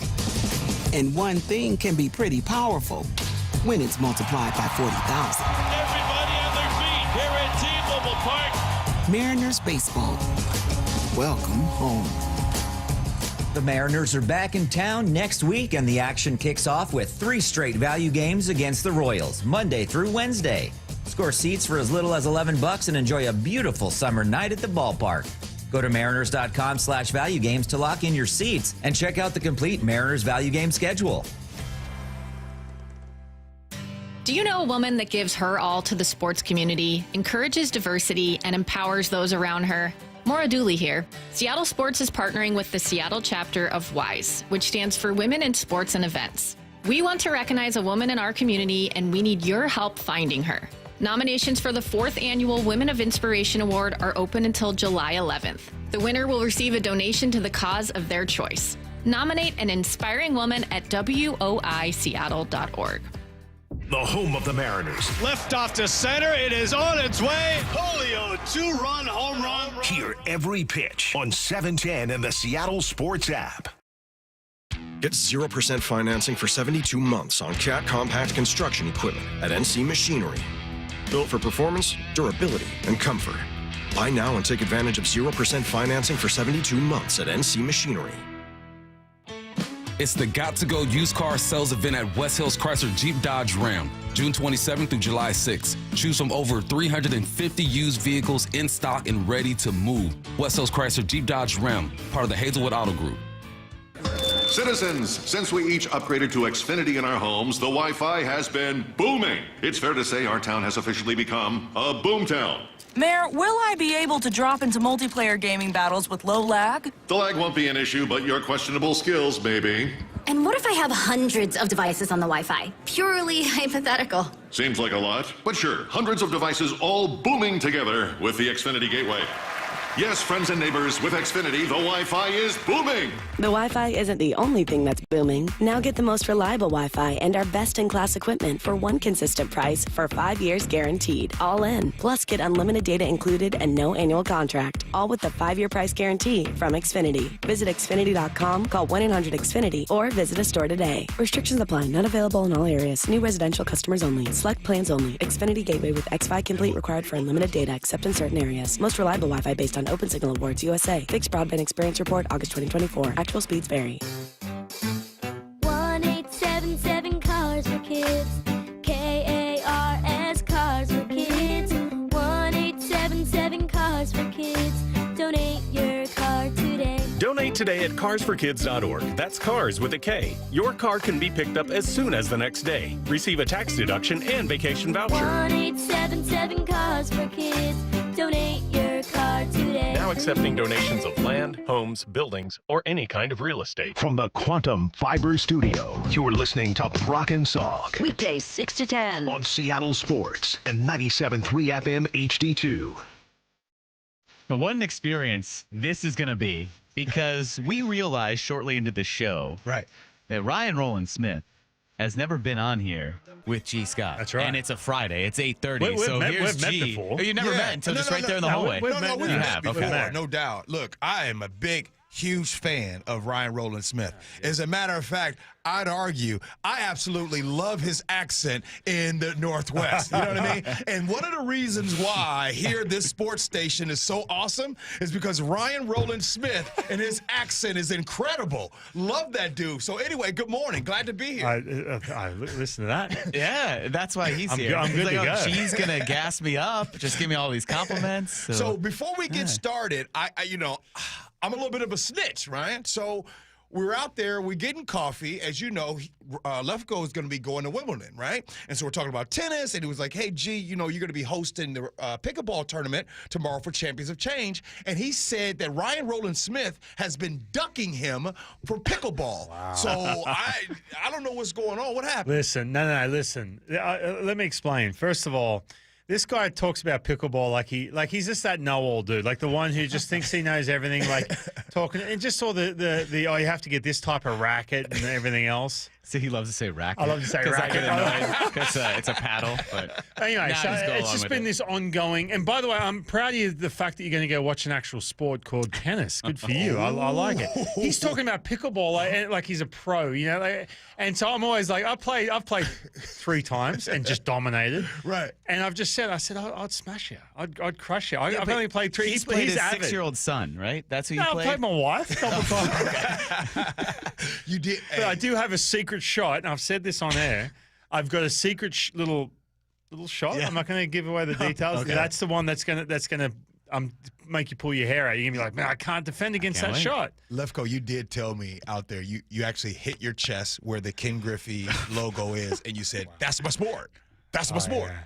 And I'm looking at it. And by the way, I was on the court with my 6-year-old saying, oh, this is a good little lead up for a real sport called tennis, like that adults play. No, I'm kidding. I know everyone loves pickleball, but he talks about it like he's about to go to competition. What's the Wimbledon equivalent to pickleball? You know, there probably isn't. There one. really isn't. Yeah, You're right. exactly. Yeah, there really isn't. No, it's a fun sport. But it is good timing though, G, Okay, because you what's up? are hosting this big event tomorrow. Yeah, and if people haven't heard, what are some of the details about the pickleball it's a Champions Champions of event? Change. They have their gala tonight. That's going to be happening. As you all know, Mike Bennett, Cliff Averill, and Doug Baldwin, they've come together. They're kind of like the champions of 3, and collectively coming together to do events and raise money for other local organizations that are doing the work here, filling in the gaps. It's kind of powerful, too. I love the way the 3 of them bring their resources together. And so tonight, I'll be the auctioneer. I'll auctioneer tonight at their gala that they'll have out there in Bellevue. So they'll kind of raise money for different small organizations. And then tomorrow, you should have been here, Lefko, for the pickleball tournament. You're going to have a bunch of people at the pickleball. So, look, they retired. They used to do the celebrity basketball game. They're done with that. Mike Bennett sucks at basketball. I love him to death, but he does. Cliff Averill is okay. His son is better. And then Doug Baldwin, who claims he's great at basketball, has literally never won a celebrity basketball game. Oh, so that's why I got retired. So that's why I got retired. So tomorrow, we will see who wins. But Cliff Averill takes racquetball serious. That's the way to do it, though. Like, you think about it, because you got these, these golf tournaments which raising money. No, pickleball, because a couple of things. Everyone plays golf, right? So everyone's like, oh, I'm like you, avid at pickleball. But now everyone's playing pickleball. So now all of a sudden you get to see these former pro athletes play. Everything's concentrated right there. That sounds awesome, man. Less injury risk, too, I bet. I mean, basketball, you're just snapping Achilles, and unfortunately we saw that happen on Sunday. But in the ACLs. You guys talk about how there's the most Achilles snaps in the NBA in history this season. Did you talk about that? No, we don't really talk about NBA. Oh, that's right. Yeah. Except on Monday, I guess, when Brock so had his that's for real. There's the most Achilles injuries. It's the most Achilles ever. Why is that? Why are they attributing that to? So kind of like the oblique with baseball. I would. There's all kinds of theories. Here's my theory. One, players are bigger, stronger, faster. Right? That's just all athletes in general. I know a lot of people like to say, oh, the athletes are no. Today, sports science, athletes are bigger, stronger, faster. Yeah. Diets are better. These are physical specimens. Yeah, that's for one. sure. 2, I think the NBA, there's way too many games, right? There's way too many games. This whole 82-game season and the playoffs and everything like that. They need to start the NBA season on Christmas Day, which, by the way, NBA on Christmas is the best. NFL is ruthless for starting to bring football on Christmas. That's cold-blooded. Mm-hmm. But start NBA on Christmas Day, make it a 50 games regular season, and you go from there. It is kind of like TJ right now. Yeah. I first of all thought, obliques, okay, that's one of those injuries. But you're talking about Achilles snap. That's significant. So that's kind of like TJ in baseball. Everyone's bigger, stronger, faster, and they're training just to absolute max effort, getting after it. And also, speaking of, and TJ, Tommy John, and all that kind of stuff, kids are playing earlier, right? It's more serious. They're more like, this is what I do. I'm baseball, or I'm basketball only, or I'm football. In the case of basketball, these young kids, I remember my son, when he was playing AAU basketball, they're playing AAU basketball 80-plus games a season. like as kids. So you multiply that, then you get to college, then you get to pros, and then when you're not even in the pros and you're not in the off season, you're playing as well. So it's crazy. Yeah. What do you think? You were talking one time about the MLB schedule, right? Baseball. You think that's too long, huh? I think. Well, I was going to say, as a player, I want to get your thoughts on this. So G is very passionate about the MLB schedule. Look, this is America right now. And what I mean by America, we are a microwave society. Everything we want now is fast. Right now, I cannot wait. When I'm done off the air with you guys, matter of fact, I didn't have time, but I'm going to go leave out of the studio, and I'm going to grab my Ray-Ban Wayfair, my Meta glasses, right? But everything is fast. I got Meta glasses now. I'll be able to just take pictures and videos from my glasses, right? So now you're going to tell me that the average person, not the baseball fans, I'm talking about the pedestrian fans, not people that love baseball like you, Ryan, and you, Lefko, and Lyle, and all this. I'm talking about people who's like, oh, yeah, I casually like baseball. 160? What is it? It's 162? 162. Hey, listen, We're just at the halfway point right now. You have no idea. For Tomorrow, the last 20 years, you talk about the pedestrian fan. I come from Australia where I get this all the time. Why do they play so many games? How many games are in the schedule? 162. They're like, what? Doesn't make any sense. It doesn't. And I still look at it and go, hate to say it, do we really need 162? Like, is that? You agree? There's parts of me that do. There really is. Now, I don't want to take away from 162 and the rhythm of the season and everything else. And there's a lot that goes into it. But I will say this: first of all, you talk about the injuries, right? Well, injuries number one, right? So, like, for example, if you had pitchers, like in Japan, they pitch once a week, every 7 days. Okay. Pitch, 6 days off, and it's regular.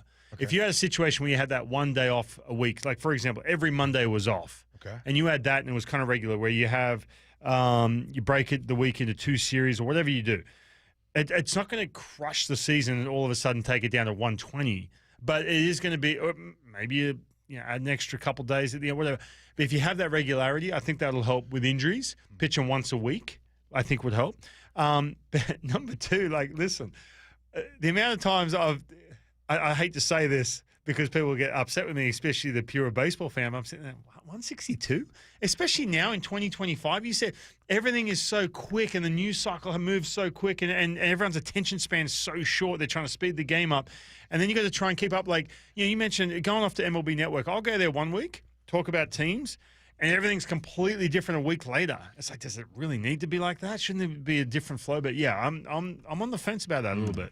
I just the one thing, whatever it is, whatever sport it is, whatever job, whatever, just life in general, when you increase the sense of urgency, right? It is about the sense of urgency. Like, everything matters. Like, to me in life, Lefko, I watch you at your job and your work, you know what I mean? Like, you don't just like, oh, it's no big deal, it's only a Monday. No, every day, every single game matters. So sometimes when I get all in the Mariner stuff and I'm like, yeah. They're rolling, and people are like, gee, settle down. Sounds like that was a conversation that happened on here. It's still early.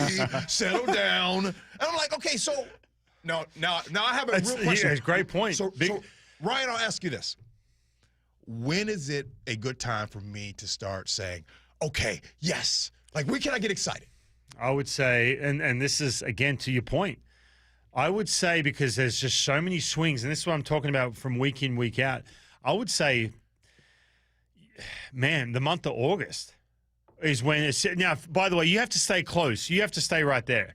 But when you're talking about, all right, we get into the month of August – all right, and you're 8 weeks out from, the 162, the game 162. That's when you can look and say, all right, every game matters. I get it, because you can still lose from sucking in the month of April. I get all that, and that is a part. And people are going to blow me up for this, but I will say, if you're in a game within a couple games, you get to the month of August, then it turns into that sprint. That sense of urgency comes in. I would say there's long-term and short-term kind of attention and concern, where, like, yesterday, in the context of the Mariners losing a series, that was tough because they had a kind of meek performance. They dropped their chance to win 3 of 4, but you can move past that because, hey, there's another series. when you get into August, then you better go crazy on every single game because it's heightened. And the long picture of it, after the season's over, you can go back and relitigate every single game, and we do, and people certainly pick out games you lost all along the way. But all those at the end mean more. So if you're going to have your push of like, all right, I'm going to be locked in every single game and overhype and overanalyze, once that trade deadline hits and you turn to August. I have one more angle. Now, I do maybe understand for a lot of you baseball purists that if you were to shorten the season, any idea of that, it would mess up because you're thinking about the record book, right? There's a lot of records. Yep. And, by the way, nobody's catching Pete Rose. Anyway, but there's a lot of records that are in place, so people want to catch those records. I'd argue this. I'd argue that right now, if I were commissioner, I would look at the life of the league and I would say, look, I understand keeping the games at 162, baseball purists, the records. However, I think that we have an opportunity to take over. Let me case in point. When I was younger, in the late 70s and 80s, boxing was everything. I mean, it was way bigger than football. Like football was, boxing was life. My dad and his friends, that's all they were into. That was the thing. And then here we are today. We know that's not such a thing. Right. Not, I mean, it is, but it isn't. My point is that right now, the NFL, how much does it cost for a family to go to an NFL game? Tons of money. Yeah. I'd argue that really well-to-do people are at football games. Baseball has a chance to make it reasonable for you to go to games, shorten the season, and, man, get busy. I'd argue, and baseball is my first love. Baseball is seriously I was at Jamie Moyer's first start as a pitcher. That's my claim to fame. Anyway, when he was with the Cubs. Yeah. So at some point, baseball is going to have to make a decision on any of the game just itself for 15, 20 years from now. It's a great point. And the other part of this is, too, when you look at the way stadiums are built now, you go back to some of the old, and again, I get it. It's a lot of multi-purpose. But, for example, like the first one was like Camden Yards, right? They came in and it's like, okay, we're at, I don't even know what the capacity is at Camden Yards, right? But it was like that 45 plus. Now they're starting to build stadiums. They're doing it over in Japan and Korea with these baseball stadiums because it's every day. And they're looking, going, we only got 20,000 here. Well, a sellout, that's great. But now they're starting to push them at 38,000 a seat because there's just so many games. You're just not going to fill up. Because, again, the attention span is so much shorter, that sense of urgency. I agree with you. And the other part, too, I'm glad you brought up boxing because you had other things that took over boxing, which was more exciting. Like in regards to combat sport, UFC, UFC and everything else, and so I'm with you. This is something that's like I get it, man. Like you want to hold on to the same 162 and some of these records and everything else, but the MLB is starting to make drastic changes in the last 3 to 5 years. It's been great, too. It's been great. Pitch clock was great. The time, and everyone was resistant to that until it happened. The time for it. Again, I'm not sitting here. I'm not. It sounds like I'm saying, hey, make it 120. But man, for the injury standpoint, you can lean on that if you need an excuse. But you could totally make that more sense of urgency and every game count more if you cut that season down. One last point. Don't tell my Seahawk friends I said this. I'm sure some of the Seahawk friends will listen to this. For me, when I go to baseball games, there is nothing that is more nostalgic for me than baseball. Everything. I'm talking about from watching the pitcher warm up, or watching them in the bullpen, or going to get my popcorn or my peanuts. Like, baseball is still, it's still America's pastime, man. It's still incredible. So I got crazy love for baseball and love what the Mariners are doing. Yeah, interesting conversation there. I want to get to one thing, G, before you have to leave here, because you brought this up, and it's something that when everyone heard around here, they kind of shook their head and got frustrated again because it's been this endless, ongoing saga. So we were kind of giving Ryan the backstory on the OKC hate and frustration with the Sonics and the fact that every single year it gets re-dredged up about expansion and, all right, well, is this going to be the year? And there's a faction of the fan base that is just sick of it, that they don't want to hear anything about it. There's a faction that still clings to every morsel about it. So here's what G was mentioning to Mora, that he heard this from Chris Mannix and Bill Simmons, and it would be something that I think would turn every single person here against the Knicks. You know who's roadblocking them right now? James Dolan. Yeah.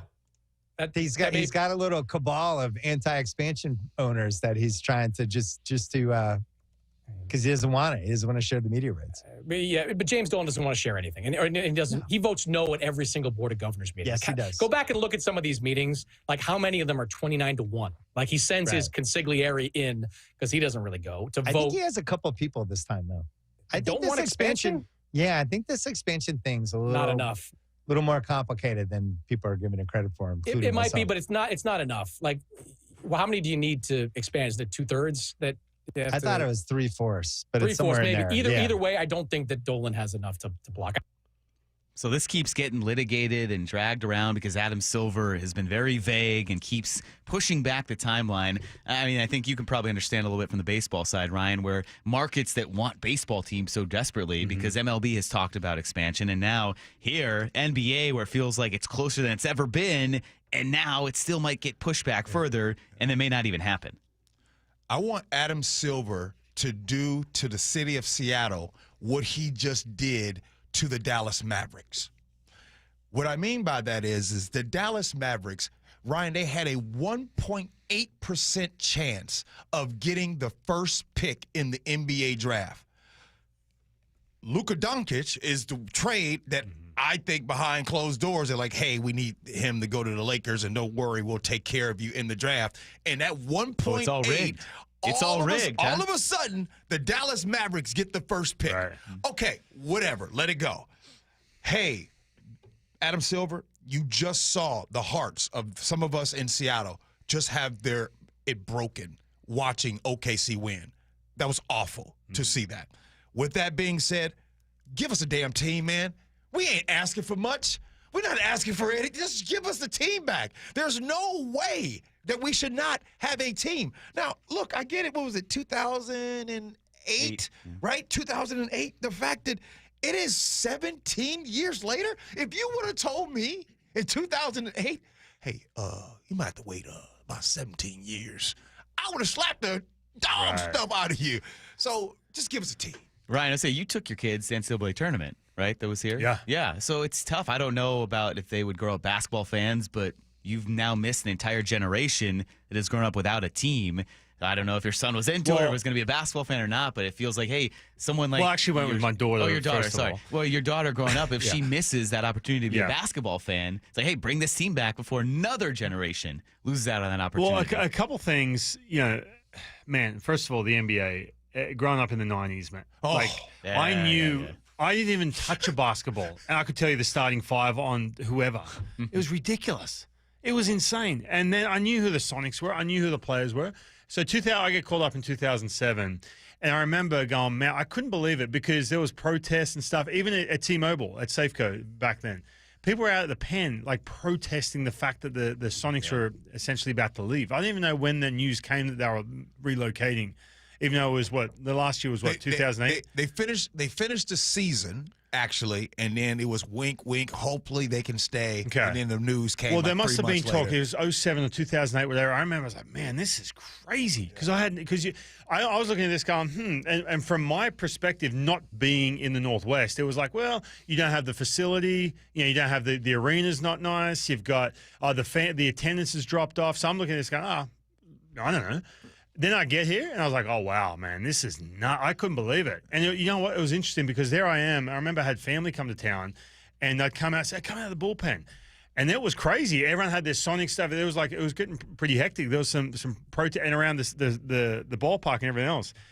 And I was like, wow, I had no idea until that point. I was like, man. And then you said the fact is 17 years later. 17 years. To kind of just really – drive home the stake is OKC winning the title, and the fact that they might win it again. It brought up all these painful, powerful, and still poignant memories for Sonics fans, and it was very visceral. So now you're right, and the fact that OKC is not going anywhere, that's going to be this lingering unpleasantness until expansion kind of quashes a little bit of that. We're tired of it, man. in Seattle, for all of us that are older, Well, we are tired of seeing. I talk my hands here. So I'm knocking things over. I'm so frustrated. We're tired of seeing the Randy Johnsons of the world and go win a championship. We're tired of, you know what I mean? We're tired of seeing the A-Rods of the world go to the Yankees. We looked to the Texas Rangers. Then he went to the Yankees. He wins the championship. Mm-hmm. I just don't want to see another person, homegrown here in Seattle, go out there and win a championship. I'm jealous.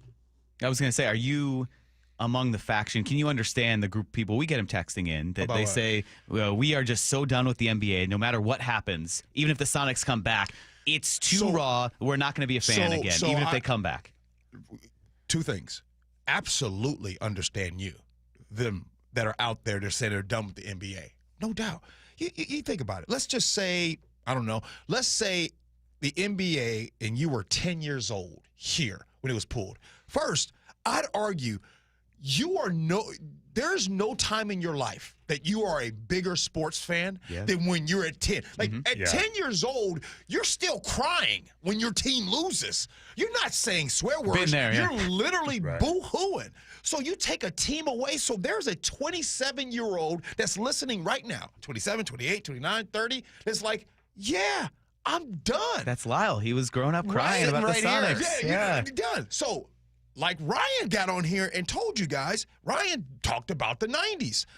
We had a good time, man. We had a good time. So we understand that we have a little bit more patience when it comes back. But for those that are done with the NBA, especially here in Seattle, I understand you. Yeah. Well, G, I know you have a show to get to, so we'll let you go here. But thanks. What'd you think, Ryan? Entertaining, as always. Yeah. The and first by the way, voyage. I had no idea what we were going to talk about. And man, I never do. How fun either. was that? And then we just come in and we talk, and it's great. Wait, but real quick before I go, are you taking a woman with you out to Wimbledon, or are you going by yourself? No, I'm going with a friend of mine, another big tennis fan. Like me and one of my best friends. What's her name? Not a her. It's one of my best friends I played tennis with. Look at that! Look at that slide! Look at that slide! It's a boys' trip, I guess. You should have took you a sister out to Wimbledon. That's right. Yeah, you did. Then you would have had to fly business class and it's more get out there. Who's got time for that? All right, G, thank you. We'll get out of here before they have too much more fun. Hey, Ryan, by the way, man, I got to say it again. You got the best accent in all of Seattle. Thank you. Everybody loves it. More after this. Brock and Salk, Seattle Sports app. You can understand me, too, which is nice. The most first-half home runs for a catcher in baseball history. Congratulations, Cal Raleigh. Big dumper. American League Player of the Week. A .417 average. OPS over 1,600. 5 homers, 12 ribbies. And one hell of a model American. Now you have the question of whether or not he's the front runner as AL MVP. Where you follow along the Big Dumpers, Big Run. Seattle Sports on 710 and the Seattle Sports app. You're listening to Brock and Salk on Seattle Sports and the Seattle Sports app. This hour is brought to you by Fred Meyer Pharmacy, with a special message for Medicare D and TRICARE Department of Defense plan members. Your neighborhood Fred Meyer Pharmacy is happy to welcome back Express Scripts Medicare D and TRICARE Department of Defense plan members. It's easy to transfer prescriptions at fredmeyer.com/pay or update. See your Fred Meyer Pharmacy for details. This is for all you guys on Viagra. ED pills are no longer needed. The brutal side effects like 4-hour headaches, blurred vision, and that flush feeling can all be put behind you with our treatment. Here at West Coast Men's Health, we have a better approach to ED. Acoustic wave therapy creates blood flow circulation by safely removing the plaque in your arteries and restoring function naturally. Guys, let me be clear. Pills will never fix your problem. Our equipment is the latest technology, and our medical staff is the best in the industry. So give West Coast Men's Health a call today. Speak with our clinic manager. Ask him any question you like, how it works, the science behind it, and even the cost. If you suffer from ED or Peyronie's disease, give West Coast Men's Health a call today. It's not just about better health, it's about a better life. With clinics in Redmond and Tacoma, call 206-519-6541. That's 206-519-6541. Online at westcoastmenshealth.com. Washington is leading the way in car theft reduction. Car thefts dropped by 32% from 2023 to 2024 in our state, but there's still work to be done. Help keep your car safe with these simple and important tips. Don't leave your car running unattended. Park in well-lit areas. Lock up every time. Keep valuables out of sight. Use an anti-theft device like a steering wheel lock. Prevent the theft and keep you and your vehicle safe. These tips are brought to you by the Washington Auto Theft Prevention Authority. Hey, Brock Ewart here for my friends over at Xfinity. You know, change is always happening. It's part of life. And when it comes to music, we know that change is all around us. Songs are rewritten and remade. Classics are remixed. Bands and artists, well, they come and go. Even our taste in music, as we get older, can change a bit. But no matter how things change in 5 years, there's one thing that will stay the same. And that is the price of your internet. That's right. Xfinity is introducing a 5-year price guarantee. It means you get 5 years of the most reliable Wi-Fi with their best equipment included for a price that stays exactly the same. Are you surprised? Well, life is full of them. One internet price, 5 years, guaranteed. Learn more at xfinity.com/deals. Now, restrictions apply. New residential customers only. Taxes and fees extra and subject to change. Most reliable Wi-Fi based on Open Signal Awards USA. Fixed Broadband Experience Report, August of 2024. Go check it all out right online at xfinity.com/deals. 4th of July savings are here at the Home Depot, so it's time to get your grilling on. Pick up the Traeger Pro Series 22 pellet grill and smoker, now on special buy for $389, was $549. Smoke a rack of ribs or bake an apple pie. This grill is versatile enough to do it all. This summer, no matter how you like your steaks, your barbecues are guaranteed to be well done. Celebrate 4th of July with fast free delivery on select grills right now at the Home Depot. Subject to availability. Something amazing is happening in meteorology. Climate researchers are weathering a data storm. That's because CDW transformed their devices and infrastructure to pre-configured Lenovo ThinkPads and powerful edge-to-cloud solutions, delivering faster insights to run more accurate forecast models.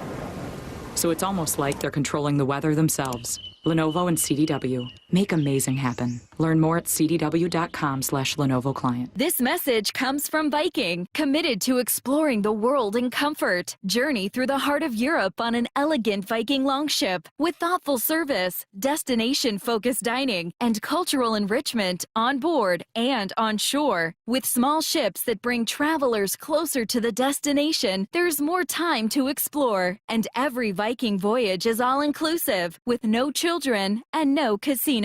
Discover more at Viking.com. Are you having trouble hearing? Hearing loss can devastate the quality of your life. Now, there's an affordable fix for you or your loved one. Rated the best hearing aids of 2025 by Forbes Health, Audion Hearing has the highest quality hearing aids at the lowest prices, starting at just $98 a pair. I actually like them better than my old $5,000 hearing aid. I could not believe how my hearing and life changed. Join over 1 million happy customers by going to audionhearing.com. That's AUDIEN hearing.com.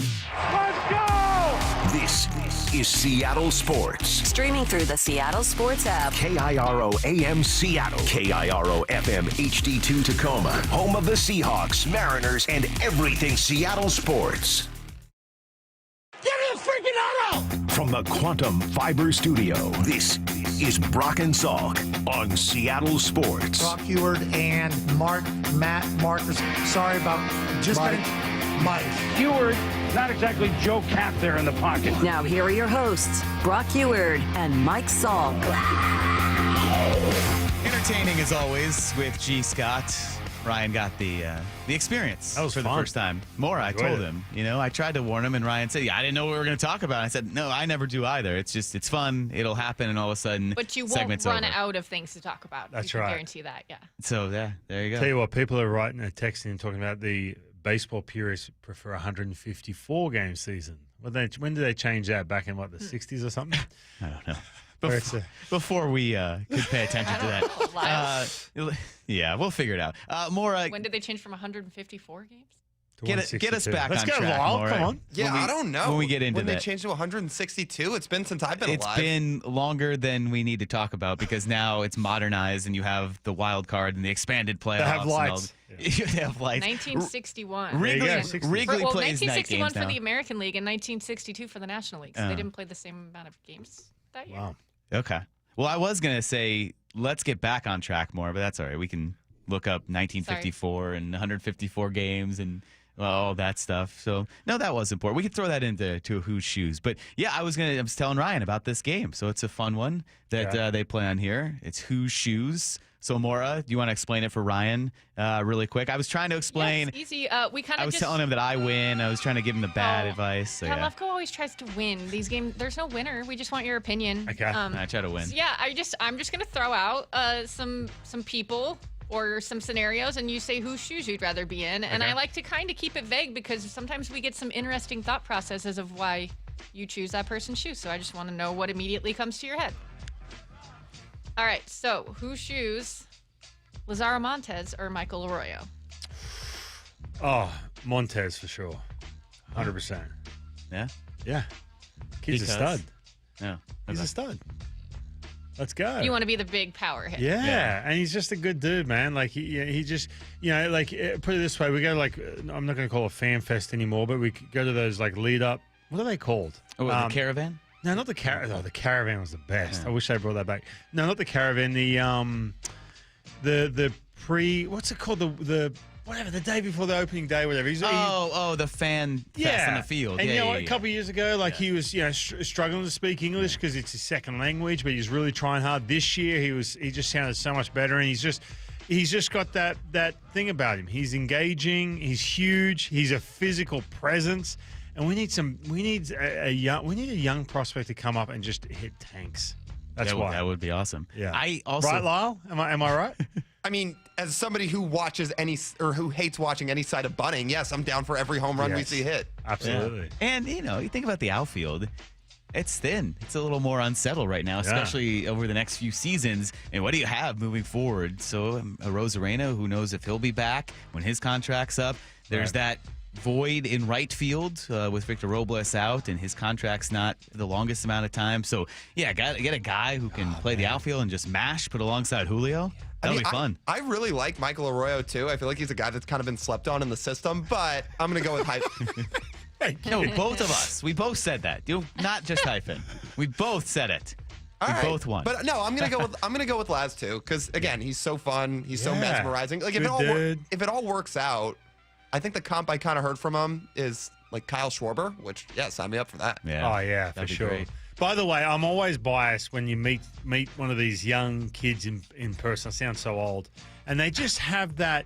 They can shake your hand, look you in the eye. Because kids now manners. So you like people with man. manners, I deal with teenagers all the time. Like when we're talking about trying to develop them and stuff like that. And they all just want to do a pull down or whatever and throw 100. No. You need to learn how to interact and how to talk in person instead of get off your Snapchat and learn how to look me in the eye, be a man.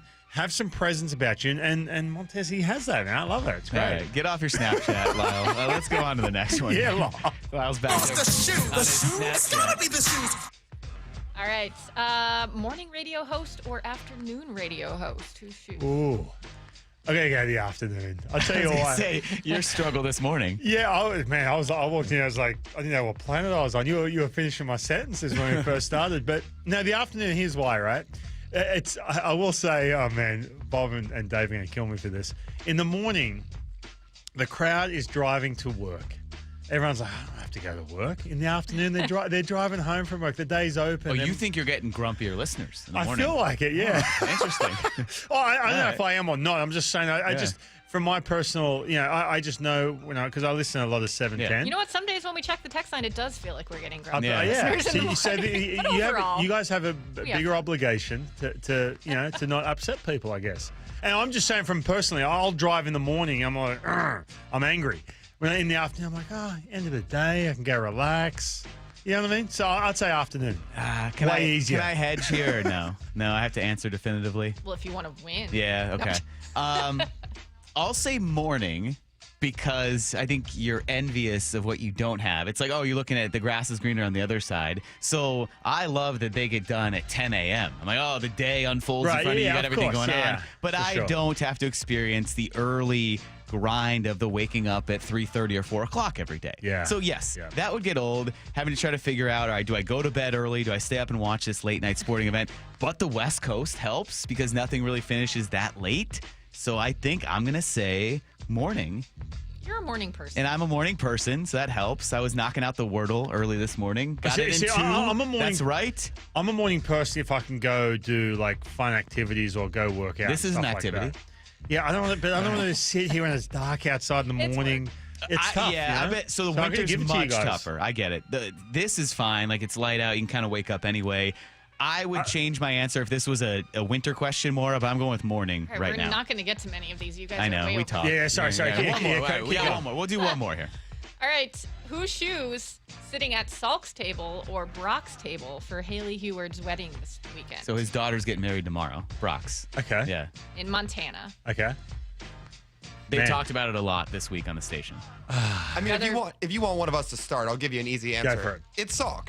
Brock's going to be all emotional. Yes. He's going to have a bunch of people that he has to talk to. Salk's just going to be there to hang out and, And Brock might be a little, particular and all that, making sure everything's good because it is a very important day. You're going to stand out sitting next to Brock's family of like blonde Vikings. Yeah, true. Yeah, and you got to perform too, right? And what I mean by that is, he's walking. I'm guessing he's walking his daughter down the aisle. So you have to. You got to sit at attention. Yeah, you have to be switched on. If you're Mike, so you can just sit there, enjoy the show, sit back, have a few drinks, relax. Salk is going to be making jokes, sitting in the back, having a great time. Well, and his daughter Cecily kind of likes to roast him, so I think I would just join in. That would be fun. All right. Yeah. Sorry, Maura, we didn't get to a lot of these. We were predictably rambling and kind of went all sorts of directions. But yeah, there's Whose Shoes. So there you go. I'm seeing a Brian Wu, JP Crawford. We don't have time. Lyle, put that one in there. You can, we'll put a time limit on it. Would you rather be in JP Crawford or Brian's Wu's shoes trying to get into the All-Star game? It's tough, man. I would say Brian Wu because I think you have more control. Yeah, it's less. It's out of the fan hands more. He's sitting there hovering around the 10th in innings pitched, 16th in strikeouts, 3rd best in walks, and 14th in ERA. It's a tough one, but there's just a situation where guys drop out. He can have a nice little run here the next couple, and the teams can vote him in. Yeah, and you talked about JP's a tough one, man. With the stats, we talked about this, where JP probably needed to get more attention a couple of years ago and didn't. He was having a great 2023 season, and he got no attention. So it's tough. JP, man, and this he's year, third in WAR right now. He's first in on base. That's okay. That's got some value.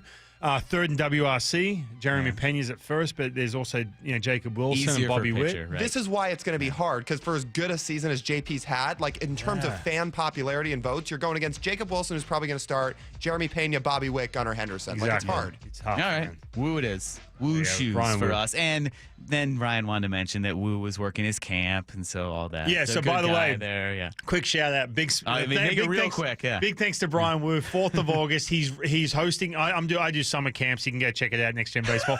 But Brian Wu, man, I'm so fired up. He's got this little wristband and this dream thing he does, and I can't wait, man. Yeah. August 4th in Bellevue. Come join us. August 4th. There it is. All right, we'll come back. Get you everything you need to know here on Brock and Salk. Seattle Sports, Seattle Sports app. It's a Wild West showdown as the Mariners open a 3-game stand against the division rival Rangers in Texas. Tonight, Logan Gilbert takes the mound as the M's go for a series opening win. Swing and a miss for strike 3, and Logan strikes out the side here in the bottom half of the second. Mariners, Rangers, first pitch 5:05. Wyman and Bob take you up to pregame at 4 on the home of the Mariners, Seattle Sports, on 710 and the Seattle Sports app. Breaking news for the people of Boomtown. With Xfinity Mobile, the Wi-Fi is booming, at home and on the go. And an upgrade storm's on the way. That's right. And with Xfinity Mobile Premium Unlimited, you can upgrade your phone when you want, up to 2 times a year. Now, once customers catch wind of the guaranteed new device discount, it'll be the biggest upgrade storm in history. Wow. Let's hear from our weatherman on the scene. How's it looking out there, Rick? Well, Bill, the Wi-Fi is still booming. Now through September 30th, existing Xfinity Internet customers can get an unlimited line included for a year. Plus, ask how to get a free 5G phone. Learn more at XfinityMobile.com. Restrictions apply. Xfinity Internet required. Unlimited line offer requires Xfinity 300 megabit internet or above. Taxes, fees extra. After promo, regular rates apply. Reduced speeds after use of monthly data included with your data option. Data thresholds vary. So, what are you reading? I'm checking out the ratings on the new TVs, and it looks like Samsung, LG, and Sony got the best scores. Just like last year. What about those new high dynamic range TVs? They got the highest scores of all, but their prices are really high. Did you check online? Yeah, their prices were about the same. Well, there's one place where we can get a hot deal on those top-rated models. Where? At Video Only. Check out the ratings on TV stores. I see. Video Only scored better than the others. So, if you want the best deal on the best TVs, then we should take our TV ratings and head over to top-rated Video Only. At Video Only, you won't find huge stores with refrigerators or microwaves, but you will find the best deals on top-rated TVs, soundbars, and monitors. Shop around. Just make sure you visit Video Only, because if you don't, you'll be sorry. In South Center, Bellevue, Linwood, Federal Way, and Tacoma, Video Only. Whether you're celebrating a graduation or gathering with family and friends, a Mariners Suite is the perfect place to host your crew this summer. Enjoy first-class catering, VIP parking in the Mariners Garage, and exclusive entry via the suite-level Sky Bridge. Plus, take in the game in comfort with padded outdoor seating and an indoor climate-controlled lounge. Suites are available for groups of 14 to 400, starting at $150 per person. Book your suite at mariners.com/suites and make your next Mariners game unforgettable. Get in the zone, AutoZone. Jane has 150,000 miles on her truck, and she's proud of that. Jane's secret, AutoZone, where friendly AutoZoners help her find the right parts. Jane's brother Josh only cares that his car starts and goes, but when it doesn't, he also goes to AutoZone, where friendly AutoZoners help with free services. No hassles, just help. Everything you need, nothing you don't. Get in the zone, AutoZone. Restrictions apply. If you need to hire, you know it takes time. Well, what if you could meet with qualified candidates the very next day? Now you can with Zip Intro from ZipRecruiter. You simply pick a time and it does all the work of finding and scheduling qualified candidates for you. Then you choose who you want to talk to and meet with great people on back-to-back video calls as soon as the next day. Try Zip Intro for free at ZipRecruiter.com/free. Zip Intro. Post jobs today. Talk to qualified candidates tomorrow. The home of the Mariners. One hopper snared at short. Had a quick hop by J.P. Crawford. That guy's a magician over there at shortstop. Seattle Sports. Download the Seattle Sports app. Walking away from an interaction with a customer that says, I can't believe how easy this was. I can't thank you enough for helping me. Our strategy with pricing is not to be the highest price and not to be the lowest price, but to be a really good price and to provide a really good experience to the customer. Yeah, I have a ton of really memorable customers. Afterwards, to thank us, he sent us this beautiful basket of like candies and fruits and stuff. It was just really sweet. It felt like we were truly helping. Receiving a handwritten letter that's personalized to a salesperson or a service advisor or a technician expressing gratitude, and then taking that home and sharing that with your family and hanging that on your refrigerator, that's the difference. You hear it from one person, and then another, and another. You come to realize it's not a script, it's a belief. The LJ Way is the Lee Johnson Auto family. You know what's faster than your paycheck? Literally everything. It's time to get your pay up to speed. With Earnin, you can access your pay as you work instead of waiting days and weeks for a paycheck. Get up to $150 a day with a max of $750 between paydays. No interest, no credit checks, and no mandatory fees. Because, hey, it's your money. Download the Earnin app now to get it and join millions of people making any day payday. That's EARNIN. Earnin is not a bank. Access limits are based on your earnings and risk factors. Available in select states. Expedited transfers available for a fee. Terms and restrictions apply. Visit earnin.com for full details.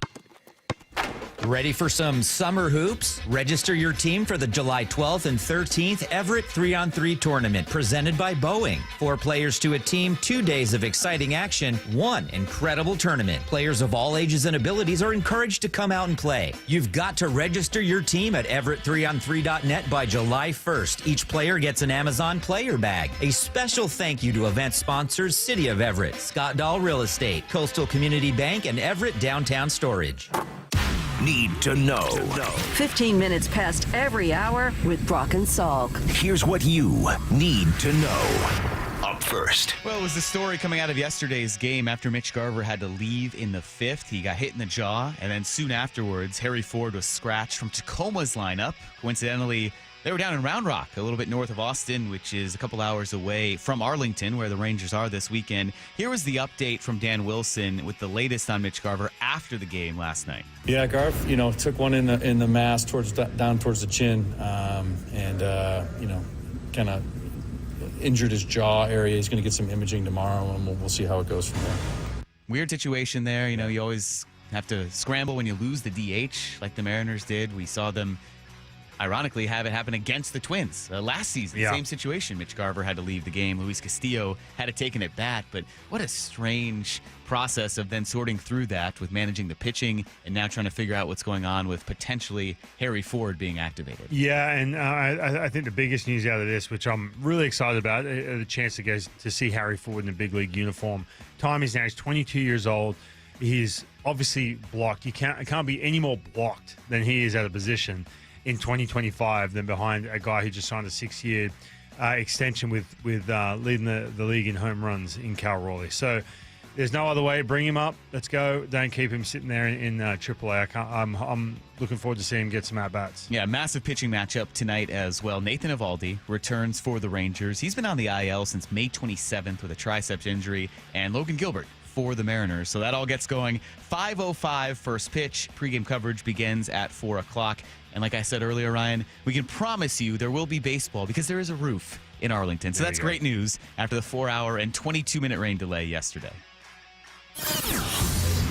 Here's the second thing you need to know. Phase 1 of the All-Star voting is over. Cal Raleigh and Alejandro Kirk are the AL finalists at catcher. So what happens now, and this involves anyone who can go figure out how to vote, and it's pretty easy. Go to MLB.com, or I believe on Monday when voting starts, you can go right through our app as well. On the Seattle Sports app, there'll be a vote tab down in the bottom right corner. Phase 2 begins Monday at 9 a.m., runs until Wednesday at 9 a.m., and then this determines the starters at each position in the All-Star game. Now, the 2 top vote getters in all of baseball in their respective leagues, Aaron Judge and Shohei Ohtani, are the leading vote getters. They're automatically in the starting lineup, and that just kind of goes to show the season Cal Raleigh's having. He was the second highest vote getter behind Aaron Judge. Amazing. Like over 3 million votes, but he now has to go back into this runoff because only the top vote getter gets it, and it was Aaron Judge. Yeah, and look, I'm saying this because I'm over the East Coast a lot. When you have a Seattle Mariner player getting that many votes nationally, that speaks volumes of the kind of year he's having. And I'm saying that just because, again, it's natural where East Coast teams get seen more, and obviously Aaron Judge and Ohtani, some of these superstars that get marketed so well. Then you see Cal, obviously 32 home runs, man. He's making so much noise nationally that I don't even think this is even going to be a factor. I know it's frustrating that you're looking at going, there's a chance that he may not start this game, but he will be starting behind the dish. Here's the third thing you need to know. We're doing some wild card watching because it's a pretty tight AL playoff race, especially in the wild card right now. The Rays are in the top spot. The Blue Jays have a 2-game lead over the Mariners for the second spot. And then Seattle's sitting here in that third and final spot, just a half game up over the Guardians, a game up on the Angels, and only a game and a half ahead on the Rangers. Obviously, the Mariners are playing the Rangers this weekend. Some other scores to watch, though, as these games develop. The Guardians host the Cardinals this weekend. The Angels, they've been hot. They're coming off a sweep of the Red Sox. They host the Nationals for 3. And we know the Mariners' schedule is very tough. They're in the midst of this 17 games in a row. And then, Ryan, I made the point that everyone's kind of pointing to the off day as this big reprieve. Like, okay, thank goodness, an off day after 17 in a row. Well, after that, the final 6 before the All-Star break are 3 at the Yankees and 3 at the Tigers. Right, tough. Really tough stretch on right now. But Yeah, this is a tough one because you're getting deeper and deeper because you go from, hey, look, it's early. Hey, the rotation, you're going to get George Kirby back. You're going to get Logan back at some point. But you're still waiting for this team to figure out their pitching, which if they're going to have a chance against the Houston Astros in the West, or I know they've got a wild card spot right now, but I always look at the first benchmark is going to be the trade deadline. What do you need to do to convince this front office as a player to, hey, look, this is our year. We're going to the playoffs. There's a high chance we're going to go to the playoffs. Sitting a half a game above the Cleveland Guardians in that third wild card spot, man, it's just not going to move the needle. And it worries me. So they got some ground to make up, and it's a tough stretch. Well, and we were talking about it and explained it to G. We're only at the halfway point, and we're going to get into that a little bit more to end the show here at 9:30. But you will have played 81 games after tonight. So you are then literally still halfway through the season, which is wild to think because of all the positives and negatives and the huge swings of momentum and surges that they went on, from winning 9 series in a row to then falling off the pace behind the Astros. And all of that represents just half of the season to this point. Yeah. So there's a lot to weigh in on and discuss with this Mariners team, but that's the situation as it sits right here for them this weekend. 41-39, a half game up on the Guardians in the AL wildcard race. Another thing that is kind of happening on the national sports landscape, so college football constantly evolving. Texas State is in the final stages of accepting an invite to become the Pac-12's 8th football playing school. Now, Gonzaga is going to join the Pac-12 as a basketball-only member, so you'll have Texas State beginning in 2026, joining Washington State, Oregon State, Boise State, San Diego State, Colorado State, Utah State, and Fresno State. College football is just it's a chaotic mess of a sport, Ryan. Yeah. It's just, it's all over the place. It really is, Mike. Good thing you don't have to worry about that yet. I mean, great insight there. I knew it's not something that was on the radar. A uniquely, middle of the country, southeast part of the thing. Right. And, obviously here the Washington-Oregon rivalry is pretty intense, but all the fragmentation that happened with the Pac-12 has really just kind of upended, and rightfully so, the passion for it out here. And I get that, because now the landscape has shifted so far towards the Big Ten and the SEC. So it's a sport in flux and trying to find itself, but that's the evolving stage that Texas State, a school in the middle of Texas, is joining the Pac-12 out here, but that's where it stands. So we talked about this. The Mariners are at the midway point after tonight. We will not obviously have a show tomorrow, so we're going to kind of assess the season to this point, call it a mid-season report card, weigh in, give some grades, make some projections for the second half of the season. All that coming up. It's Mike Lefko and Ryan Rowland-Smith with you here on Brock and Salk on Seattle Sports and the Seattle Sports app. It's a Wild West showdown as the Mariners open a 3-game stand against the division rival Rangers in Texas. Tonight, Logan Gilbert takes the mound as the M's go for a series opening win. Swing and a miss for strike 3, and Logan strikes out the side here in the bottom half of the second. Mariners, Rangers, first pitch 5:05. Wyman and Bob take you up to pregame at 4 on the home of the Mariners, Seattle Sports, on 710 and the Seattle Sports app. Settling for less money.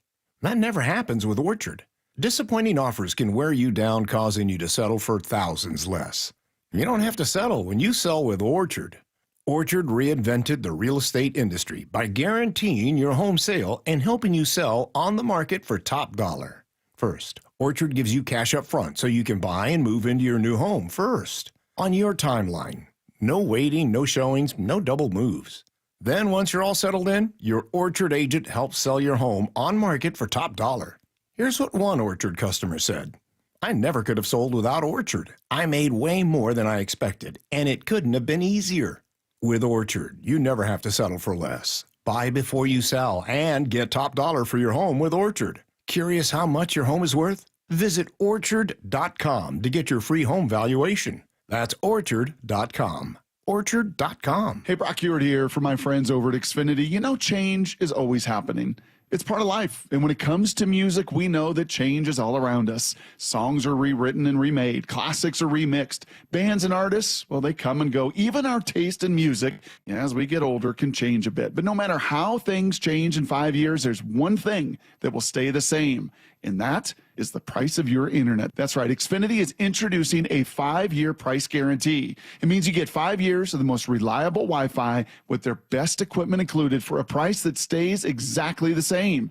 Are you surprised? Well, life is full of them. One internet price, 5 years, guaranteed.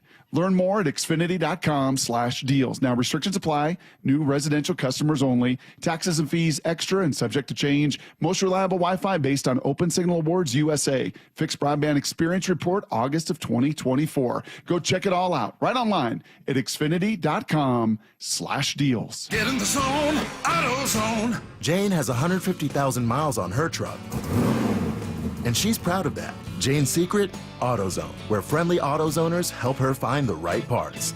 Jane's brother Josh only cares that his car starts and goes, but when it doesn't, he also goes to AutoZone, where friendly AutoZoners help with free services. No hassles, just help. Everything you need, nothing you don't. Get in the zone, AutoZone. Restrictions apply. Tired of hearing scary radio ads about the IRS? Tax Relief Advocates is different. TRA is here to tell you that if you owe money to the IRS, whether it's $5,000 or $500,000, we have a solution. TRA can eliminate or reduce what you owe to the IRS with zero risk to you. We have over 1,000 5-star reviews on Google and an A+ with a BBB. End your tax nightmare today by visiting TRA.com or call 800-583-6681. That's 800-583-6681. At Toyota of Kirkland and Toyota of Renton, experience the power of choice. Whether you're cruising on a fuel-sipping Prius, tackling trails in a rugged Tacoma, hauling with the mighty Tundra, or commuting in comfort with the Camry or RAV4, your perfect Toyota is waiting. Whether you're in the north or the south, they've got you covered. 2 locations, endless possibilities. Toyota of Kirkland and Toyota of Renton. The power of choice is yours. Visit their incredible team and beautiful showrooms today or online at toyotaofkirkland.com and toyotaofrenton.com. Heading outdoors or on the water this weekend? Check in with Joey and Nelly on the Outdoor Line from 6 to 8 a.m. every Saturday on Seattle Sports and the Seattle Sports app. When it comes to the security of your business, doubts can creep in about who you're trusting to protect it. Are they a reliable service? How will I know if something happens? Are they keeping everyone safe? At Bay Alarm, we got you. For nearly 80 years, we've been putting our customers' minds at ease with our advanced technology and personalized support. Feeling insecure about your current security service? Visit bayalarm.com today to talk to a local security expert. Get 0% financing for 72 months on Cat compact construction equipment at NC Machinery. Built for performance, durability, and comfort. Buy now and take advantage of 0% financing for 72 months at NC Machinery. Matt Coker here from West Coast Men's Health. Guys, Viagra is not the answer for your problem. I know you think it is, but Viagra has horrible side effects, and for most men, the longer you're on it, the less it works. Viagra is not a curative medication. It's not fixing your problem. It's a Band-Aid for a shark bite. Acoustic wave therapy is the newest technology that can correct your problem, not just treat it. We can do something that no pill can do. We can restore your blood flow naturally. Get off Viagra today. Change your life like the thousands of men who already have, regardless of your age or your medical history. If you're tired of dealing with Peyronie's disease or erectile dysfunction, then call West Coast Men's Health today. With clinics in Redmond and Tacoma, call 206-519-6541. That's 206-519-6541. 206-519-6541. Online at westcoastmenshealth.com. Luxury awaits at Snoqualmie Casino and Hotel. It's Mike Salk here, and the opening day for the hotel is August 8th. Book now for an unforgettable summer experience. Go to snocasino.com. Seattle's closest is now Snoqualmie Casino and Hotel. From the Quantum Fiber Studio. This is Brock and Salk. Weekdays 6 to 10. On Seattle Sports and 97.3 FM HD2. Mike Lefko and Ryan Roland-Smith here with you just for a little while longer before we turn you over to Bump and Stacy and then Wyman and Bob and then Mariners and Rangers. Logan Gilbert, Nathan Eovaldi. After they complete this game, Ryan, they will be exactly halfway through the season. So at the midway point, 81 games in, right now 41-39 on the year. I figure, like, all right, we're essentially, for us, we're at the midway point. 80's close enough to 81, and unless anyone wanted to come on tomorrow morning and really break down at the true midway point, I thought, hey, this would be a good time to kind of look back, do your report cards. I don't know if you were in school, you would hide the report cards when they came, hide them from your parents when all the grades came. But this is the appropriate time, it feels like, to kind of check in and do the grades. Yeah, for sure. And it drives me nuts when you say that, the halfway point, because when you look at numbers and everything else, it's really not. Because you're talking mid-July, but yeah, no. What do you mean? This is literally the midway point. That's what I'm saying. No, this. Oh, you mean baseball? Exactly. Yeah, when I'm talking about breaking down two. I am mad with baseball. You're right. No, on the flip side, though, you talk to players and say, yeah, but you kind of refresh. You go off for that All-Star break, even though it's only a couple of days, and you refresh, and you come back out and you have a, killer finish to the season, but it's shorter. But anyway, but no, it's let's dive into it. Well, we can just litigate that because I do get very annoyed that they say, everything, all the splits too, right? It's first half, second half, and it refers to the All-Star break. And everyone talks about the first half of the season, second half of the season. They're still playing, I don't even want to count that far. They're playing, close to 15 more games before the actual break. So I'm with you. We're doing it now. We're smarter. We'll work on baseball, fixing their terminology. But as we get to this, Ryan, now a lot of schools, this is the new wave, new age of technology and how they teach kids. Not all schools go an A through F lettering grading scale. I don't know if you're familiar with this. Are you familiar with the A, B, C, D? Yeah, of I course. just have to make sure. I don't know what they did in Australia. No, I think they do it now. They didn't back when I was a kid. We just had numbers out of 100, like a percentile, but we never had letter grading. Never had letters. No. Okay. So was that new when you guys got here and your kids are going through school and you're like, what is this? A? Well, they're only 10. They're 10 and 6, so yeah, they're not quite there yet. Not quite. Yeah, I mean, don't get me started on schools now compared to back in the day. Put it that way. But. All right. So in our normal schooling grading system here, we're going on A through F letter grade on a few things and a few aspects of the Mariner season, and then kind of getting into some more award type and predictions for the second half. So we'll just start with something you've discussed and we've talked about where it's been good, but it hasn't been dominant like it has in years past. Starting pitching. So the rotation for the Mariners this year, what grade would you give them? I'm going to give them a B minor. A B? Oh, that's how you say it. B minor. How do you guys say it? Minus. B minus? Yeah. What did I say? B? I'm minor. Yeah. Minor. I mean, that makes sense. B minus. Yeah. B minus. No, you can say minor. I get that. There we go. Okay. Because look, they've had to deal with injuries. Bryce Miller has not been the same. George Kirby, we're still trying to get him on the George Kirby level that I think he's so capable of having. Logan Gilbert, we've missed plenty of him. Brian Woo's been great. Diego Castillo has been a little inconsistent as well at times. But you're looking at this, the things that stand out to me, last year they were good, right? They're up there and they're pretty much number one in every category. But the things that stood out to me last year, which made them so good and changed and kept this team competitive even though they didn't go to the playoffs, was their efficiency, right? So they're number one in innings per start. Walk percentage was the best. They were getting deep into games. You can have a mid-range bullpen if that's the case when you do that. This year, they are 19th in ERA, 13th in innings per start, 9th in walk percentage. So some of these quality factors, these factors that we talked about, made them so high quality and kept that team all the way to 162. They're missing that, and they've just been inconsistent. Bryce Miller, man, I'm hoping he's going to be that second half guy, but he has looked completely different. George Kirby's that split, I've talked about this last couple starts, that split is just non-existent. And it's just been really inconsistent. Thank God for Emerson Hancock to be there for that sixth guy.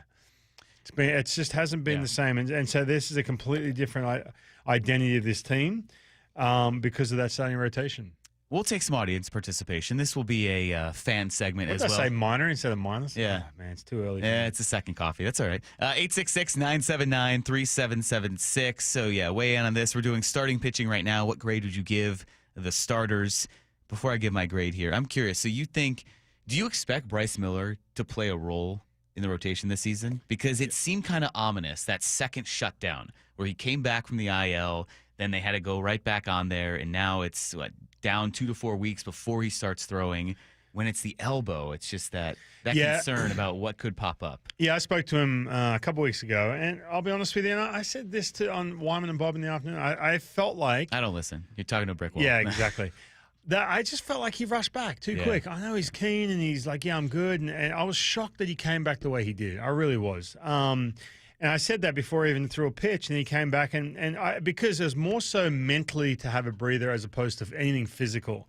I think for him, two things that are going to happen. Number one, give him some space to kind of, figure out physically whatever's going on to get over that hump, 100%.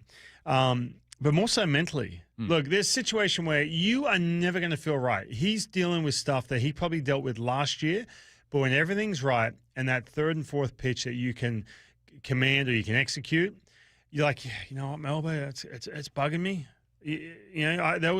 But I can pitch through it. There was times where I would pitch, go out, start warming up. Oh my God, my elbow was just dead. You just pitch through it because you're doing well. When you're not doing well, you're like, I need to address this. It's just a different mindset. So get his confidence back. Yes, I think he'll play a role to answer your question in the second half. Okay. So I'll give them a B. I'll give the starters a B because I'm not going to penalize the guys who got injured, and that certainly. What do you say if it's a B? Just a minus? Plus. B plus. So you go. I was trying to come up with something different. They're trying something funny. What would you call it? No, because I'm ripping myself for calling it we said minor, so it would be B major, right? B major. There we go. B major. You're going on the musical. You're going on the musical side. I should have just said it was an Australian thing. Yeah, I thought it was. I thought it was an Australian thing. I'll give him a B. I'm not going to penalize the injuries, but it has affected the quality of start, like you were talking about, where someone like George Kirby, we saw that one great start after he came back, but maybe it was the injury. Maybe he's still finding his form after not having spring training. And Logan Gilbert still trying to get back into what he was pre-injury and what he can be. So I'll say B because it's been good, but not overwhelmingly dominant, with some extra kudos and some praise for how Emerson Hancock and Logan Evans shouldered the burden when they were absolutely needed. When Bryce Miller was kind of, like you said, he was kind of feeling like he had to keep pitching because Gilbert and Kirby were already out. Evans and Emerson Hancock came up. So it's been very solid, but it hasn't been an overwhelming advantage like it has been in the past. So we'll keep the pitching going. Let's move to that back end. What would you make of the bullpen, the overall scope of this season so far? How would you grade the bullpen? I'm going to just put him on the same one. B. I'm going to give him, I would slip into a C, but at the same time, you know what? There's still... Like, when you look at the team overall, some of the team numbers, they're still, I call them mid-range, but upper mid. I just think they're lacking depth. Thank God for Matt Brash, really, when you think about the supporting cast with Andres Munoz and what he's done coming off the IL. Gabe Spire has been really good, too. I know there's been a couple there that he struggled with. But when you're in a situation where you come out of spring training into the season, and you've got Carlos Vargas, who at that point, you've got no idea what you're going to get. And he basically was out of options.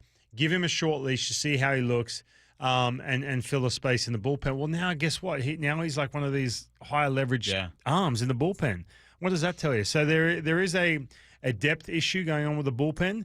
So I would slip into the C, but I'll keep them at B minus just because of what they've done, what they've been able to do, stay just above mid-range with some of the lack of depth. Yeah, I think I agree with you there. B minus as well, because you had the huge start for Munoz that he carried this team with the 16 scoreless outings to begin this season, and he was locking up saves left and right, and they needed him so frequently. Then Brash came back, and now he's still on that stretch of scoreless outings. His has reached 16, so those two, we're not separating it by person or position because those two would overwhelmingly get a higher grade, and then the rest, it kind of comes back down to average. So I think as a general group, you have to kind of lump them in all together and B minus. Yeah, okay. And the other part, too, is I got to give him some credit. Remember, going back to especially the first couple of months, you got a situation with Casey Lawrence. You have to keep bringing him up. Why? Because the starting pitching was not getting you deep into games. So covering that fourth inning as opposed to covering 3 innings per game makes such a difference, and it wears you out. So I got to give him some credibility there, some credit, for that, because, man, it's tough. It is tough when your starting rotation's not getting deep into games. You got to cover some innings in April and May, for sure. All right, this should be an interesting one, and you can weigh in as well. 866-979-3776. We are grading the Mariners at the midseason point here, 41-39. They will hit that 81-game mark after tonight's game against the Rangers. What do you make of the lineup? Not Cal Raleigh. Cal Raleigh by himself would be an A+, but the lineup in totality, How do you grade this Mariners lineup? I'm going to give him a B, and here's why, right? First of all, Cal, I mean, he's off the charts, crazy. We weren't expecting that. But you came into this season, as we all know, that the Mariners were not going to make any adjustments, upgrades in the winter to the lineup. So yes, when you look at some of the numbers, right, they've crept up a little bit in the swing and miss. Okay, so they're creeping up into the top 10 in regards to strikeout rate. They're 12th in runs per game, so they're above average. I call them above average. They're 12 when it comes to runs per game. And there's some other numbers there. They kind of sit there. They're just above mid range. The reason I'm giving them I can't give them an A. Otherwise, they'd have to be like a top 5, right? Top 5 offense, which they are not. But you come into this season with there's no adjustment to last year, and you're carrying a bottom 3 offense from last year, and you have a situation that from a 1 through 9, and the stretches where they've been really good, it's been a 1 through 9. It hasn't just. I know. Look, Cal's been crushing, and he's so valuable and everything else.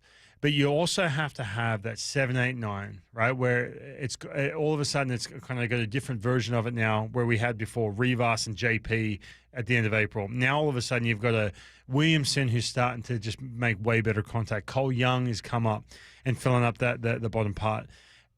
So for what they had and what they were coming off in 2024, I got to get a glass half full here and put them in the B. So you're going with trending toward optimism for what it looks like towards the second half. Well, I thought you were talking about we're grading them, right? For the first half. But you kind of, it seems like you're based on more recent performances. I'm kind of swaying that way as well. It's recency bias a little bit. I'm trying to figure out where I kind of land. I just need, man, like there's just so much ability in this rotation that you can easily be a top 5 rotation in the second half. If you can have this offense with that top 5 rotation, you're in great shape. So that's why I'm giving them a B, because they've carried this team. There's been majority of the first half, the offense has, believe it or not, carried the team. So I have to give him some props there. And again, the rotation when you're projecting for the second half can be a top 5. The offense, I don't know if it can. No, I don't know if it can. That's why I am trying to figure out between the two extremes of April and then May, and now a little chunk of June. Where May was a struggle. Yeah, now in June, it looked like they were stabilizing, especially after the first 2 games of the Twins series. This was an offense. I think the Mariners PR staff put this out. It was top 5 in a number of categories in June. But these last 2 games loom large, so there's that recency bias. Yeah. There's just knowing what May held and seeing the wild inconsistency. So because of that inconsistency, I think I'm going to go C+ for this offense, with the caveat, of course, that Cal Raleigh's an A+, JP Crawford's an A, but we're lumping them together as one unit. So, okay, those are our grades on kind of the 3 main position groups here, starting, pitching, bullpen, lineup. What about some kind of award categories? And as we go through this midseason report card, they give out superlatives like best dressed, if you're looking through your yearbook, best smile, blah, blah, blah, all that stuff. So, you were smiling. Like, did you win some of those awards? Of course. Yeah. I knew it. The way we don't have yearbooks in Australia. What are you talking about? No? Okay. No, we do. We did have yearbooks. Yeah, we did for sure. So I want to go along the lines. I didn't want to do a most valuable player. That would have been obvious. But more like an under the radar or unsung hero. Who is your unsung hero for the Mariners so far this season? Oh, we're getting right into it. We're getting right into it. I mean, we only got like 8 minutes left in the show. Oh, okay. And it takes us, 7 to 8 minutes to answer one question, as we found out in Whose Shoes. Well, I'm going to stick with Matt Brash. Now, I know he's a bullpen arm and everything else. I'm going with that just because I'm just looking at this going, a couple reasons, right? Andres Munoz, they've had the ability to keep him at 1 inning. He'd gone inning plus, I think, at one point. But last year, if you remember, at the beginning of the season, they were pressing the panic button. Why? Because 7th and 8th were just such an unknown. Now, all of a sudden, you have a situation where, okay, hey, look, we can lean on Matt Brash, even when he's on the ropes.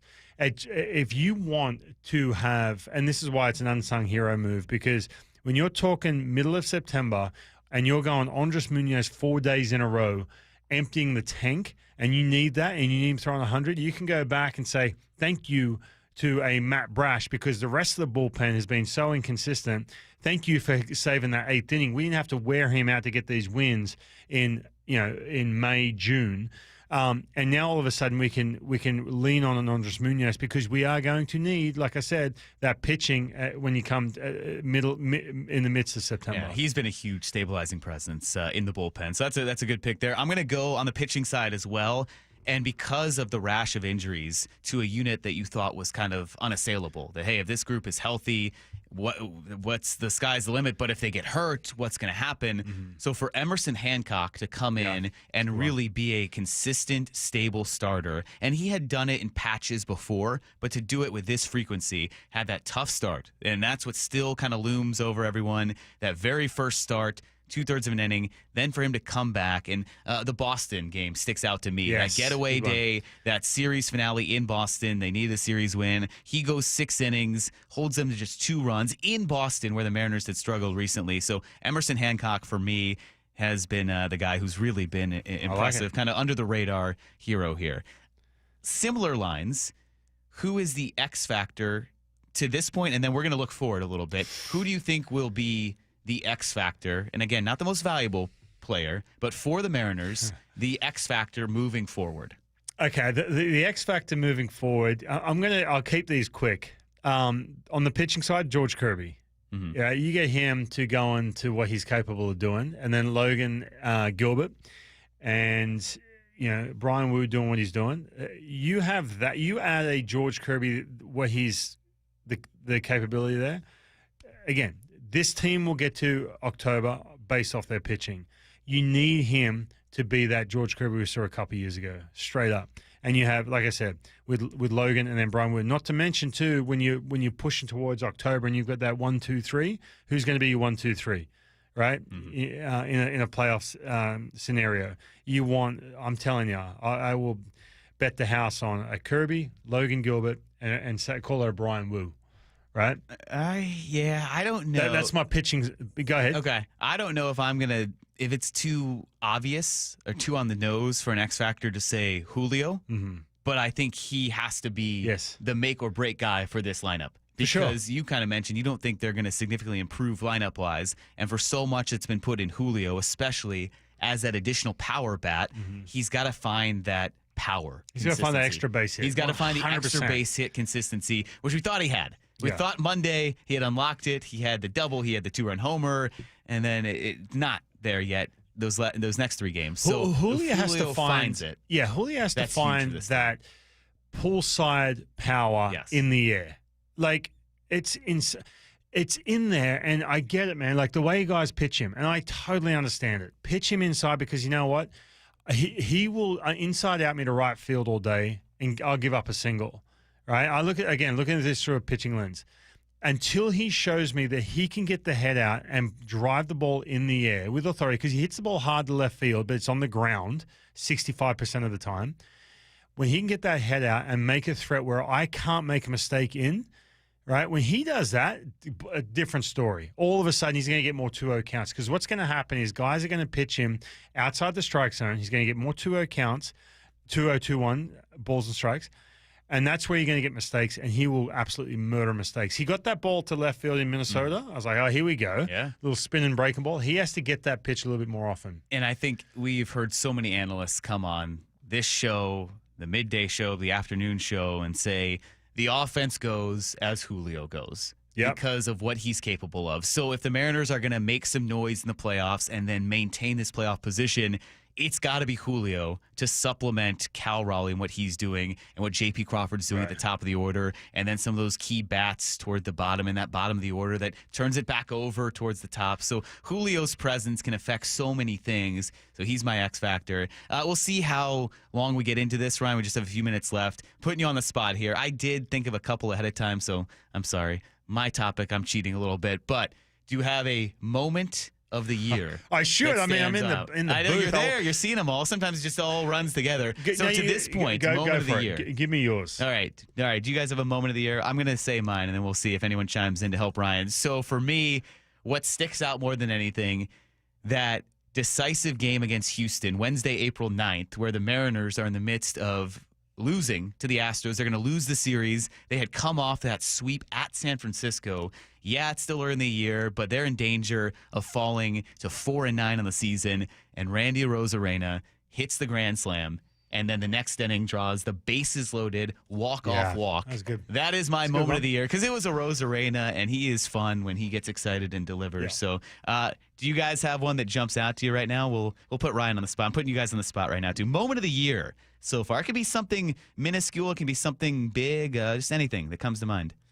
I guess if I had to pick one, it would be a couple weeks ago when they got to Emmanuel Clase in the Guardian series. there you go. I mean, that's a guy that does not get hit. And the Mariners swept that series. You're huge. going into that ninth inning. They hadn't scored much. You're thinking to yourself, well, this game's over. Here comes Emmanuel Clase, but they got to him. Key bunt laid down in that moment. Well, that was awful, but the rest of it was good. I'll tell you what, that's a good one because you look at that and go, they swept the Guardians, they're back. But it's like, they weren't scoring a whole lot of runs. They had to get that against Class A. Mine would be, Maura, you got one or are you good? I'm still thinking. Go ahead. Okay. If you're talking about a game or a point where you're like, man, this team's for real, I'm going to go at Fenway Park. They've lost the first game. It's so tough to win in that place. Emerson Hancock, you mentioned, comes out and just dominates. I'm like, man, here we go. Look at this. So he just turned this whole series around. And then the next day they got Garrett Crochet, and they put him to sleep. It was unreal. Now, I get it. Garrett Crochet's got a nice little rhythm, and he came to T-Mobile. But I looked at that and said, man, this team's for real. This is a team that, and especially doing it on the East Coast as well, this is a team that, it's one that you really have to pay attention to. I think that was a big moment. I have more. If you're still looking for one, I have another one. If we can. Now, how many do you get? No, if Morris is still looking for it. He's just trying to empty the tank before he flies off to Wimbledon. Yeah, this is a would-be moment, and I can't in good faith say it's the moment because they lost the game. But had they completed the rally against Arizona on that Monday night when they scored 4 runs in the 9th, and it's Canzone, who had just gotten called up against his old team, hits that big home run. If they had won, that probably would have been one of my moments, if not the moment of the first half. But then they lose 8-4, so that's tough to kind of stick that onto. But it's a good moment. Right. It sticks out. We'll close it out with more right here. J.P. Crawford's walk-off RBI single against the Yankees. Okay. Yeah, I think that put him into a 4-game losing streak. Yeah, that was in the 11th. Nice. Yeah, that's a good one. Not bad. Mine was better, but yeah. I'm just kidding. I thought you were going to talk about Lyle and Logan Evans. I was going to say the moment of the year. The 253 just texted in Logan Evans going 8 innings. I probably should have gone with that. Yeah, that was good. I should have gone with that. No, I meant Lyle and Logan Evans after his debut. That was my moment of the year. Dude, that was great. As Ryan and I were sitting in the booth, and I texted us shared a moment you guys together. Are boys. Yeah. Love it. Yeah. There we go. He's all great. Right. Love Logan. A lot of fun there.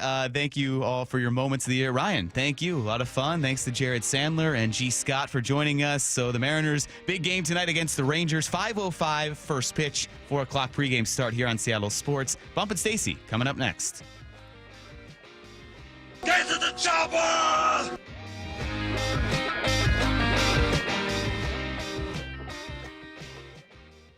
For Down Territory, going inside the game with former Cougs and Seahawks wide receiver Michael Bumpus. What do you like about the young talent on the Seahawks roster? There are some foundational pieces. And then this year, right, you're expecting Gray's Able to start. You're expecting Emma Ward to start. Elijah Arroyo is a silent sleeper that people are talking about. You got Robbie, the fullback over there.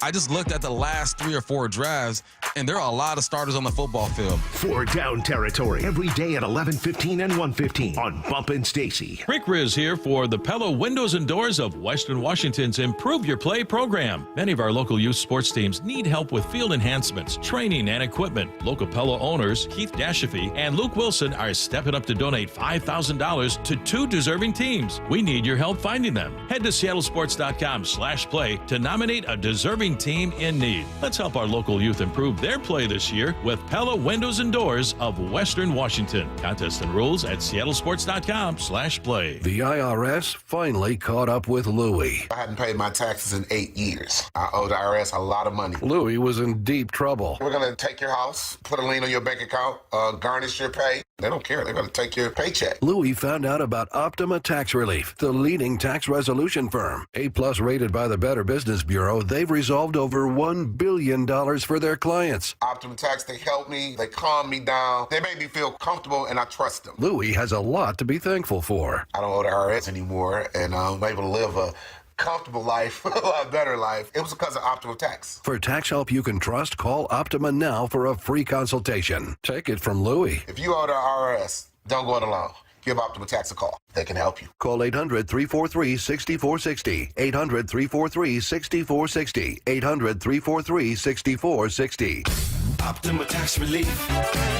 Testimonial from an actual client. Some restrictions apply. For complete details, please visit OptimaTaxRelief.com. Overburdened with a bunch of stuff you don't want anymore, but feel bad throwing it away? John here with Happy Hauler, Seattle's eco-friendly junk removal. We prioritize donating and recycling. We'll help get your items to those in need instead of going to the landfill. At Happy Hauler, we pride ourselves on responsibility, community, and sustainability. We're a family-run small business that provides junk removal, donations, and recycling. Make yourself, your community, and the planet happy. It's time to reclaim your space. HappyHauler.com, hauling with a heart. Breaking news for the people of Boomtown. With Xfinity Mobile, the Wi-Fi is booming, at home and on the go. And an upgrade storm's on the way. That's right. And with Xfinity Mobile Premium Unlimited, you can upgrade your phone when you want, up to 2 times a year. Now, once customers catch wind of the guaranteed new device discount, it'll be the biggest upgrade storm in history. Wow. Let's hear from our weatherman on the scene. How's it looking out there, Rick? Well, Bill, the Wi-Fi is still booming. Now through September 30th, existing Xfinity Internet customers can get an unlimited line included for a year. Plus, ask how to get a free 5G phone. Learn more at XfinityMobile.com. Restrictions apply. Xfinity Internet required. Unlimited line offer requires Xfinity 300 megabit internet or above. Taxes, fees extra. After promo, regular rates apply. Reduced speeds after use of monthly data included with your data option. Data thresholds vary. Get in the zone, AutoZone. Jane has 150,000 miles on her truck. And she's proud of that. Jane's secret? AutoZone, where friendly AutoZoners help her find the right parts. Jane's brother Josh only cares that his car starts and goes. But when it doesn't, he also goes to AutoZone, where friendly AutoZoners help with free services. No hassles, just help. Everything you need, nothing you don't. Get in the zone, AutoZone. Restrictions apply. If you need to hire, you know it takes time. Well, what if you could meet with qualified candidates the very next day? Now you can with Zip Intro from ZipRecruiter. You simply pick a time and it does all the work of finding and scheduling qualified candidates for you. Then you choose who you want to talk to and meet with great people on back-to-back video calls as soon as the next day. Try Zip Intro for free at ZipRecruiter.com/free. Zip Intro. Post jobs today. Talk to qualified candidates tomorrow. The average family throws out $3,000 of food every year. Now imagine what you can do with that. Go to a ball game, a concert, or a weekend getaway. It's G. Scott here. There are simple ways to reduce your food waste and increase your savings. It starts with a meal plan and ends with a little creativity. Fresh recipes, ingredient swaps. Learn more at usefoodwell.org, brought to you by the Department of Ecology and Safeway. Visit usefoodwell.org. That's usefoodwell.org. Are you curious about who offers the best deals on top-rated Samsung, LG, and Sony TVs? The answer is surprising. It's not online, and it's not the warehouse clubs. The best deals on top-rated TVs are at Video Only. Don't believe it? Then check out the trade-in deals at Video Only. How about $500 for your old TV? Try doing that online.